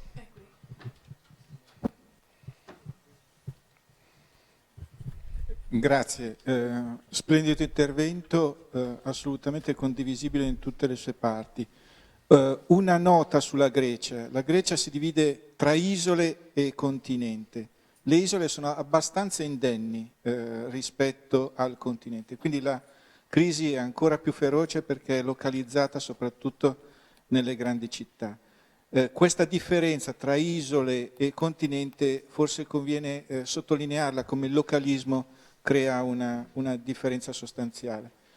Una nota tecnica che mi sembra interessante divulgare al pubblico è che quando Tremonti ha fatto quella feroce finanziaria del 2001 con cui ha consentito l'intervento dei derivati, l'ha fatta in una maniera geniale, cioè I tassi stavano scendendo, il mercato stava offrendo dei tassi inferiori, chi era blindato con la Cassa Depositi e Prestiti si trovava dei tassi più alti, quindi avrebbe avuto interesse a scendere nel mercato, ma sono state volutamente, punto di domanda, lasciate delle penali altissime per uscire, perché si sarebbero dovuti chiudere quei contratti. L'escamotage per non chiudere quei contratti è stata la stipula del derivato. Quindi il derivato è stato funzionale allo spostamento di una massa enorme di credito dalla Cassa Depositi e Prestiti al mercato. E in questo modo non solo hanno fatto dei derivati puliti, diciamo, dei derivati fair, ma dei derivati speculativi, inserendo anche clausole e upfront molto golosi per le amministrazioni. Mi pareva utile. Grazie. Altre domande? Altrimenti passiamo alla fase più strettamente tecnica, lasciando la parola al dottor Lugano. Prego, domando scusa, non l'avevo vista. Sì, grazie. Io desideravo fare un attimo, mi spiace che non sono stata presente fin dall'inizio dell'intervento del professor Gangemi, però mi pareva che in qualche modo le cose adesso mi siano non solo più chiare, ma anche si colleghino. E vengo un po' alla domanda. Rispetto a questo secondo intervento, che parte da una considerazione della messa a fuoco della situazione greca e dalla similitudine che adesso è stata fatta dall'avvocato Armand con la possibilità che ci si apparenti in negativo con la Grecia, io desideravo invece dire quanto di questa politica monetaria e quanto di questo sfondo di condizionamento della finanziarizzazione non facciano di per sé del cosiddetto modello veneto semplicemente una galassia o una parte dentro a un sistema, perché anche negli interventi prima sentivo il sindaco e così, e nelle narrazioni che si sentono fare, pare che come dire, il Veneto o questo modello si sia un po' autoprodotto in modo autonomo, senza interdipendenze con queste che sono invece dei pesanti condizionamenti esterni. Allora, quando, per entrare anche nel merito della questione di Veneto Banca, quanto possiamo ragionare sul punto a cui siamo arrivati e quindi a questo crack finanziario, senza entrare nel merito delle conseguenze, delle famiglie, eccetera, di questo possiamo parlare senza per esempio parlare di cosa è significato per questo territorio la delocalizzazione, di cosa è significato se solo perlomeno un terzo, per non dire la metà di questo crack è dovuto a un processo di finanziarizzazione, di legame con i poteri politici e anche con la locale classe imprenditoriale tale per cui per le porte della Romania, adesso non la faccio lunga ma me le sono anche un po' studiate queste cose, per le porte della Romania, per le porte della Moldavia, per le porte dell'Albania, sono transitati capitali che altro che ha a che fare con la politica locale della banca del territorio. Tutt'altra immagine, questa banca aveva smesso di essere banca del territorio molto molto prima che la BCE dettasse le sue regole.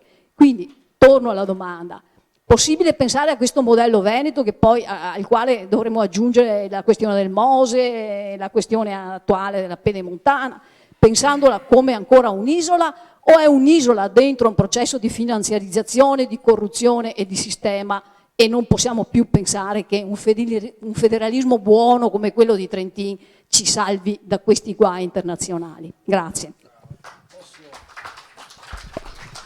La prima risposta al professor Gangemi. No, non è una risposta, è che siccome Calcia mi ha tirato su giù un paio di volte, vorrei che fosse chiara una cosa. La situazione dell'Italia è abbastanza simile a quella della Grecia. E io non ho detto altro alla fine, senza volerlo dire in modo troppo esplicito, che non riesco a capire per quale motivo questa classe politica non si pone il problema che prima o poi questo sistema finisce come la Grecia. Noi sono 20 anni che lo sappiamo, dal 98, da quando siamo entrati nell'euro. e avremmo dovuto fare una politica di riconversione del debito, cioè di diminuzione del debito. L'abbiamo fatto per un certo periodo di tempo per il 7%, dopodiché abbiamo cominciato. Sì, vabbè, c'erano tante cose. Il problema è che una volta il fatto che abbiamo una moneta comune non ci dà delle garanzie. Abbiamo visto che questo ci toglie molto. Il problema che sto dicendo io è questo. Certo che c'è una politica e c'è sempre un'alternativa, ma se noi andiamo a ragionare secondo l'ottica, c'è sempre un'alternativa ed è la mia che è contrapposta alla tua. Andiamo, facciamoci i calcoli per bene. Io voglio dire, peso 92 kg. Se ho davanti uno di 50 kg, stabilisco rapporti di forza, ma se mi trovo davanti uno di 120 kg, sto zitto e buono, cerco di abbassare la cresta, perché i rapporti di forza convengono solo a chi ha la forza. La logica è il rapporto che ci pone da uguali. È chiaro che io sto dicendo è una cosa ideale, perché è chiaro che a me conviene con uno più piccolo risolvere la questione con 2 ceffoni. Lo sappiamo da sempre, a finanziato, ma con uno più grosso mi conviene non cominciare con i ceffoni perché le busco. Ecco, questo è tutto il discorso. Noi che siamo piccoli rispetto alla forza finanziaria, abbiamo tutto l'interesse ad essere razionali innanzitutto al nostro interno e poi di cercare di portare razionalità verso l'esterno. Io vedo invece una classe politica che non riesce a porsi questo problema di mettere ordine nel suo interno. Se sei pieno di debiti, non puoi dettare legge agli altri.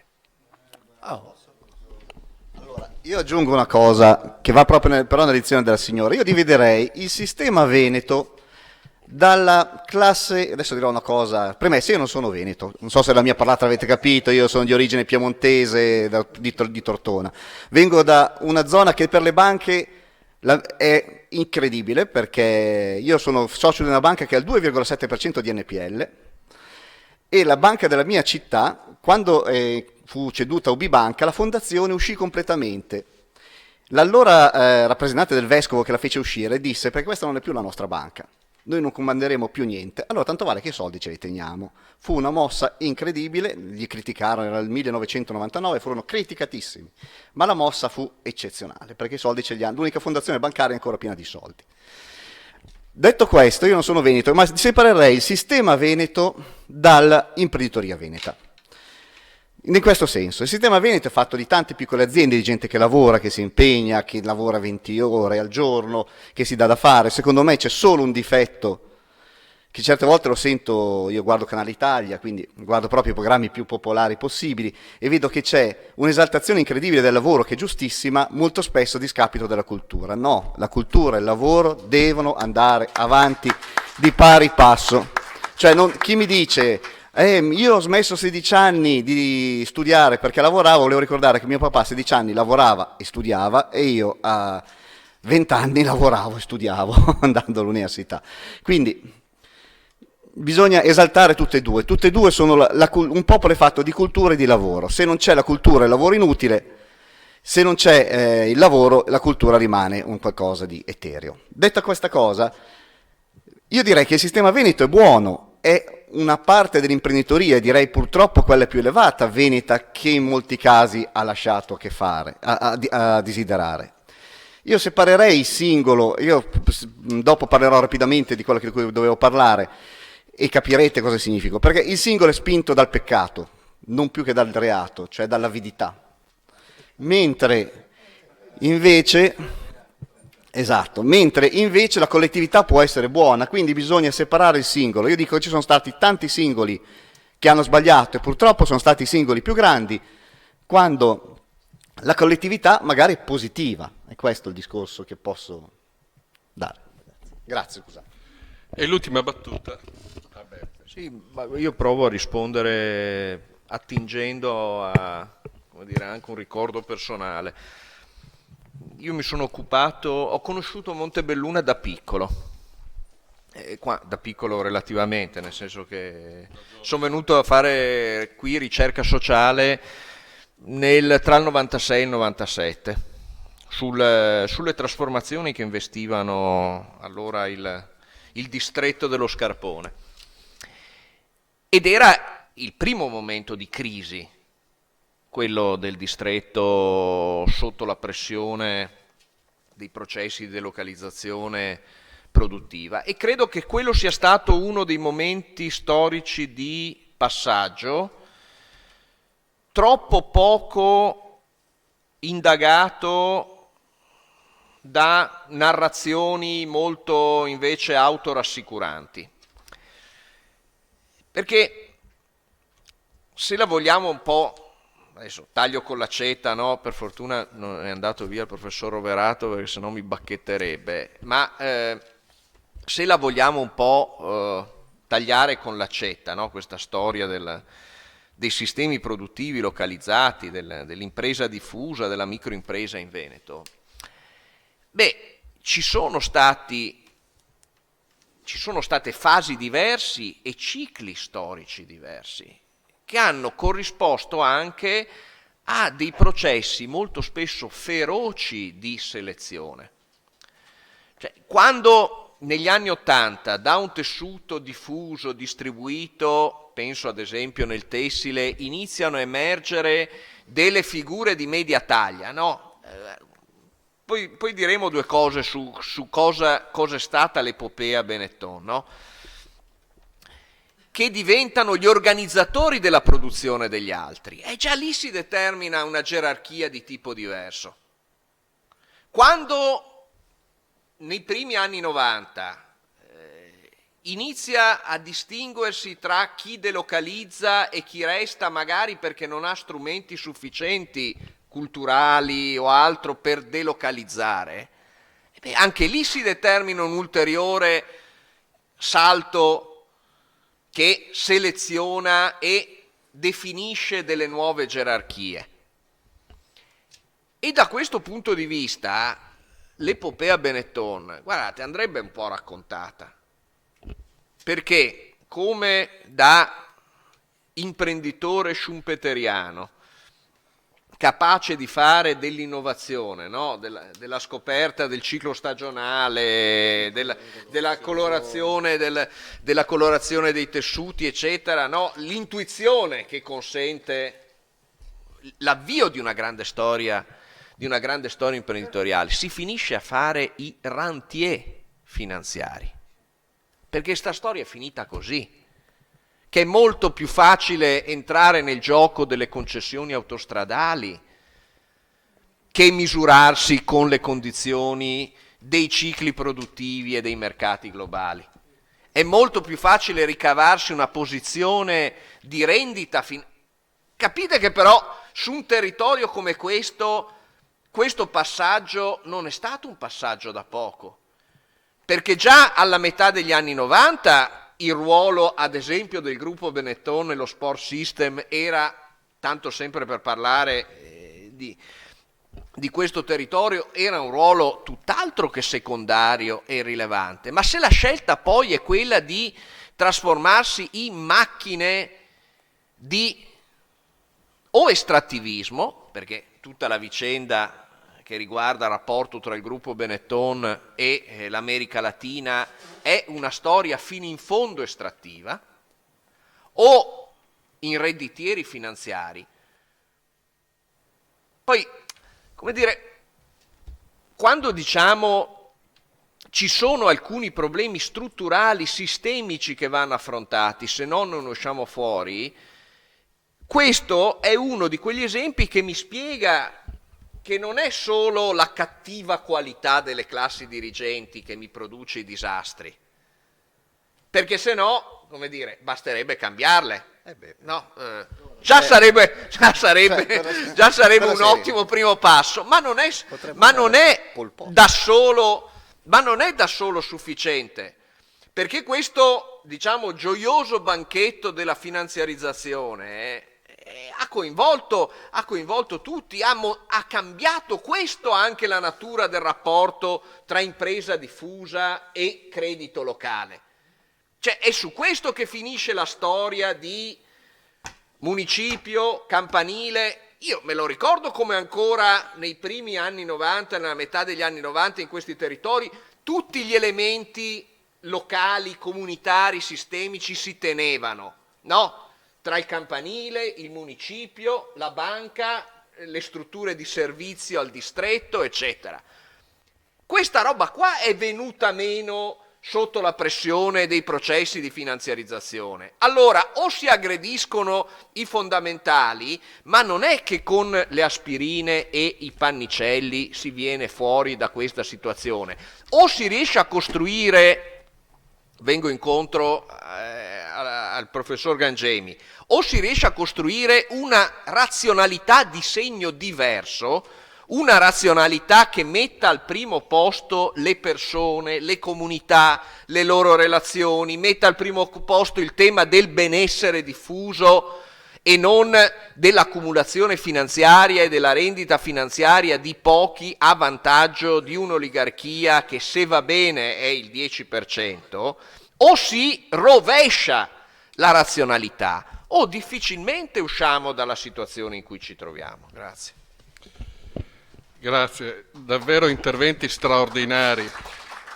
Io porto anche un contributo che è sempre, tento di essere aderenti a quelli che sono i bisogni nostri di risparmiatori e di classe media, che in tutto questo argomentare siamo davvero il vaso di coccio fra i vasi di pietra o di metallo. E nei nuovi equilibri finanziari che si vanno creando, noi in qualche maniera come classe media siamo sicuramente le vittime, ma siamo anche in qualche maniera i carnefici, perché alcuni di noi tentano, al di fuori dell'esperienza delle banche popolari, di partecipare a quel grande banchetto della finanziarizzazione, aderendo alle proposte che vengono fatte dalle sirene bancarie, dei promotori finanziari e così via. E quindi manteniamo in qualche maniera in vita un sistema che di fatto è creato per strangolarci. E di questo io credo che noi come classe media dobbiamo rendercene conto, perché la divisione che si sta creando all'interno della società, con un progressivo impoverimento dei molti, e coloro che si andranno a impoverire moltissimo siamo noi, non sono i ceti bassi che purtroppo poco hanno ancora da perdere, ma siamo noi la classe che sarà profondamente incisa nei prossimi anni dai meccanismi appena descritti. E questo ci deve porre nella condizione di affrontare i temi con una logica davvero stringente. La domanda che poneva l'amica prima, che più o meno si ripete ed è forse in qualche maniera ideologica, perdonami questa mia definizione, è quella se ha ancora un senso parlare di Veneto oppure abbia un senso parlare di Italia come nazione oppure di Europa come complesso. Io non so dare una risposta ad una domanda così intrigante, però l'esperienza che ho maturato in ambiti diversi rispetto a questi, per esempio nella gestione della fauna, e noi uomini in qualche maniera siamo anche animali, mi insegna che è molto più semplice gestire una struttura piccola dove si conoscono le situazioni rispetto che gestioni vaste, specialmente fra soggetti estremamente differenti. Quindi, al di là della valenza del Veneto come entità locale, io credo che un controllo territoriale ed una organizzazione localistica in questo momento possa essere un tentativo per provare una soluzione ad un problema che viceversa non riusciamo ad affrontare. E perché dico non riusciamo ad affrontare? Perché ancorché il tema oggi si sia complicato attraverso la finanziarizzazione, la crisi dello Stato italiano non è una crisi né di oggi, né di ieri, né di 20 anni fa. È una crisi che ha 150 anni, cioè dal 1860. Allora, non voglio essere sicuramente un disfattista e vorrei dare delle ipotesi di speranza, perché noi qui ci ritroviamo per cercare di trovare delle situazioni, per comprendere il problema. Prima di trovare la soluzione bisogna comprendere il problema, no? Conoscere per poter poi decidere e poi sperimentare. Noi dobbiamo capire che cosa c'è che non va, e se non prendiamo atto che stiamo vivendo in una crisi perenne, è impossibile che noi possiamo sviluppare, concepire delle possibili situazioni. La crisi perenne italiana è questa. proviamo delle soluzioni diverse, proviamo a consapevolizzarci e proviamo ad avere l'apertura mentale ed intellettuale di vedere anche al di fuori di schemi che non ci appartengono e che probabilmente vengono veicolati, come diceva prima il sindaco, vengono veicolati attraverso mass media, attraverso organi di potere che sono derivati, che hanno tutto l'interesse di trasmetterci concetti, valori, fra virgolette, e situazioni che non sono conformi a quelle che sono i nostri interessi. Allora, rifacendomi un pochettino, ma non sugli stessi argomenti, a quanto ci diceva ieri il professor Zen, e lui si riferiva al momento in cui l'uomo diventa uomo economico, quindi investitore, ma io dico anche quando l'uomo diventa animale sociale, ad un certo momento, per cercare di risolvere il problema, dobbiamo cercare di essere egoisti, ma all'interno della nostra comunità. Una comunità noi la possiamo creare dal piccolo, poi eventualmente ve ne fossero le condizioni la possiamo espandere, ma è inutile continuare a rimanere su una comunità espansa che non è comunità, con la, convinzione ideologica che questa sia una condizione ideale. Grazie.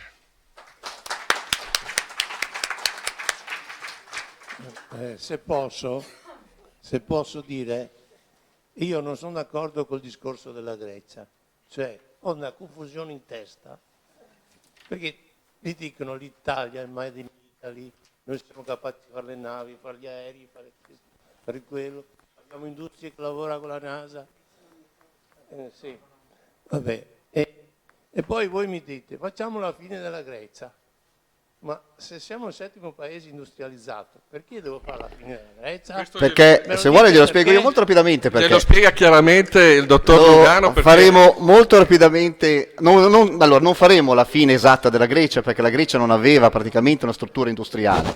Il problema è che se io voglio comprimere i miei consumi, come è stato fatto adesso, interni, perché questo io devo risparmiare per pagare il debito pubblico e così via. Allora la parola santa che dicono adesso è il grande problema è il debito pubblico. E io dico, cavolo, noi abbiamo fatto l'Italia Unita nel 1865, sì, lo so che dovevi, nel 1865... un secondo solo, il professor Gangemi ci saluta tutti perché ha altri impegni, lo ringraziamo della sua qualificatissima partecipazione. Grazie professore. Noi abbiamo fatto uno Stato che non aveva praticamente, mezza nazione non aveva strutture ferroviarie, non aveva strutture neanche stradali, non esisteva nel 1860, non c'era una strada che congiungesse Napoli a Bari, per dire. Le due principali città del sud erano staccate, si andava a dorso d'asino. Ora, eppure abbiamo, non solo, chi aveva costruito le infrastrutture le aveva tutte a debito, perché il Piemonte aveva costruito 850 km di linea ferroviaria, ma l'aveva costruita tutta a debito. Per cui avevamo un paese pieno d'oro, ma senza nulla, ed è questa la stupidità del denaro, perché il denaro se non è usato non serve assolutamente a nulla. E dall'altro lato avevamo un paese pieno di debito, però con le infrastrutture. Come faceva a non essere un problema nel 1870, dove c'era la moneta in oro, cioè non esisteva la possibilità di avere governo della moneta, il debito poteva essere un problema all'epoca e non era un problema all'epoca e lo è oggi. Cioè, pensiamoci un secondo. Noi siamo un paese, l'Italia non ha fatto, in 150 anni di storia, non ha fatto mai default. Mai, non abbiamo mai avuto un default del debito. La Germania ne ha fatti 2, l'Inghilterra ne ha fatti 3 nel frattempo. Noi non abbiamo mai fatto nessuno. Chiedetevi come mai adesso il problema è il debito. Fatevi questa domanda, ci sono tante risposte, non diamole qua, se no non parlo più. No, lo dico io, manteniamo troppo un'elite di burocrazia. Non è neanche quello, guardi, perché se lei fa la proporzione degli altri paesi rispetto al nostro, noi ne abbiamo anche meno. Potremmo dire che la quantità non corrisponde alla qualità. Questo è un discorso completamente diverso, perché poi domani Alfonso Scarano, che è molto più preparato di me in materia, parlerà probabilmente anche di questo e in modo approfondito. Quello che fa paura non è l'ampiezza, è la scarsa qualità. La Francia ha una burocrazia pubblica enorme rispetto alla nostra, molto più grande, eppure riesce a mantenerla, perché ha una qualità della burocrazia pubblica molto più elevata. Però andremo in un discorso che va un po' fuori da quello che dovrebbe essere il mio intervento. Io avevo 2 interventi e adesso farò della sintesi la mia principale dote. Io avevo 2 interventi, uno sulle bolle finanziarie ed economiche ed il secondo che era una soluzione che io propongo, che probabilmente non verrà applicata, ma ormai ci sono anche abituato, perché io preparai il piano di investimenti alternativo a quello che fu effettuato nel 2016 per Banca Popolare di Vicenza, naturalmente non lo fecero, io gli dissi pubblicamente che il valore sarebbe andato a 0, purtroppo ho avuto ragione io, ma della ragione non ce ne si fa molto. Io devo intervenire sulle bolle finanziarie e sulle bolle economiche e quindi su questo piano. Sulle bolle finanziarie sarò molto rapido e vi presenterò le principali bolle della storia e soprattutto vi dico quali che sono i 3 elementi, secondo me, essenziali per la creazione di una bolla economica e della distruzione della ricchezza. Il primo è la non trasparenza e la non diffusione informativa. Questo significa che molto spesso nella storia ci si pongono delle prospettive molto lunghe e molto interessanti, ma non c'è una visione chiara di quella che sarà l'evoluzione di queste prospettive, per cui la gente si fa delle illusioni molto grandi, e adesso partiremo a parlarne. La seconda è la perdita della memoria. Le crisi finanziarie sono periodiche, cioè succedono. Ormai se ci pensate nella vostra vita, chi ha più la mia età ne ha già viste 3-4, ha visto quella dell'87, ha visto quella del 2000, ha visto quella del 2007, quindi però la gente quando poi agisce come investitore, come homo economicus, casualmente molto spesso si dimentica di quello che è successo in passato. Viene cancellata l'esperienza passata. Galbraith scriveva che quando si cancella questa memoria è il momento che si crea una nuova bolla, automaticamente. Il terzo è l'avidità. Avidità e pigrizia. L'avidità e la pigrizia sono le 2 cose che fanno evolvere l'uomo, però sono anche le 2 cose che lo fanno precipitare. Il sogno di poter guadagnare, la famosa finanziarizzazione, di poter diventare rentier, cioè guadagnare senza fare fatica fisica, lavoro fisico, fatica intellettuale, scrivere e così via, sono il sogno di qualsiasi uomo. Io stesso, sinceramente, se domani mi dicessero puoi diventare ricco senza fare nulla, probabilmente cadrai nell'illusione. Ma è questa illusione quella che crea la bolla. Quindi abbiamo 3 elementi. Una scarsità, una non trasparenza informativa. In secondo luogo, la perdita della memoria di quello che era successo nelle crisi precedenti. E in terzo luogo, l'avidità, che è quella che guida sempre alla crescita del mercato. Il primo caso, io adesso farò dei casi molto rapidi, mi ero preparato belle 17 pagine di presentazione, ma mi sa che voleranno molto più veloci. Il primo caso, quello che forse conoscerete tutti, è quello della tulipanomania, cioè il boom dei tulipani in Olanda nel XVII secolo.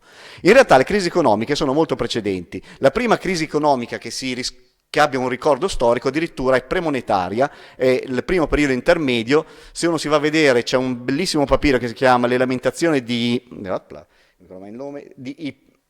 L'elementazione è un nome strano, Lamentazioni di Ipuver, che è del 2000 a.C., in cui lui dice: al giorno d'oggi i gioielli non valgono niente e sono buttati nella polvere e diventano ricchi solo i contadini. Era in realtà la narrazione probabilmente di un boom nel prezzo dei prodotti alimentari, a cui l'allora riserva di valore, cioè i gioielli, non riuscivano più a fare fronte. C'era una svalutazione di un prodotto fortissima nei confronti di un altro. Però se passiamo invece ai periodi monetari, la prima di cui si abbia un ricordo forte e che abbia avuto un'evoluzione simile proprio alle bolle finanziarie attuali è la famosa bolla dei tulipani del 1600. La bolla dei tulipani inizia nel secolo precedente, alla fine del 1500, arrivano i primi tulipani in Olanda, e vengono utilizzati per abbellire le case. I tulipani sono molto belli, sono molto rari perché vengono prima dalla Turchia, poi vengono importati direttamente dall'estremo oriente, dalla Compagnia delle Indie Orientali. Pensate come nascono le grandi imprese, nascono delle cose banali per portare i tulipani certe volte, e vengono utilizzati per abbellire le case. Ci sono tulipani che vengono a valere all'epoca 2500 fiorini, quando la paga annua di una persona era 150 fiorini, quando una tonnellata di burro costava 100 fiorini. Per darvi un'idea, mentre loro spendevano in tulipani, in Veneto si spendeva in ville.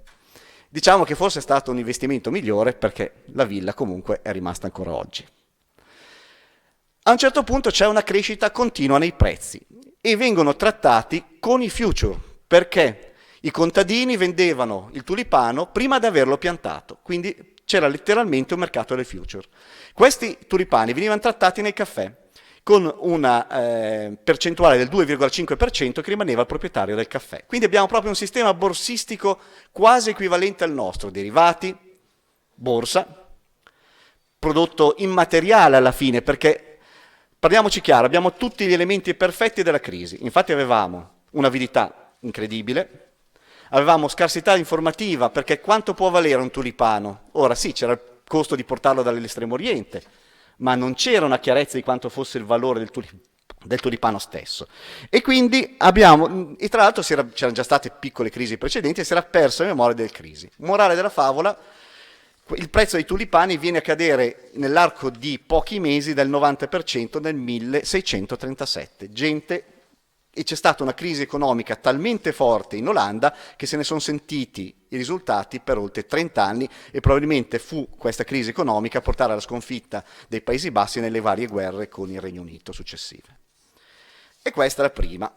Ora, quindi abbiamo la famosa. Attenzione, non bisogna essere, certe volte si parla la stupidità è la causa delle crisi economiche. No, persone molto intelligenti causano crisi economiche. John Law, la famosa compagnia del Mississippi, è un economista che per la sua epoca era anche all'avanguardia, perché lui pensava alla cartolarizzazione della moneta, cioè lui pensava alla dematerializzazione della moneta cartacea, che questa dovesse sostituire la moneta metallica. E la sua idea non era sbagliata, perché lui diceva: attenzione, il metallo, come qualsiasi bene reale, è soggetto a fluttuazioni. Se io lo dematerializzo e lo trasformo in carta, sarà l'ente che lo emette a deciderne il valore, quindi noi avremo una stabilizzazione del valore stesso.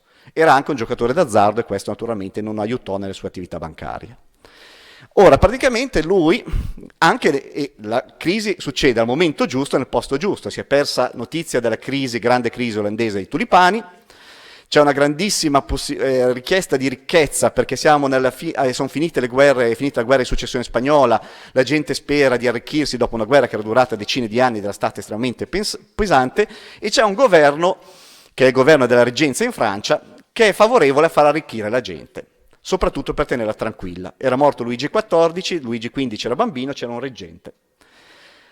Quindi John Law però viene chiamato per affrontare una situazione di forte indebitamento, riesce a affrontarla anche piuttosto bene e crea questa grande compagnia che da un lato assorbe il debito pubblico, dall'altro assorbe le concessioni per lo sfruttamento dell'America, infatti compagnia del Mississippi, e emette carta, azioni, a fronte dell'oro tra l'altro che la gente veniva a depositare.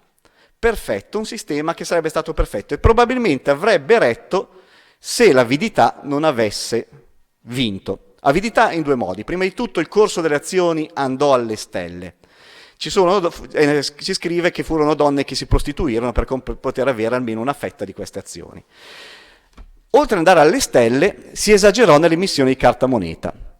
Le grandi prospettive che c'erano in America erano effettive. Pensate che praticamente tutto il Midwest era stato concesso alla Francia.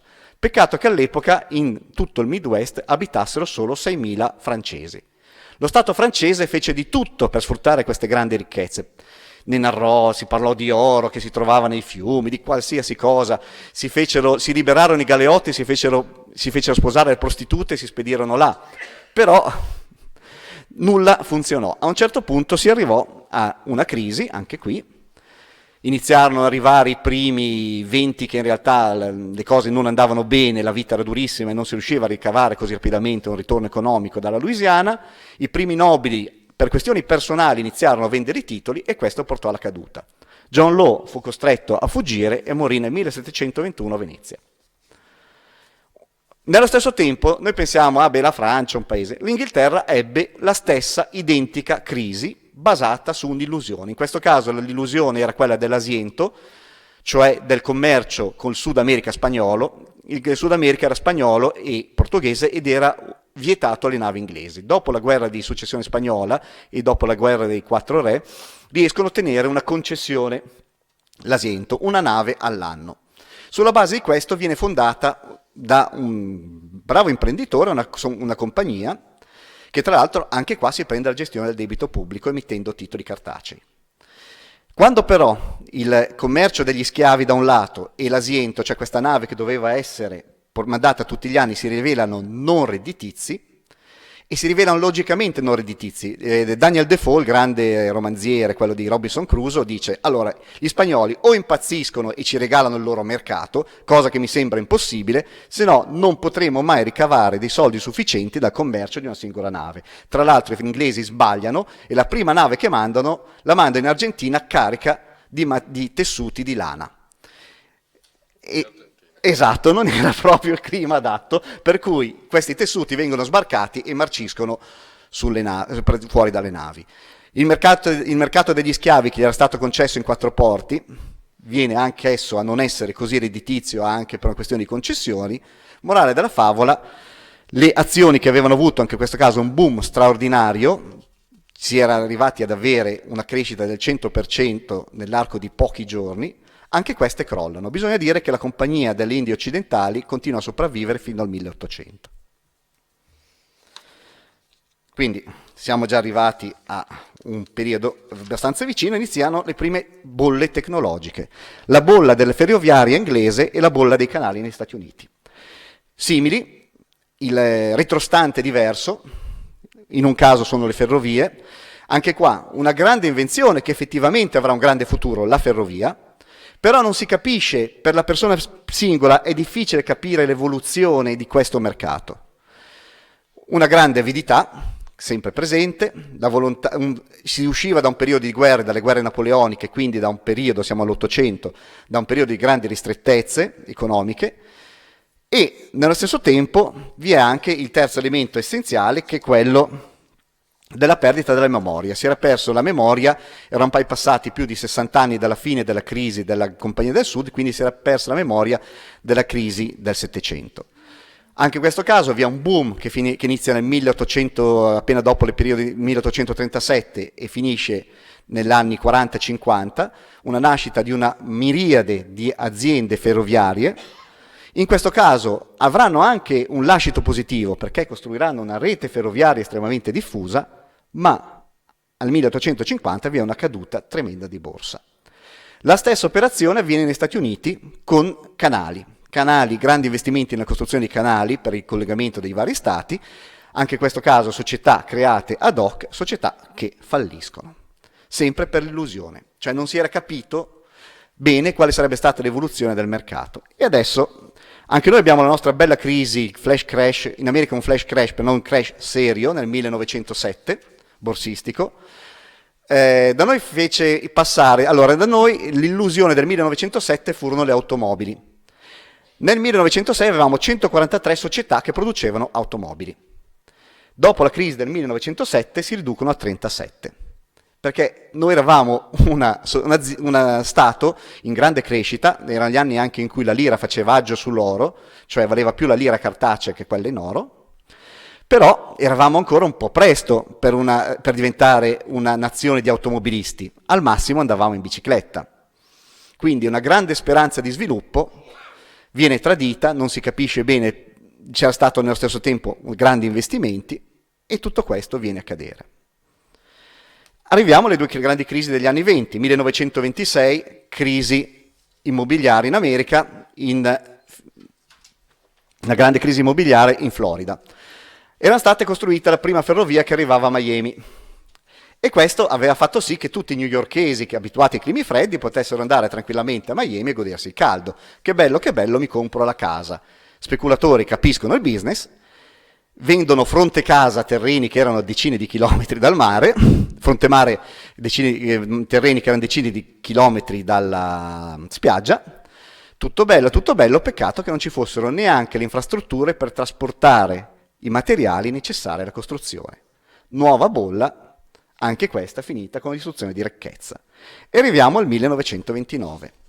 In questo caso diciamo che c'è una serie, i 2 grandi economisti scrivono, le 2 grandi scuole di economia scrivono su questa crisi.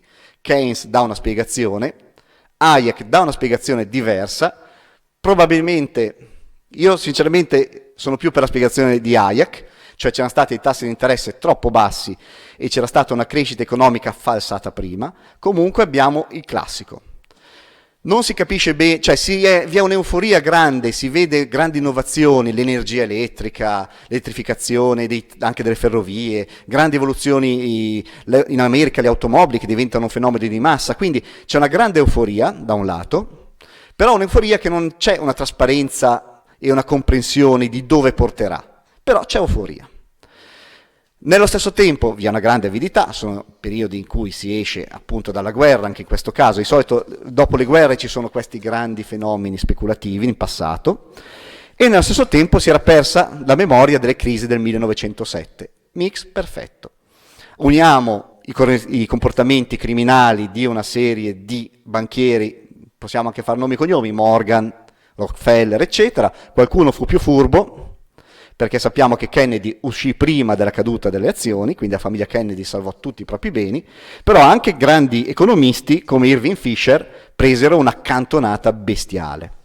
Comunque passiamo da un indice Dow Jones di 400 nell'ottobre del 29, viene a scendere a 50 nel 32 e si crea la Grande Depressione, perché tutti, e in questo caso abbiamo la prima, dopo la bolla dei tulipani, abbiamo la prima grande bolla in cui veramente tutti avevano investito sul mercato. Quindi vi è una distruzione di ricchezza diffusa in tutti gli Stati Uniti che poi si trasmetterà anche in Europa. E sappiamo cosa ha condotto. Gli americani, di Keynes dice che si esce dalla grande crisi con la guerra mondiale, ma ci può essere d'accordo o meno. Passiamo alle due grandi, queste non posso neanche non leggere, vediamo le due ultime grandi bolle. Quella delle dot-com degli anni 2000, 2000-2001 e quella del 2007.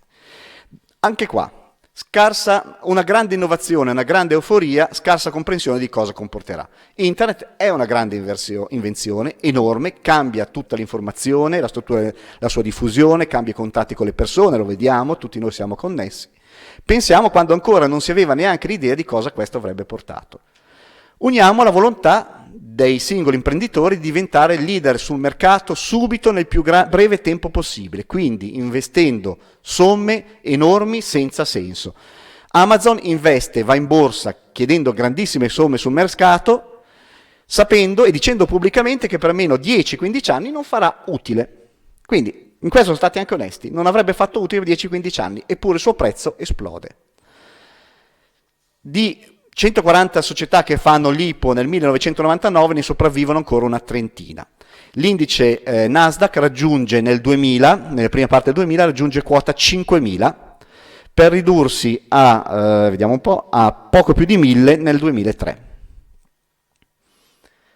Questa bolla, che fu devastante per un settore, ma non si trasmise fortunatamente a tutti gli altri settori se non in modo limitato, prepara la famosa grande crisi finanziaria.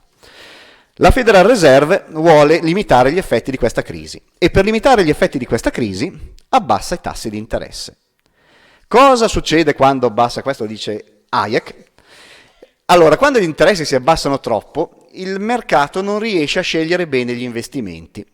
E quale investimento viene privilegiato quando gli interessi sono molto bassi? L'immobiliare. E abbiamo una bella bolla immobiliare. A questo uniamo il fatto che le banche si erano fatte furbe nel frattempo. Non solo facevano mutui, prendevano questi mutui, la famosa parola che sentirete adesso ancora di più, cartolarizzazione, cioè li impacchettavano e facevano i derivati. Perché l'idea non era di per sé sbagliata, era se io ho 100 persone che fanno i mutui, prendo una fettina di ogni mutuo, li metto in un titolo e li vendo. Il rischio è molto basso, perché viene frazionato tra tutti i 100. Il problema è che poi non c'erano mutui abbastanza. Finiti i mutui, che faccio? Allora, invece che aspettare che la gente che paga i mutui venga da me e mi chiede i prestiti, io banca vado un po' da tutti a offrire i mutui. E soprattutto, a un certo punto, li vado a offrire anche da chi so che difficilmente me li potrà pagare. Nascono i mutui famosi subprime. Il cliente prime è quello che mi paga il mutuo, il cliente subprime è quello, insomma, che non è detto che me lo paghi.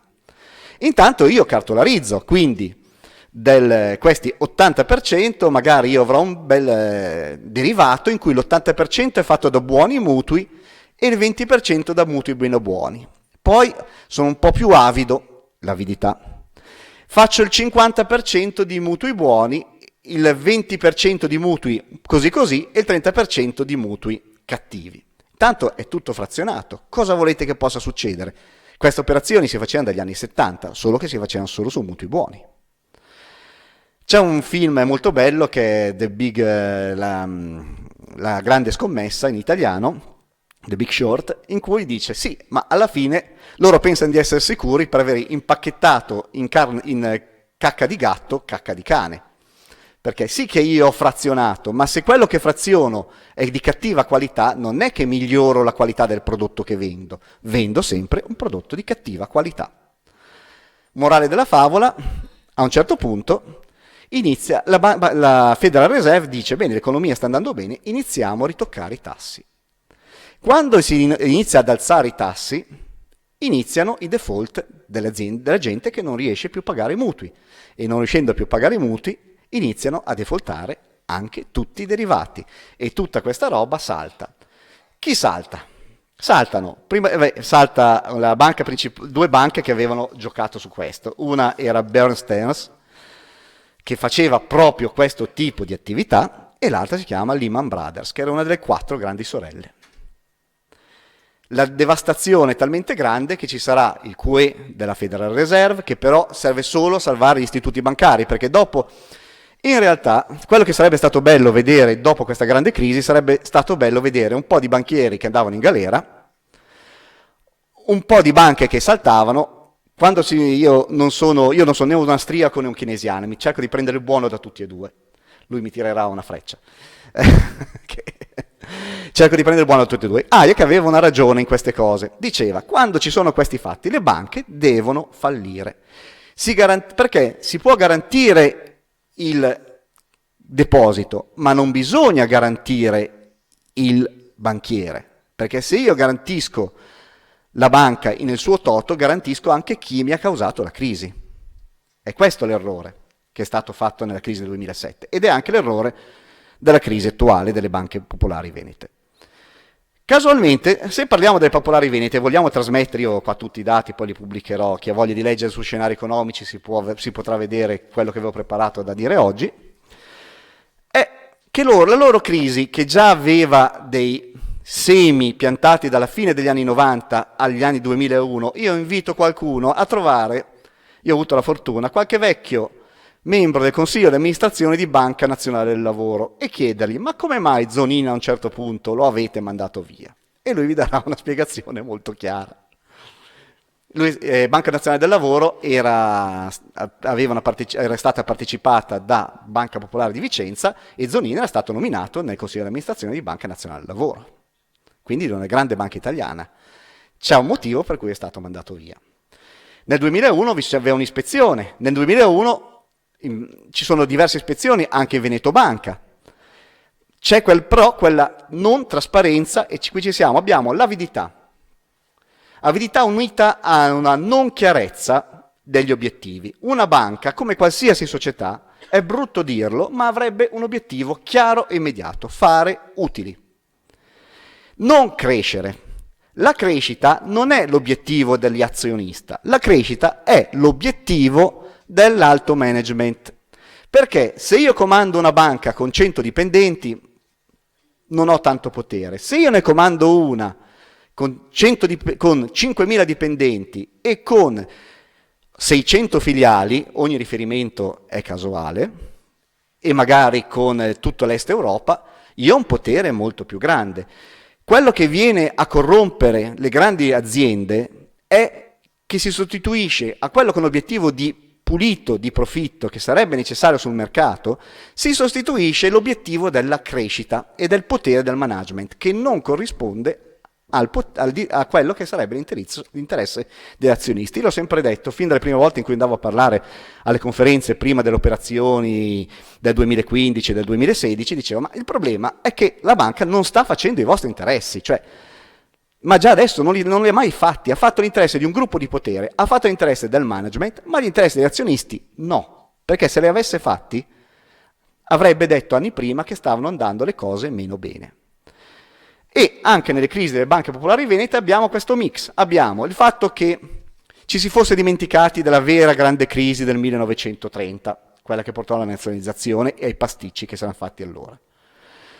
Il fatto che non c'è trasparenza informativa, voi non potevate sapere nulla, e chi doveva sapere si è ben guardato dal dirvi qualcosa. E nello stesso tempo una grande avidità di denaro e di potere, di denaro personale, ricordiamo i compensi che venivano dati ai CDA di queste banche quando le cose andavano bene, e di potere perché io ero amministratore di una delle principali 8 banche italiane, almeno in teoria. E quindi lo stesso mix dei grandi crack storici si ripercuote in questa banca. E adesso vi presento la mia modestissima idea. Mi permetterete di leggere qualcosa perché se no è anche un po' mia e modesta. E ve la faccio. È un'idea che dovrai ripetere anche domattina. Perché devo ripetere domattina? Non c'è baretta, che parlo con un ologramma, non è bello. Perché poi gli manderemo la registrazione. Però fatemela dire presto, così poi torno a casa. Anche all'alba. No, all'alba no, però. Io sono... il professore mi ha colpito perché ha detto delle cose molto belle. Io mi ritengo un manovale dell'economia, cioè io al massimo sposto i mattoni e risolvo dei problemi pratici. Il problema è che certe volte i problemi pratici hanno una base, sono la base per risolvere dei problemi superiori. Quando parlavo delle crisi, tornando al problema, come si risolve la finanziarizzazione? Nel XVII secolo l'avevano già risolta. A un certo punto tutte le obbligazioni in finanziarie che non potevano essere eseguite vengono definite obbligazioni naturali, che nel diritto italiano sono obbligazioni che non c'è l'obbligo di pagare. Se le pago non sono ripetibili, ma se non le pago non mi si può fare causa. E quella è stata la cura istantanea e brutale alla finanziarizzazione dell'economia. Torniamo allora. Allora, noi abbiamo una banca che ha dei problemi e soprattutto ha tanti interessi diversi. Abbiamo l'interesse della banca come struttura stessa, che è quella di sopravvivere, e sopravvivere letteralmente a qualsiasi costo. Qui siamo proprio al darwinismo economico. Poi abbiamo naturalmente voi, i vecchi azionisti, che vogliono avere il giusto ristoro perché loro ci hanno messo i soldi, non sono investitori, o se sono investitori, perché ogni tanto dicono, ma erano investitori, sapevano che potevano perdere. Fermi un attimo. Se io compro un'automobile e mi dicono che fa 20 km con 1 litro, magari la compro. Poi se faccio 1 chilometro e vedo che ho fatto 1 litro di benzina per fare 1 chilometro, giro indietro e gliela ridò. Infatti io definisco voi non come azionisti ma come danti causa, cioè ormai persone che vogliono avere il ristoro del danno che hanno subito dalla banca perché sono stati presi in giro. Quindi abbiamo i vecchi azionisti che vogliono vedere restituiti i loro denari. Abbiamo l'azionista Fondo Atlante che vorrebbe salvare la più grande parte dei 3 miliardi e rotti che ha messo all'interno della banca. Abbiamo la Banca Centrale Europea, che poi è quella che dà le carte in tutto questo gioco, che vorrebbe un sistema, in teoria almeno, vorrebbe un sistema finanziario solido. Paradossalmente questo va in contrasto perfetto con quello che vuole la Commissione Europea. Perché per avere un sistema finanziario solido io voglio che ci mettano dentro tanti soldi come azionisti. La Commissione Centrale Europea invece lo vede come un problema di concorrenza, quindi vorrebbe che lo Stato ne mettesse il meno possibile, gli Stati ne mettessero il meno possibile. Quindi abbiamo lo Stato che vorrebbe evitare dei problemi di carattere finanziario diffusi, e abbiamo le autorità locali che vorrebbero non vedere le loro banche locali, che hanno una ricaduta locale forte come azionariato e come attività economiche, come proprio infrastruttura finanziaria delle zone locali, vedere spazzate via dall'oggi al domani. Quindi ci sono una pluralità di interessi che devono essere risolti in un modo o nell'altro devono essere risolti. Allora, l'idea attuale di risoluzione è questa, e ve la dico brutalmente. Lo Stato, c'è un conto della spesa, presentato dall'attuale amministratore, Fondo Atlante, come conto della spesa arriva lo Stato, chiude il conto della spesa, chi ha avuto, chi ha dato, scurdammoci o passato, come direbbero in altri posti. Questo accontenta sicuramente Atlante, perché probabilmente avrebbe ancora una posizione rilevante all'interno della banca. Accontenta gli amministratori locali? Nì, perché poi la finalità di Fondo Atlante, nella sua natura, è un fondo speculatore non in senso negativo, non voglio dare... però è un fondo che nasce per prendere la banca e rivenderla a guadagnarci, quindi probabilmente in capo a 4-5 anni la banca non sarà più una banca veneta, non sarà più Veneto Banca, sarà Banca della Sassonia, butto un nome a caso. Ecco. È l'interesse degli azionisti? No, perché questa soluzione, o meglio, per voi non cambia assolutamente nulla, siete danti causa prima, siete danti causa dopo, forse ci sono un po' più di soldi da prendere, ma per il resto non cambia nulla. Soprattutto non vi accorcia la possibilità del tempo di prendere questi soldi e non vi dà una possibilità di arrivarci non in una via giudiziaria, perché la via giudiziaria quella è sempre aperta, potete sempre prenderla e penso che molti di voi la stanno percorrendo.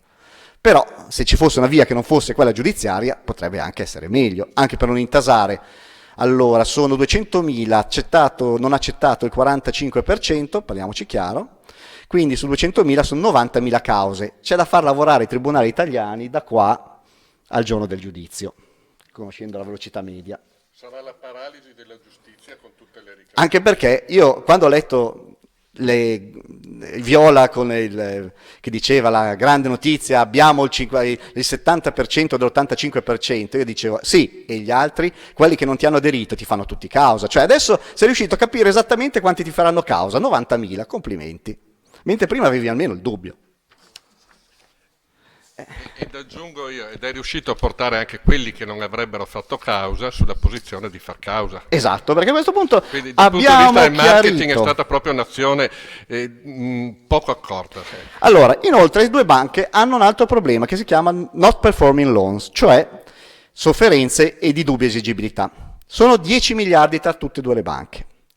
Ma questi not performing loans sono un po' di porcherie, ma un po' sono anche aziende venete. Cioè eseguire secchi e brutali questi not performing loans può anche voler dire far chiudere centinaia se non migliaia di aziende locali del Veneto che magari invece aiutate potrebbero arrivare alla fine della loro, rimettersi in carreggiata.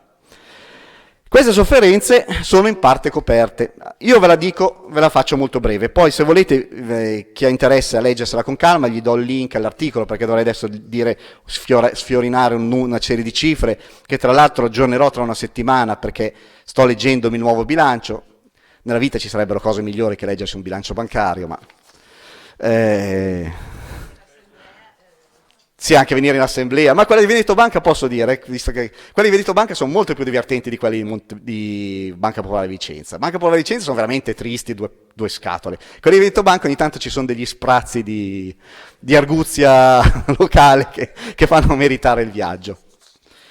Allora, la mia idea è molto semplice. Io devo mettere 6,4 miliardi, io li metto in due modi. Una parte capitalizzazione, quindi in patrimonio. Allora, prima di tutto, anzi, vado a monte. Prima di tutto creo una società di partecipazione. La chiamo IRI, ma non è un nome tanto per dare un nome. L'IRI nasce per salvare Credito Italiano e la Banca Commerciale Italiana. Ecco perché la chiamo IRI, perché l'IRI inizialmente aveva una funzione positiva, salvare il sistema creditizio del 1930. La chiamo IRI. Questa banca interviene nelle banche in due modi. Uno, ricapitalizzandole, con modalità che penso che domani Alfonso affronterà e che saranno molto interessanti, perché non bisogna fare regali a nessuno. Mettiamo che dico una cifra casuale, 2 miliardi e mezzo nel patrimonio delle due banche, più o meno quello che aveva messo Fondo Atlante. Ora, un problema, perché hanno bisogno di 6,4 miliardi? Perché se le banche cedessero ora gli NPL all'esterno, farebbero altri 3-4 miliardi di perdite. Perché in questo momento, non essendo il mercato di questi tipi di credito favorevole, si prenderebbero una grandissima bastonata. Unicredit ha ceduto gli NPL al 14% del valore facciale, cioè se un credito era 100, gli hanno dato 14. La cosa divertente è che l'ABI, l'Associazione Bancaria Italiana, dice attenzione, se la banca gestisce il credito bene, da un NPL del valore di 100 ne porta a casa 42. Quindi, perché la cessione esterna dei NPL è una cosa economicamente non logica, proprio non ha senso, oltre a essere pericolosa. A questo punto io agisco in questo modo. Ritiro al valore di bilancio netto, cioè tolti gli ammortamenti e le perdite che la banca ha già portato, ritiro tutti questi NPL e li porto a questa IRI. Questa IRI rimane con il proprio interno gli NPL, ha ricapitalizzato le azioni delle banche e io ci porterei, per valorizzare meglio, anche le azioni nei confronti degli amministratori. Questa è una mia idea personale, magari qualcuno non la condividerà, perché? Allora, sono 3 miliardi di valore circa tra tutte e due le banche. 3 miliardi che probabilmente verranno portati a casa, 2 miliardi e mezzo, 3. Perché, parliamoci chiaro, gli amministratori di queste banche non erano gente presa dalla strada, erano il fior dell'industria veneta e dell'imprenditoria veneta. Quindi è gente che gli sgay ce li ha. Chiamato a rispondere, in un modo o nell'altro pagherà. Però io non posso valorizzare questo valore futuro all'interno di una banca, perché non può essere quantificabile attualmente, eppure è un valore che c'è, un valore che godrebbero i futuri padroni della banca stessa. Chi domani, Banca di Sassonia, che domani compra la banca, si troverebbe l'ennesimo regalo di beccarsi magari 2 miliardi di questi soldi. Perché questi soldi che sono stati rubati agli azionisti attuali devono andare a Banca di Sassonia? Scusate, c'è qualcuno che mi dà una risposta? Ecco. Cosa fa questa IRI?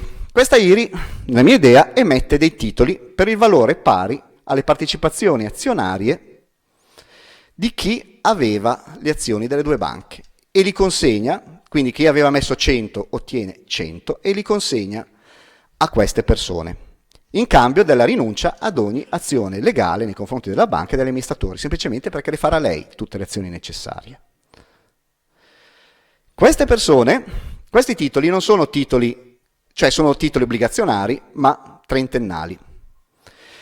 La mia idea, e che è un'idea che penso che se la facciamo in Veneto, se non sono impazziti, l'accettano, è che questi titoli siano al portatore di piccolo valore, perché possono essere utilizzati giornalmente negli scambi e magari vengono accettati dalla Regione Veneto per alcune prestazioni che possono essere il pagamento dei ticket e così via. La Regione Veneto a sua volta li sconterà presso le stesse due banche a prezzo di vantaggio. Inoltre le due banche si impegnano a dare il 3% annuo del loro utile all'IRI. Al termine dei 30 anni l'IRI non avrà nessun problema a rifondere gli azionisti, i quali comunque, se hanno avuto bisogno di liquidare questi titoli in modo anticipato, senza andare dagli strozzini, li avranno utilizzati come moneta complementare nella normale circolazione economica. Io ottengo. Chi ci riperde in questa cosa? Fondo Atlante, ma a me non me ne interessa più di tanto. Tanto io qua non sono a parlare a Fondo Atlante. Non credo che Penati mi inviterà mai. Lo Stato ottiene un sistema. Allora, la Banca Centrale Europea ottiene un sistema stabile. Paradossalmente, la Commissione ottiene l'intervento minimo possibile nel patrimonio da parte dello Stato. Lo Stato ha un sistema interno del credito stabilizzato.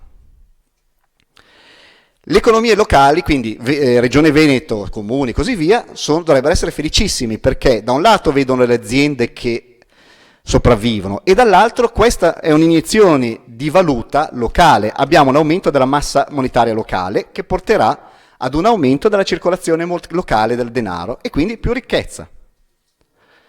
Agli azionisti avranno un ristoro rapido, senza bisogno di fare causa, con delle spese, e senza bisogno di aspettare i 30 anni se ne hanno bisogno in modo rapido.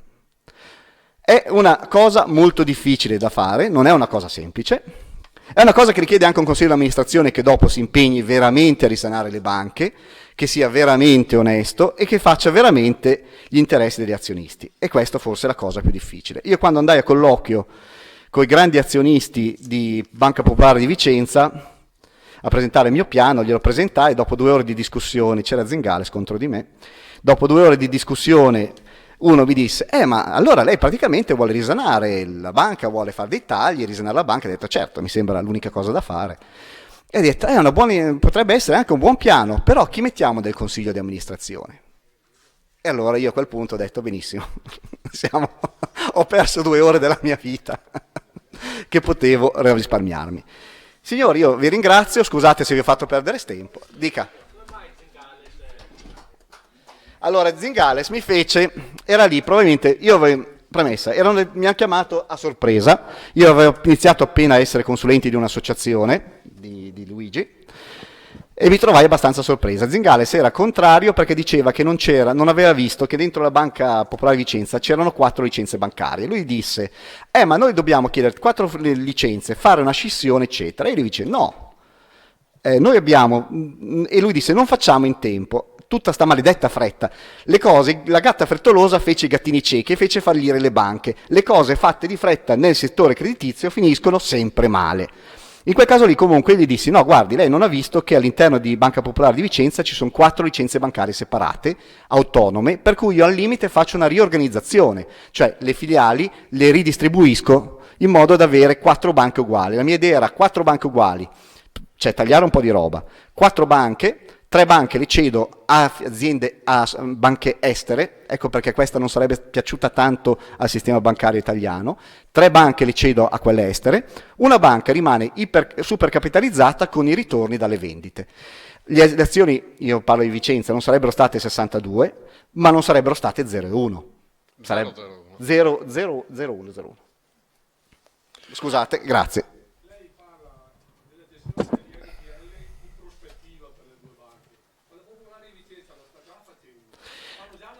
Allora non hanno ancora ceduto però, perché nel bilancio, attenzione, io ho una strana idea. Non sono professore, sono solo dottore. Chi sa fa? Un attimo il microfono. Sì.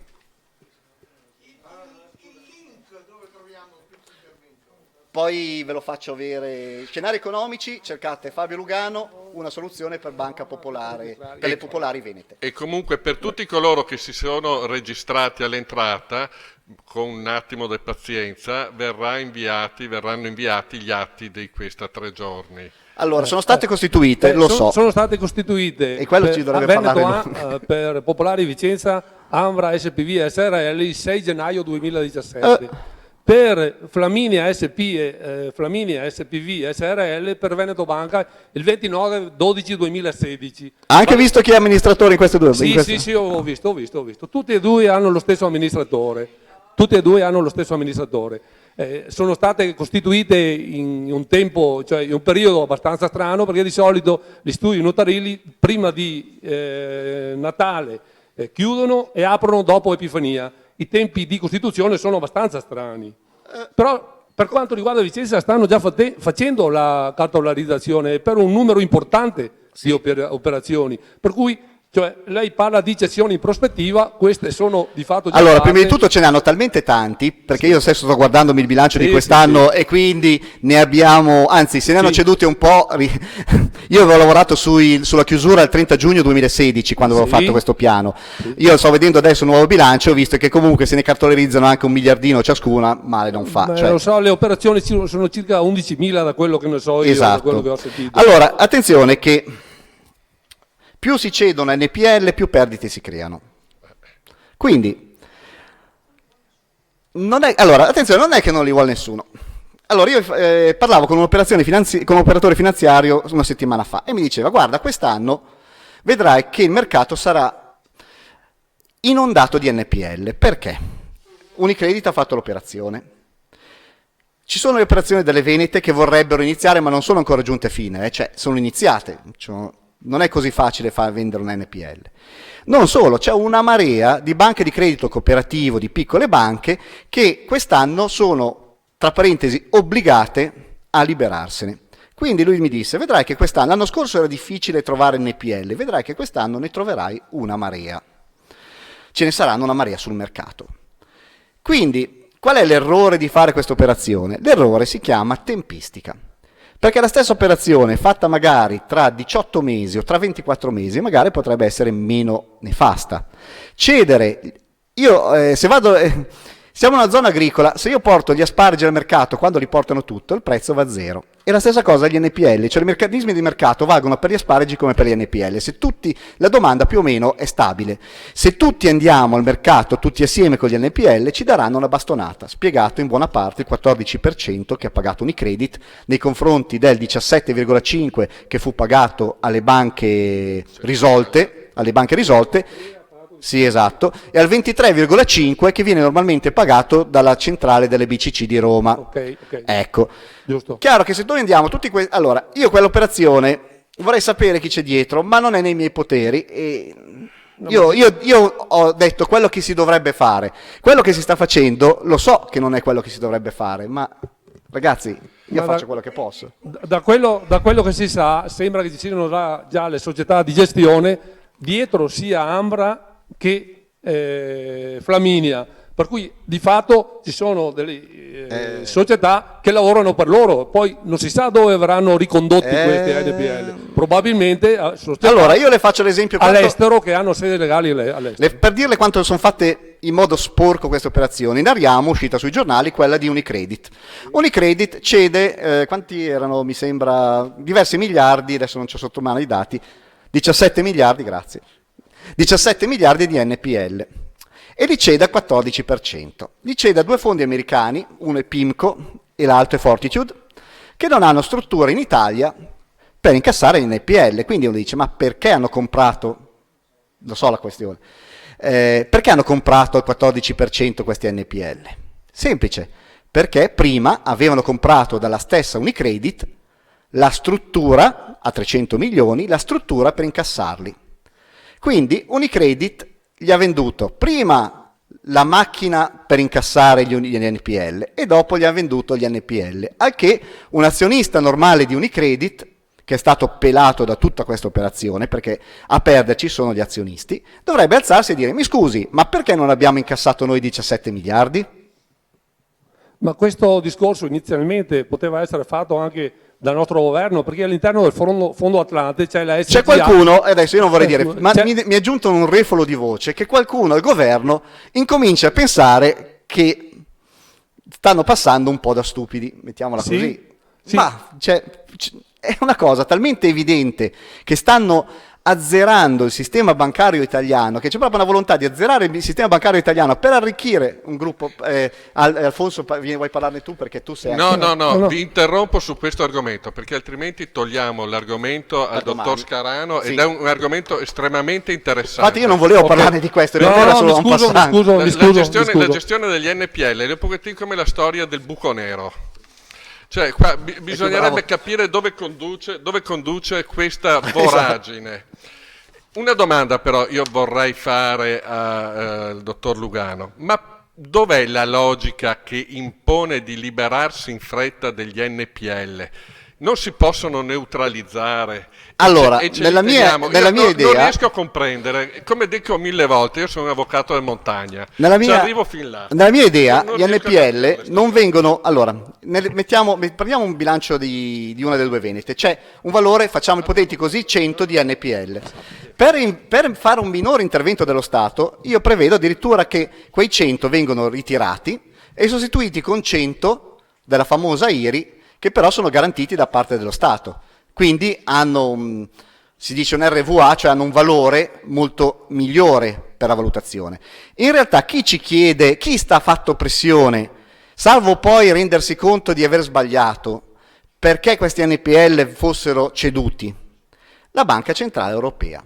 Perché voi siete, non lo sapete, oppure lo sapete, magari ve lo ripeto, voi siete le cavie del più grande esperimento bancario fatto in Europa, perché il famoso BRRD, tutte le norme del BRRD sono state provate a livello di grandi banche sulla vostra pelle, perché tutti gli altri stati, le grandi banche in crisi che avevano, se le sono salvate prima di questa legge e dopo hanno lasciato a voi la badata bollente e adesso si fanno gli esperimenti. Una volta il team diceva in corpore vivo, cioè si fanno gli esperimenti sulla pelle della gente. Perché si dice, benissimo, allora cosa faccio? Faccio cedere gli NPL? Sì, ma abbiamo visto che in Banca Etruria è un disastro e abbiamo visto che in Unicredit mi viene a creare una marea di perdite. Allora cosa faremo? Ma adesso diciamo allo Stato di metterci 6,4 miliardi e poi vedremo. Una delle obiezioni che mi vennero fatte dal gruppo degli imprenditori fu ma poi avremo contro Banca Centrale Europea. E io la mia risposta fu, noi andiamo con un'idea che possa reggere, andiamo là. Poi se vogliono far fallire la banca, la possono far fallire, bellissimo, la responsabilità se la prendono loro. non me la prendo io, non ve la prendete voi di far fallire la banca, di andare a 0,1, si prendono loro la responsabilità di andare a 0,1, dopodiché si vede, ma sarebbe un disastro, dovrebbero licenziare centinaia di dipendenti, e infatti adesso i dipendenti andranno tutti al mare, penso. Posso? Grazie. Vedete, Posso? prego.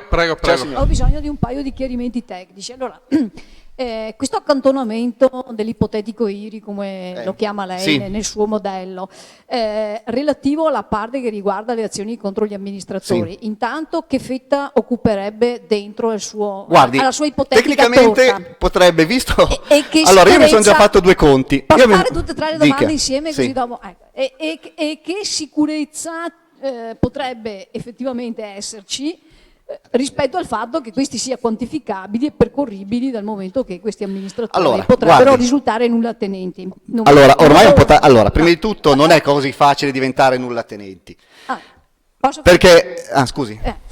L'altra questione è i costi del contenzioso, comunque, e quindi a noi piacerebbe che andasse in porto il suo piano, però tra il dire e il fare probabilmente Allora, queste 90.000 cause certo, anche certo, ci certo. sono e hanno dei costi. E la terza me la sto scordando perché l'avevo sulla punta della... No, casomai allora, per mi quanto viene riguarda dopo. la mia soluzione, elimina le 90.000 Sì, cause. No, la terza mi è venuta adesso. Quanto Atlante è interessato invece ad avere la sua paga attraverso gli NPL? Allora, Questo è il vero problema. Il vero problema è che Atlante ha un interesse... Allora, sugli NPL Atlante no, Beh, io non... Atlante 2. Atlante 2 ne parlerà domani lui. Ecco, così almeno... Nella mia ipotesi, allora, per quanto riguarda la possibilità di prendere i soldi dagli amministratori, io ho un bel caso pratico. Io amo poco la teoria, amo la pratica. Parmalat ottenne 800 milioni da amministratori, ripagò tutti i debiti degli obbligazionisti praticamente. Perché deve essere... E Parmalat era alla fine una famiglia e un po' di dirigenti. Perché devo pensare che sia diverso da queste banche che dentro il consiglio di amministrazione avevano il fior. No, signora, ecco, c'è un'idea strana, non confondiamo, qua abbiamo un avvocato, no, la procura è una cosa, l'azione civile è una cosa completamente diversa. Ricordatevi che mentre le azioni penali vanno in prescrizione, le azioni civili non vanno mai in prescrizione, le parti, per cancellare l'azione civile c'è bisogno che due parti prima o poi concordino. Guardi, su quello non c'è, se no si andrà omnia secula seculorum, ed esistono le revocatorie per chi ha fatto il furbo e venduto gli immobili, se no anche il buon Tanzi avrebbe liberato di tutti. Non è così facile come vogliono farla vedere. C'è molta disinformazione. Ma voi non fate azione legale perché non otterrete niente. Ma non è proprio così la cosa, il mondo non funziona proprio così. È un po' diverso. Se posso però... aggiungere qualche cosa su questo argomento dove... No, poi aggiungo una cosa. C'è una parte di rimborso che è sicura perché è assicurata. Appunto. La parte che sarà pagata dalle società di revisione. E quella è assicurata perché è letteralmente assicurata. Quindi questa ipotesi, qualora transitasse, è un'ipotesi che ha davvero delle basi abbastanza solide, non dico solidissime perché serve il grosso impegno, serve un gruppo dirigente che sia in grado di gestirla e serve una volontà politica che al momento sembra non esserci per incapacità. Di certo è anche la posizione dei grandi soci, dei cosiddetti grandi soci, e qui dentro però ci sono anche tanti di noi che pur non appartenendo formalmente alla categoria alle associazioni di grandi soci, piccoli non siamo perché partecipiamo con quote prossime al €1.000.000 e quindi in molti casi superiori a coloro che sono sedicenti grandi soci, che hanno purtroppo sempre un atteggiamento rinunciatario e pauroso, probabilmente perché alle spalle hanno condizioni che li pongono in stato di incertezza. Questo è uno dei grossi ostacoli alla soluzione di questo problema, perché se noi avessimo avuto sin dall'inizio un atteggiamento unitario anche con i grandi soci e vi fosse stata maggiore trasparenza, probabilmente avremmo avuto anche più forza. Prendiamo atto però che loro fanno un percorso, fra virgolette, all'italiana, che cerca di trovare una situazione impantanata, quando invece ci sono soluzioni che sono trasparenti, perché la soluzione che propone il dottor Lugano ha, fra le altre cose, e lui se n'è dimenticato perché la dà per scontata, ma scontata magari per voi non è, che questo meccanismo ci riporta a lavorare con le banche. Ah certo, sì, è vero. Ed è quello che manca alle banche in questo momento, perché tutto il resto è inutile, possono fare l'iniezione, i flebi Esatto. e così via, Allora, ma se nessuno ci lavora con queste banche, ad oggi il vero obiettivo dei banchieri, comunque questi girino attorno, è la gestione dell'NPL. Per il resto loro lo sanno perfettamente che il prossimo bilancio avranno il miliardo di perdite. Non c'è una via d'uscita, perché bottega senza clienti, bottega chiude. Allora, adesso si parla di riduzione di costi di 700 milioni. Allora, giustamente i soci erano i clienti, soci truffati, clienti ciao. Quindi bisogna ricostruire, bisogna ricostruire prima di tutto la fiducia. Io l'ho sempre detto, la banca è fiducia, senza fiducia non c'è banca. E tra l'altro il fatto di riacquistare in modo indiretto, per carità, tramite questa IRI, però di riacquistare un peso all'interno della banca dei vecchi soci, è anche questo un elemento di fiducia. Perché comunque non c'è un tizio che è venuto e si è preso il malloppo e comanda lui, ma in modo indiretto comunque c'è un intervento da parte dei vecchi soci. Non si ritorna alla vecchia popolare in questa fase, non si può in questa fase, però almeno non c'è un tizio che è arrivato e si è preso tutto. Signori, grazie mille, dobbiamo interrompere perché prepariamo la sala al concerto. Fuori c'è un modestissimo rinfresco, dopodiché alle 21 c'è un gran bel concerto dell'orchestra di Radio Veneto 1 che eseguirà musiche di Vivaldi. Siete ovviamente tutti invitati, portate anche la famiglia.